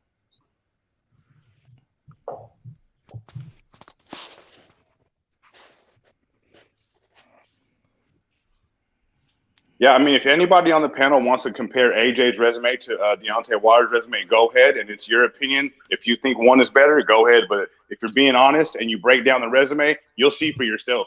You don't got to listen to us argue about it. Go look on BoxRec for yourself. Yeah, and AJ's like 5 years, and AJ's 5 years younger, and AJ's 5 years younger. Yo, what's going on? What does resume have 5 years younger have to do with it? He started and he had a more extensive, not very much more extensive, but a more extensive amateur record. He's a bigger dude anyway. Like if we're really gonna get real funky with it. Like the dude, I got it. AJ fought Vladimir Klitschko and he did very well against Vladimir Klitschko. But it's not like he was a Vladimir Klitschko under Manny Stewart, right? And we did see the effects of being outside of the ring and outside of his prime in that fight. So if you're really going to start talking about breaking down resumes in BoxRec, why don't you go past that and look at the fights and then come with your opinion? Dímelo, jefe. I agree 100%. Wait, hold on, bro. Let me introduce myself. Hold on, bro. Hold on, bro. Shut the fuck up. Shut the fuck up, you fucking faggot. Let me speak, you fucking piece of shit, bro. I'll fuck you up. Fuck you. Where's your dead mom, bitch? I'll beat the fuck out of you, bro. You ain't gonna do shit. Messy Nessie can suck my dick. I'll beat the fuck out of you, you fucking punk ass bitch. Talking shit, punk ass motherfucker. Fuck you and Oak Cliff. Messy Nessie can suck my dick. Your dead mom can suck Messy my dick. Nessie can suck my dick. Messy Nessie can suck my dick, you fucking faggot. And I'm gonna murder you and your whole fucking children and shit, bro. You fucking piece of shit, bro. Shut your bitch ass up. Te pasaste. So you said go into them fights and break them down, right, Smoke? If you do go into them fights and break them down, you'll see a 12-round war with Klitschko. You'll see a 12-round war with Joshua. A 12-round war with Andy Ruiz. A 12-round war with Dillian White. What more do you want, brother? Those didn't go 12 rounds. You need to go back and review those fights. For real, that didn't. Okay, which one didn't go? The Dillian White, I forgot. He got him out of there. Dillian White didn't go 12. I'm sorry about that. Yeah, like most of them fights. Which one? Listen, Andy Ruiz. Which ones didn't go 12? The second Andy Ruiz fight went 12 rounds, brother. That wasn't a war, bro. That was no damn war. Oh my God! Get the hell out of here. You know what the problem is here? All right. Well, you know what it is, Punch. Everybody's watching this, and if you're gonna pull Anthony Joshua's record worse than Wilder, it's gonna look very hypocritical, man. It's gonna look stupid, bro. Oh, I didn't. I'm not even We saying. can't criticize. We can't criticize I'm not. Wilder's resume. I'm not saying. but I'm not. according to this I'm not. shit- I'm not saying. I'm not saying. Yes, Anthony Joshua got a better resume. All I'm saying is, but how great is the resume? How I'm not trying to take nothing away from, but this is all to really just to discredit one guy. I give credit to Wilder what he's done, and I give massive credit to Anthony Joshua what he's done. I give massive credit to Tyson Fury what he's done. But this is the argument: is credit this man, devalue this man. And I give credit. One might done more than the other, but that doesn't mean the other guy didn't do shit. See, that's the difference in the analysis that I hear. This guy did something. This guy did shit. No, this guy did more than this guy. That's it. I mean, if you look at ranked fighters, Anthony Joshua's momentum and opposition and consistency were very ranked fighters. That's all. Yes, Anthony Joshua. Everybody knows that he has a better resume. But you know what? In the end of the day, you know what's really real?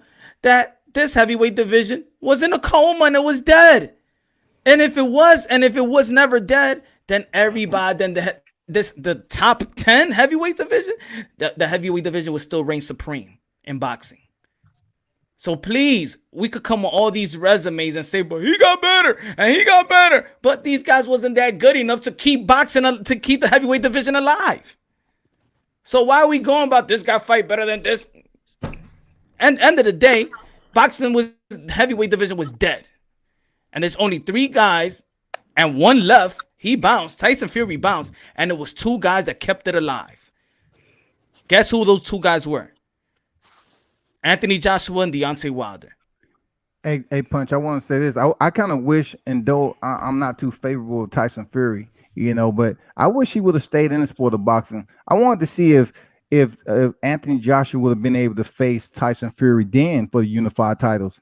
That would have been extremely interesting. Look. Anthony Joshua collecting all the titles that Tyson Fury left World Combat Sport, when Fury beat Klitschko, everybody was raving how boring it was. Correct. When Fury left, nobody missed him. And if everybody missed him, then his comeback fight would have been like Mike Tyson when he came back from jail. Correct. Ain't nobody remember. Ain't nobody watch his first fight back. Ain't nobody watch his second fight back. That's how dead boxing really was. Correct. Right? And I agree. It would have been good to see who else could have stepped up to the plate with Tyson Fury and challenged him for the belts. Anybody it would have been good to see how dead boxing would have been in the heavyweight division. Anybody name it right quick. Who's his opponent when he came back?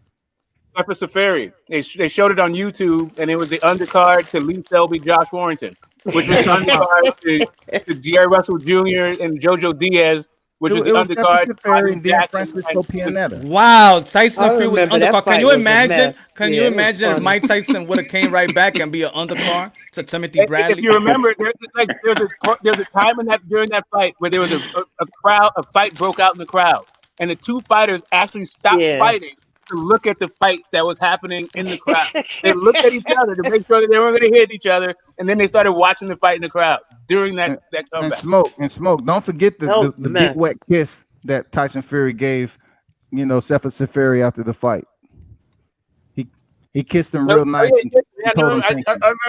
See, here's the thing: like Vladimir Klitschko for a long time was fighting guys that people were talking about were subpar.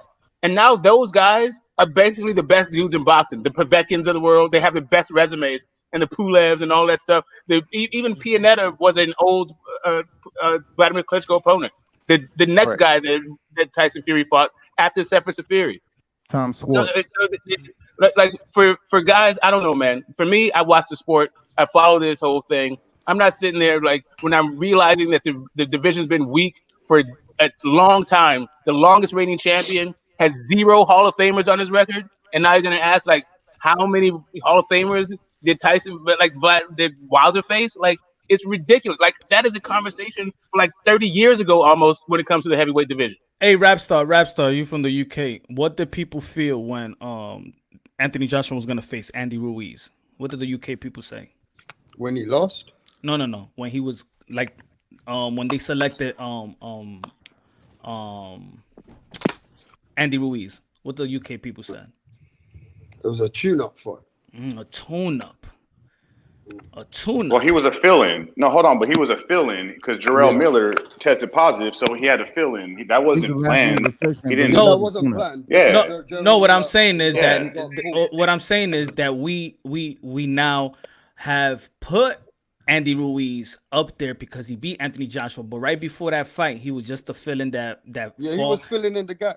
Yeah, and they was mad that it wasn't Luis Ortiz to fill in, right? I don't know who they were mad for. I think at the end of the day, just with Andy. Yeah, Ruiz, I remember. I think that it was supposed to be. It was gonna be Luis Ortiz, and then they said no, with the $5 or $6 million shit. Yeah, they could. Yeah, they couldn't make the fight. Punch. They offered Dillian White the $7 or $5 million to fight that fight, and then he refused it too. But look at this. They offered Dillian White the fight too, but he refused it. But now look what people's talking about. They'd be like, "Yo, we want to see Wilder versus Andy Ruiz." They wasn't saying that before. It's only the only reason people want to see this because he actually beat Anthony Joshua. But nobody thought of him. Nobody thought nothing of him when he did fight Anthony Joshua. I mean, people knew that he gave Joseph Parker a really good fight. People knew that in the boxing world, and people kind of knew that he put a good account of himself in the Parker fight. If they thought so good about him, trust me. And if he was a star, and he was highly. If he was highly, were calling him a tune-up. If he was highly invested, they would have never put no Andy Ruiz after a month layoff to fight Anthony Joshua. They thought of him like that. It was dangerous. It was a dangerous move. Even Eddie Hearn was saying it before the interviews. We know that they didn't look at Andy Ruiz like no threat because nobody would fight. If Andy Ruiz was really a threat, they would never put Andy Ruiz versus Anthony Joshua, vice versa. To Anthony Joshua looking at Andy Ruiz for 4 weeks? No, not at this stage. They looked at Andy Ruiz like what he was to them, right? A tune-up, a easy.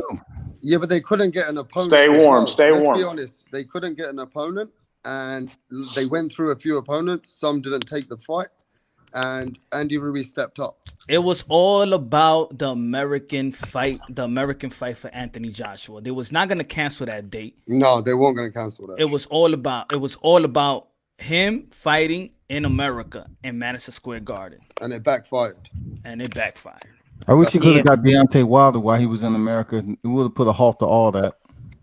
Well, will Anthony Joshua fight Deontay Wilder in a 4 weeks notice?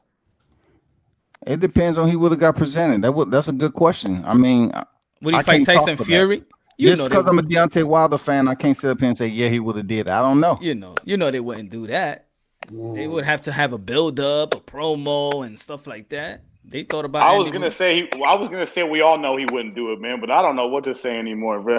You say the wrong thing, and they're gonna come for you, man. So I don't know. I mean, I never knew Manny Pacquiao was gonna start coming out and start wanting to fight straight away Errol Spence Jr. after 2 years. We don't know what the fuck's going on these days in boxing.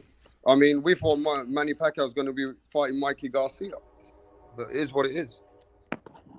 I'm saying the more that we do this analysis of the value one and credit one, and just we're still as hardcore boxing fans, we're still not elevating boxing because we're still keeping everybody down. It's like if you're in a pool and you're dragging somebody down, they about to get up. Nah, you come down. Ain't nobody getting over the hump. Nobody's winning. It has to be somewhere that we watch at least two fighters that they're good and we're gonna elevate them, so then when they do fight each other and one beats the other, then they get 100% just due.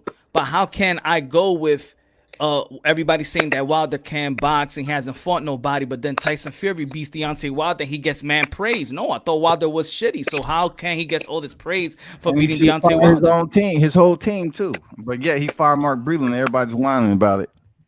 But not even that. If Deontay Wilder, it's not just because he fired him, brother. It's how he fired him. He fired him. No, but forget about. No, I'm sorry. I disagree. Is he in jail, brother. Black and Brown? It's how he fired him.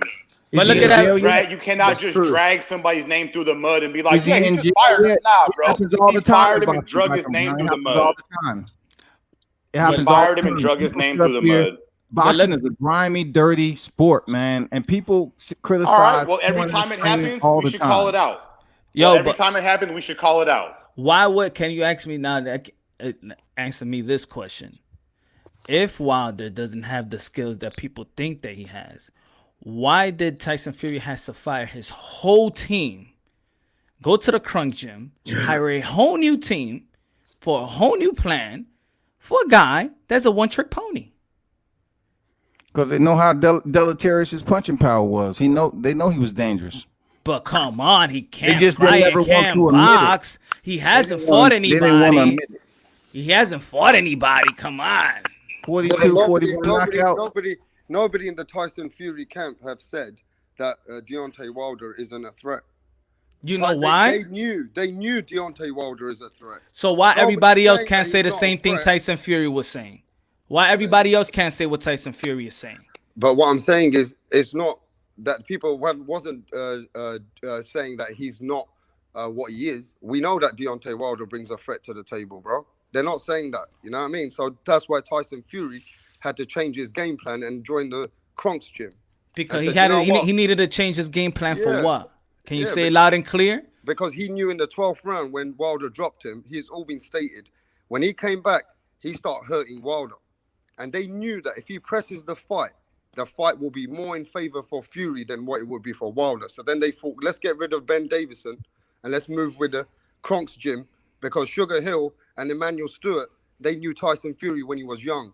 And Emmanuel Stewart's always spoke well about him all over the world. It's documented that this guy here at 6'9" has attributes that people don't realize. And he's gonna be the next world champion. Watch out for him. Said that about Deontay I think he changed. I think he changed his camp for Deontay Wilder's skill set to neutralize his skill set. Well, that camp did a hell of a job. That camp did a hell of a job. Tyson Fury did what he needed to do. He seen a dangerous man with some skill set and got the best he could get. Leave the country, go to the Crunk Gym, get some real skills, or get some good enough skills to upset this guy that has no skills. I'm just saying the Crunk Gym can't bring freaking power. Period. I mean, at the end of the day, though, the style of fighting was You don't get power at this him. age. You know what I mean? And also, Punch, You get power by hold on. He's 30 years old, brother. Hold on. And- 30. You can't and gain. you don't You can't change hit the trainers and weights get power. at 30 years old, bro. You Real don't combat change sports. trainers You and can't. get power. You don't get power and combat change sports. trainers. Why hasn't Real that combat sports. resonated You can't against hit the Sugar Hill gym and Crunk get Gym power, before? brother. Hey, So why just because hasn't he goes to resonated Crunk Gym, before every other everything boxer goes on to Sugar Hill? all credit goes to that gym. Even his No, I'm muscle just building, saying, everything, brother. give me Come another on, fighter. man. Give me three fighters. Give me three fighters from the man. Crunk Gym that's done reciprocated the same thing that Tyson Fury's done. Give me three fighters. Man, you're talking about a 6'9", 260. You can't. 6'9", It don't matter how big he 260, is. He never possessed the power to go in and do what I he did against disagree Wilder. with you again, bro. I disagree with you again. It does You matter have the how right big to you are. disagree with me, but I'm just telling you what's evident and what's on the box record and what's with the performances. That's all. I mean, he stopped Derek Chisora. Nah, but you're also saying that the Crunk Gym don't create power. You're also saying that. I brother. said Come on they now, and do that's what not started it. reciprocate fighters that go out and change their total entire skill set and come back with this tremendous amount of power and goes on a winning streak like that. It's no freaking history or consistency of that, period. Name three fighters. On a winning streak, he won one fight. What you talking about? Correct. Give me one. Isn't one fighter winning streak? Yes, it is, right? Or you have to have more than one. So give me three fighters. Give me three fighters that has went to the Crunk Gym. Change their style around. I know a guy that went to the Guerrero Gym. Josecito Lopez knocking everybody out all of a sudden. Correct. And Josecito looks very good. He always been a pretty solid striker, though. I was going to say this whole idea about age is a little bit different with the heavyweights too. Like if you're going to analyze Wilder, right? I think for some there's a standard that it has to be some archetypal, idealized version of a fighter. I'm not sure where that comes from. Each fighter has their own development and their own path. They don't need to fight. Like Wilder's career and AJ's career shouldn't be defined by each other. Although it seems like that's what it's destined to be at this point. But I think it's a little bit unfair for both guys because neither guy came into the sport to be tied to the other guy and be compared to the other guy. Tyson Fury. Well, got, we do it to Spence Crawford. Tyson Fury got skills. Tyson Fury got skills, but that's not what's really that. Tyson Fury got skills, but I don't think that's the thing that over exaggerate in the terms of him beating Deontay Wilder. They say fighters say preparation is everything, right? How can you prepare for a Tyson Fury? Can you name me a sparring partner that you could bring in? Who has who could prepare for 270, almost 80 pounds, 6'9"? Can anybody name me a sparring partner that could mimic this man? Not many. So how can you really prepare for Tyson Fury? Well, you're looking at the box now, but yeah. The only way you prepare for Tyson Fury is game time adjustments. That's the only practice when you're in there with him. That's it. Because there's nobody that you could bring in the gym that could prepare you for this man. Good point. And that's not taking anything away. That's not taking anything away for Tyson Fury, but he is some type of enigma. He is a guy that you can mimic. You can't bring somebody in the gym. You got to get some NBA player, teach him how to throw feints and jabs so you could practice with the dude. You know? It's all about There's never been a preparation. boxer in history that's been, well, I remember Valuev. He was a big, tall guy. He didn't really have a lot of skill, though. Yeah, but he didn't have that lateral bigger than movement. freaking Fury, though. Yeah, he didn't have no IQ like that, bro. Yeah, and Primo Canera was a real big guy, but he didn't really have a lot of skill, though.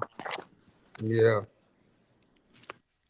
I think with Wilder, in my opinion, what he needs to do is do what he was successful in the first fight. Is go to the body, land those straight. I just look at this two punch. We didn't get the 100% Wilder on that night, and I'm not going through the whole list, but it just seems like that wasn't the one that fought the first fight. I think to be able to fight the trilogy, hopefully everything works out with COVID and with the court situation. We're able to see a trilogy between these two, so we can settle all the doubts and everything. I think he was 100% that night. I just think that he got outplayed. He got outplayed with the game plan. Thanks for being genuine, Punch. I've seen nobody thought fight 3 times their punch in person, and that wasn't the same Deontay Wilder who I've seen fight. Seen him fight more than a lot of people, and that wasn't the same one. So it don't have anything to do with being genuine. If anything, I'm being genuine myself because I was at the fight. But you I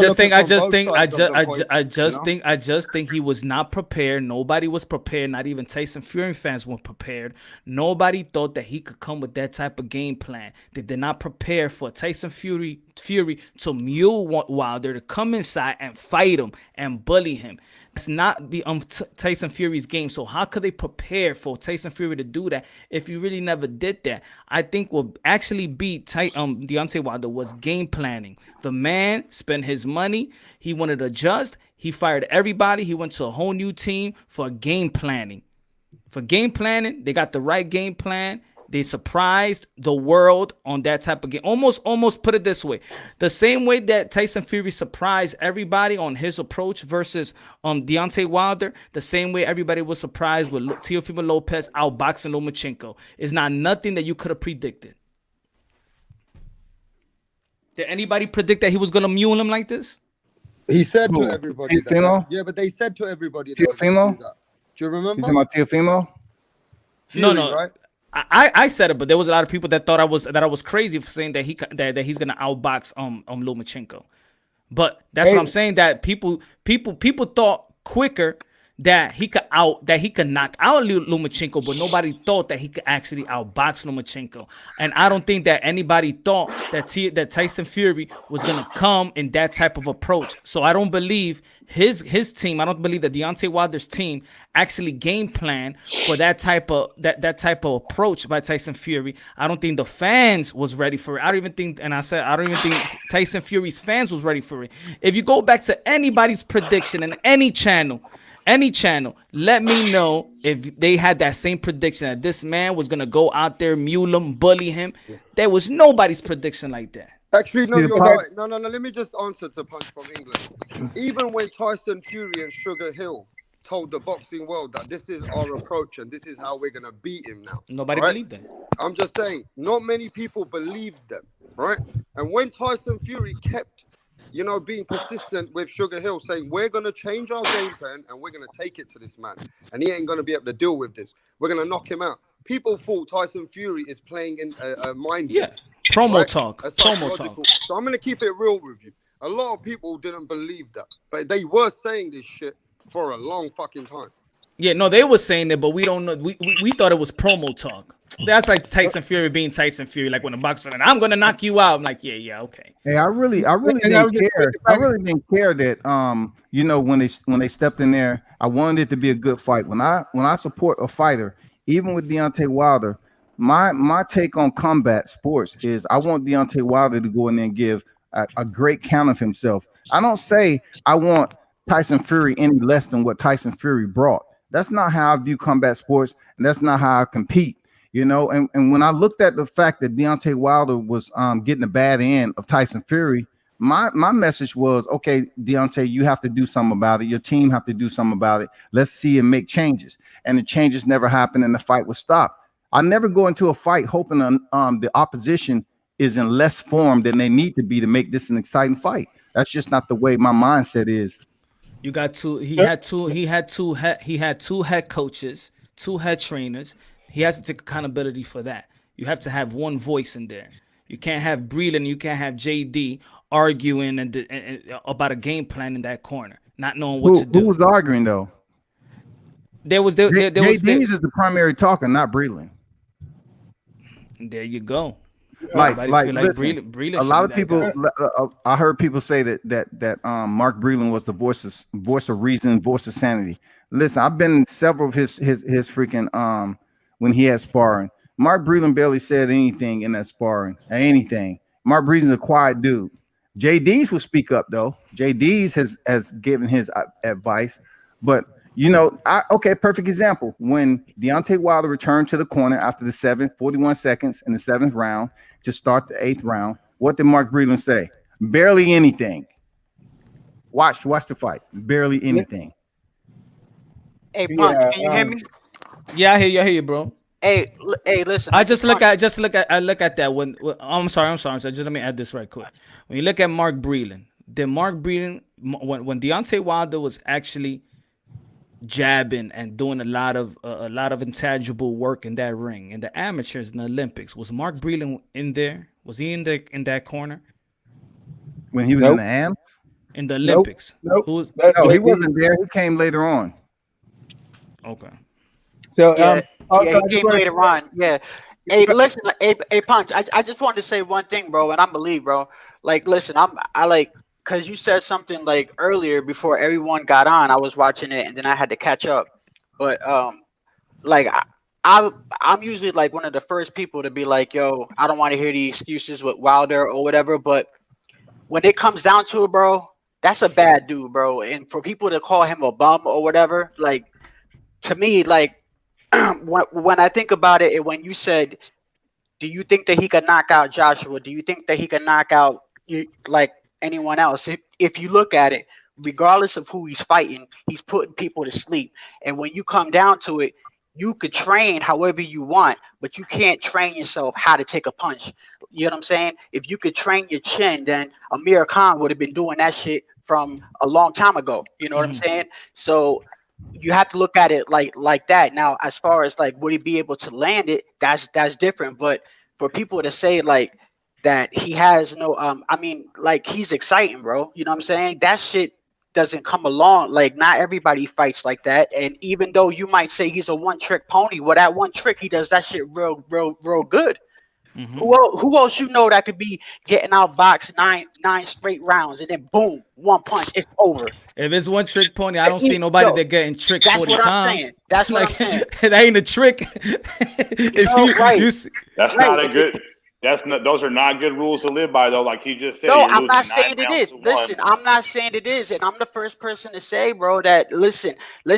I'm always, bro, like every time, I'm always the first person to say, bro, the excuses, I don't want to hear it, bro. I don't want to hear nothing about with the gloves. I don't even get into that. You know what I'm saying? I just look at it like, bro, just stop talking and just fight, bro. You know what I'm saying? Just stop making. And the thing with Mark Breland, I don't like that either. But I'm just saying though, I look at it from like I keep the same energy, bro. I keep the same energy with everybody and on everything.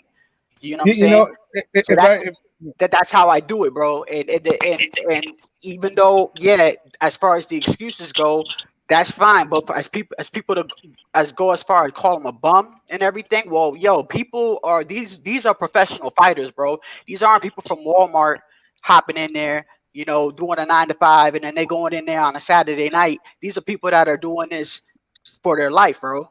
You know what I'm saying? Like, so if he's putting people to sleep, and not every one of them are bums, bro. You know what I'm saying? So I mean, you got to give them some credit, bro. You know what I'm saying? Yeah. So Facts, Shadow. Well said, brother. Well said. I agree with all that. Hold on a second. The idea, like, see, some guys you can't criticize. Like we're talking about Loma, and you know why like the undue criticism he gets, right? But for me, what T.O. did to Loma was not a surprise at all. Because for me, and I've been saying it for a long time, Loma's a completely different fighter going backwards. He can't really do it. So you get him going backwards, you'll see a different guy come out. But then you go, hey, you know what? You're just not respecting his game. You're one of these haters kind of thing. Whatever. But that was a technical analysis, right? So when it comes to Wilder, if you're going to do the technical analysis and there's any number of things you can point out. What I think he needs to fix in order to beat Tyson Fury is the way he behaves in the clinch. He cannot be this passive, and he can't be that reactive to what Tyson Fury's got to do. He's got to figure out some way to get mean and to keep the fight long, and and be able to deliver that right hand, hopefully late, because we saw Tyson Fury take it pretty good early. Maybe Wilder didn't have his legs under him for whatever reason, and it'll be different in the trilogy, but. I imagine that when both guys are going to be there at their strongest early on in the fight, let's see if he can take those that right hand, like rounds 9 through 12. Any last thoughts, ladies and gentlemen? Hey, Punch, I'll go first. Thanks for having me, man. Everyone on the panel, bro, nothing but love and respect. I know we have these conversations, these heated debates. I love them. I live for them. But at the end of the day, it's boxing. And this is what we do. So nothing but love and respect for everybody on the panel. I'll be here arguing again tomorrow, man. I'm out. Yes, sir. Hey, Black and Brown, I subscribe to you. And I think everybody on the panel, everybody that got a channel, last time I was here, I went to your channel and I subscribed. I think I went to World Combat's too. I think I went to his, Black and Brown. I didn't know if I went. I'll go to Rapstar and I'll go. Whoever got a channel, bro, just let me know, bro. Because I watch everybody. So you know what I mean. Yeah, man. Appreciate that, brother. Appreciate that. Cool. Peace, Bunch, man. Thanks a lot for hosting another hot one. Hey, peace to the panel. Yeah, you know it's always love and respect, guys. And you got me on this one, Smoke, but I'm gonna get you on the next one. Man, keep dreaming. Man, you gotta watch this fight and stop with these platitudes. Yeah. And the 21 years old, 35 years old. Bro. Man, stop checking IDs and check out the fights. Hey. You don't even watch the zone. Smoke tell me to watch fights. He don't even got the zone. Hey, quit being cheap and buy the zone, Smoke. He be watching ESPN Deportes. Nah, he's the only one here crack streaming the zone.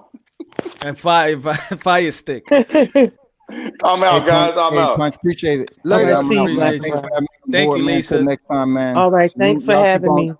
Y'all keep on tuning in to Punch Drunk Boxing, man. Salute to you. I'm out. Salute. All right, see you later, World Combat. Hey, thanks for having me, Punch. Oh, thank you for joining in, Lisa.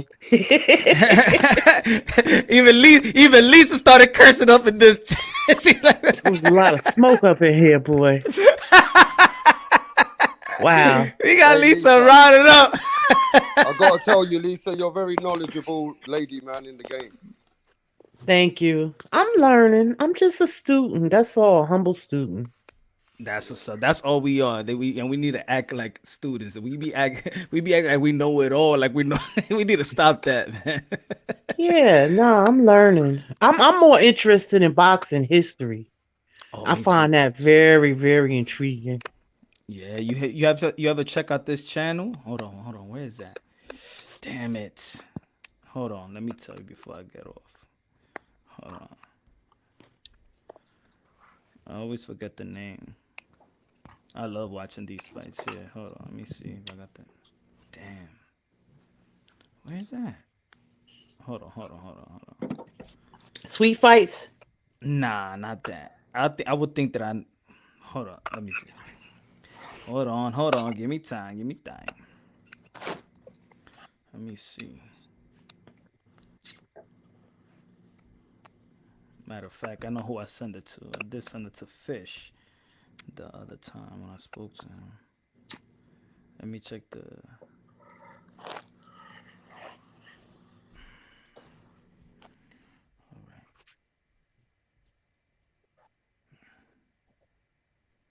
There you go.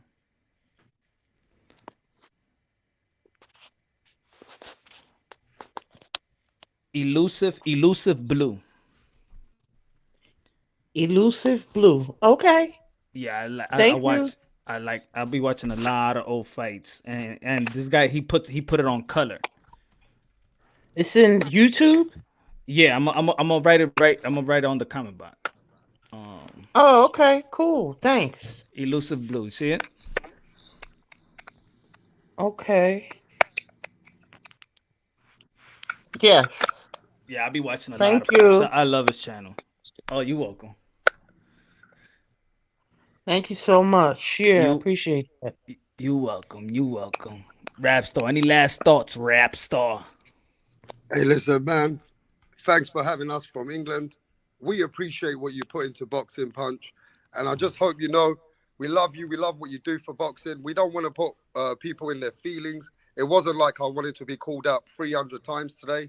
I mean, you know what I mean? They made me famous overnight. And you have to appreciate the same big channels who are calling themselves big, who've been in the game for 3-4 years. I've been given love and support overnight in the game. I've only come about not even 3-4 weeks ago, right?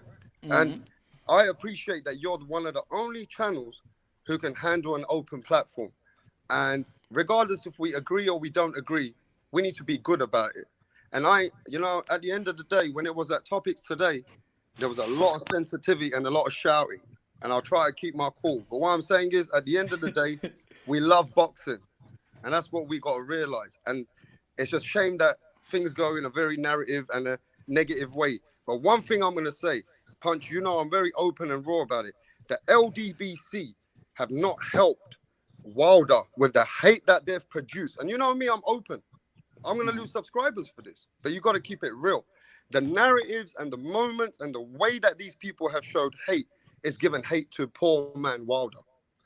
Wilder did not deserve all the hate that he got from the channels that kept hating on different narratives for Wilder. Does that make sense to you, bro? Before I go. I make a lot of sense to me, brother. Makes a lot of sense. It made a lot of sense, brother. Yeah. God bless everybody. God bless Lisa. Punch. All right, God bless you too. But you know we're raw, bro. We're gonna keep it open. And yes, sir. At the end of the day, if people want to shout at us or go mad at us, we're ready for all the smoke. But we gotta keep it factual. We can't just be riding one way for Devin Haney and hating on him and Demetrius Andrade. If Wilder gets it, we need to take it the same way we take it for other fighters. But in the end of the day, with all the critique and all the critique and stuff, it has to be a way in the end of the day that we uplifting the sport. But you get it, right? At the end of the day, man's all love the game. Yeah. You know what I mean? And not many people allow open platforms. They shut it down. And you've got a very, very strong open platform which allows all opinions from all over the world. But you know what I mean? You can't be putting hate on people because we're not from your world. We just see it a certain way. That's all it is, bro. Yeah. You know what I mean? We love the game. That's all. Peace out to everyone, bro. Peace. Right. Yeah. Troy, any last words, brother? Yeah, last words from the last man. All right. Well, appreciated your passion today, man. You're usually real laid back. Somebody brought out, the Ricky Ricardo out of Punch. Let me tell you something, okay? You don't be using that word, okay? I should have broke up the broken Spanish right there. That's what I was saying. I was like, go ahead and say it in Spanish. Go out. That's right. Yo, I think don't lie. I think I popped a hernia.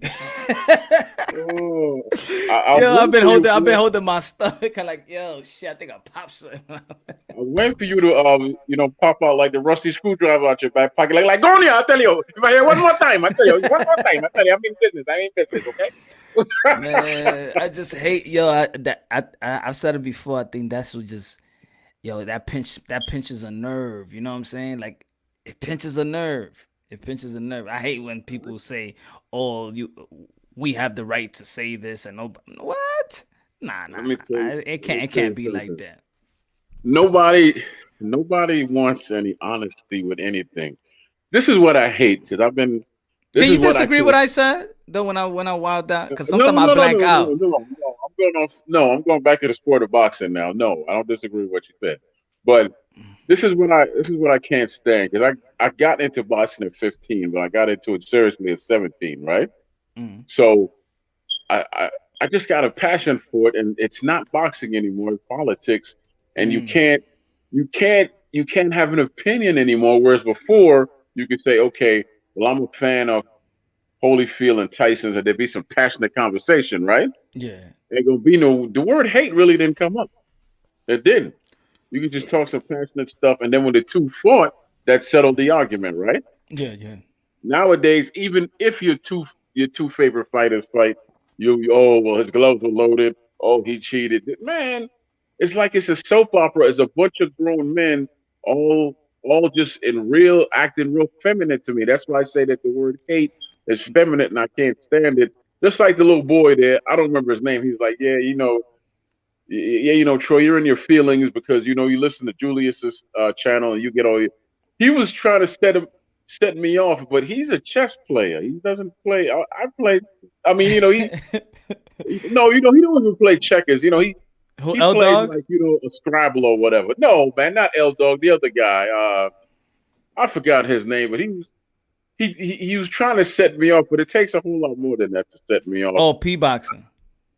Yeah, he's probably real young though. He's probably just a young cat. Nah, he a grown man. Really? Yeah, I didn't get that approach from him. I get that approach from him whatsoever. But keep doing. I'm gonna keep talking. So just keep doing what you're doing, man. Then the reason I was cutting in so much when they were going back and forth, World. What's the brother name? Rapstar, and the other one, World Sports or something? World Combat Sports. World Combat Sports. I got tired of hearing them battling. I mean, just get into each other. They were just getting entirely out of hand, too personal to me. So I just said, I will take being labeled a fool because I don't care. I'm confident in who I am, right? Mm-hmm. And well, that's why I was prodding Smoke like, where's that thing, Smoke, that you promised me about Luis Ortiz? Because I know he'll go off on a tangent about Deontay Wilder. I'm like, back to boxing. Yeah. I think with me is like, I mean, I know it got to be something good about the guy. I mean, he can't be all this awful, So the way you broke it down, it's more like logical to me. Like, okay, that's actually could be factual, right? What you said, instead of what everybody else is saying. He ain't do this and he doesn't have a resume and that's it. He's whack. He can't box. But you know what? People come in with their guns already loaded, talking about, okay, I'm gonna defend him to the death. And it's so amazing that all the people that want to defend Wilder, they never translate into ticket sales or pay-per-view buys. You ever notice that? Yep. Well, if he has this many fans, they so passionate, why are they stealing fights just like I do? I mean, I like Wilder, but I could say things that he should have done. But I'm saying, you know what it is? I think all of the things that I feel like he should do, whether it's technical side or whatever, I think it's like overblown. We said it enough, like and that's what it is. That's why I actually do just stay more quiet and listen to everybody else, because I think I already said or done several videos about it, so I don't got nothing left. I can't keep saying the same thing that no, I don't agree. I wish he would have never came out and say these things. I wish he just would have, get back in the gym or whatever. But how many times am I going to say that? You know, right? Because this is my last thing. I'm going like for Joshua. The reason why he could stay quiet and people might think that he's standoffish or whatever, because he has nothing to say. He could say all he wants in the ring, right? He's the one. He's the one that I've repeatedly said tonight that was built to be great, and he's followed through. Okay, so he had one hiccup where he lost to old boy here, right? But he came back and beat him. So everybody wanted him to knock him out. I wanted him to knock out Ruiz, but he beat him. He outboxed him in the first round. He punched him smooth in his face, right? And then he just went on and on. Yeah. Matter of fact, you know what I said? I said before the Dominique Brazil fight, Wilder, and before the Anthony Joshua and Miller fight, I said, man, I hope somebody throw a monkey wrench. Somebody gonna lose. Somebody gonna throw a monkey wrench because that fight didn't happen. And I said the same thing with Charlo. I said, Hurd and Charlo should have fought. I hope somebody throw out a monkey wrench in 154 so we can stop talking about it. And the same thing I'm saying about the welterweight division. I hope somebody throws a monkey wrench because I'm tired of it with the Bud and Earl Spence. Somebody throw a monkey wrench. That fight is never going to happen. And I keep telling this to people. I say that PBC too. Doesn't have the history of making big fights like that. That's why Joshua was never made. Lomo Tank was never going to get made. Even fights between their own fighters like Russell Santa Cruz, that should have been easy to make, shouldn't it? Yep. Never made, but have a good night, man. Good night, man. I was only joking about the salmon and the rum. I Googled some rum, support names, rum from DR, but I didn't. I just couldn't fit him into the damn super chat. So I said, yeah, I'm gonna look into if I got an address so you could go and get some the pure. I'll let you know. Man, I got my Rand nephew, man. I can't go against my country. I got my Rand nephew from Jamaica. You gotta come to Washington High, my friend. ¿Qué pasa? Ven, coña, bebé. But the truth is I don't even drink it. If I get sick, I'll drink it. But other than that, I don't drink like that. Even for people think I be. Look, for how long you seen this bottle? And look how full it is. Nah, I don't drink like that. I'll take like a zip, but I don't drink like that. I tell you what, because you got. I don't know how old your children are and stuff. Because when mine were younger, right? I got turned on to hemp milk. If you could get some hemp chocolate milk, right? That stuff will smooth and calm your children down. Trust me. Yeah, it works. And my wife just breastfeed. My wife breastfeed throughout the whole way. Like we never gave milk. Well, yeah, you get some hemp milk or some hemp chocolate milk. I got 3 sons. They older now, 19, 18, and 15. And when they were younger, I was like, man, I'll teach them how to box, and they were playing sports. They were hyperactive. I gave them that hemp chocolate milk. They're like, we all right, Daddy. We fine. That's the motion. That's the motion. That's what Project Mother used to give their kids some Tylenol so they can go to sleep. Nah, man. But all right, man. I'm gone, man. I'm off tomorrow, so I'm making some type of soup. I was serious about the turkey neck stew, so I'm gonna go. We'll get some sleep, and tomorrow I'll knock it out. Hey, happy hour Thursday. You thought today was good? Oh man. I'll be here. I'm sure I'll pick somebody else tomorrow, so it don't matter. All right, man. All right, man. God bless. Everybody, God bless y'all. Thanks for tuning in, man. Love y'all. God bless. Have a good morning.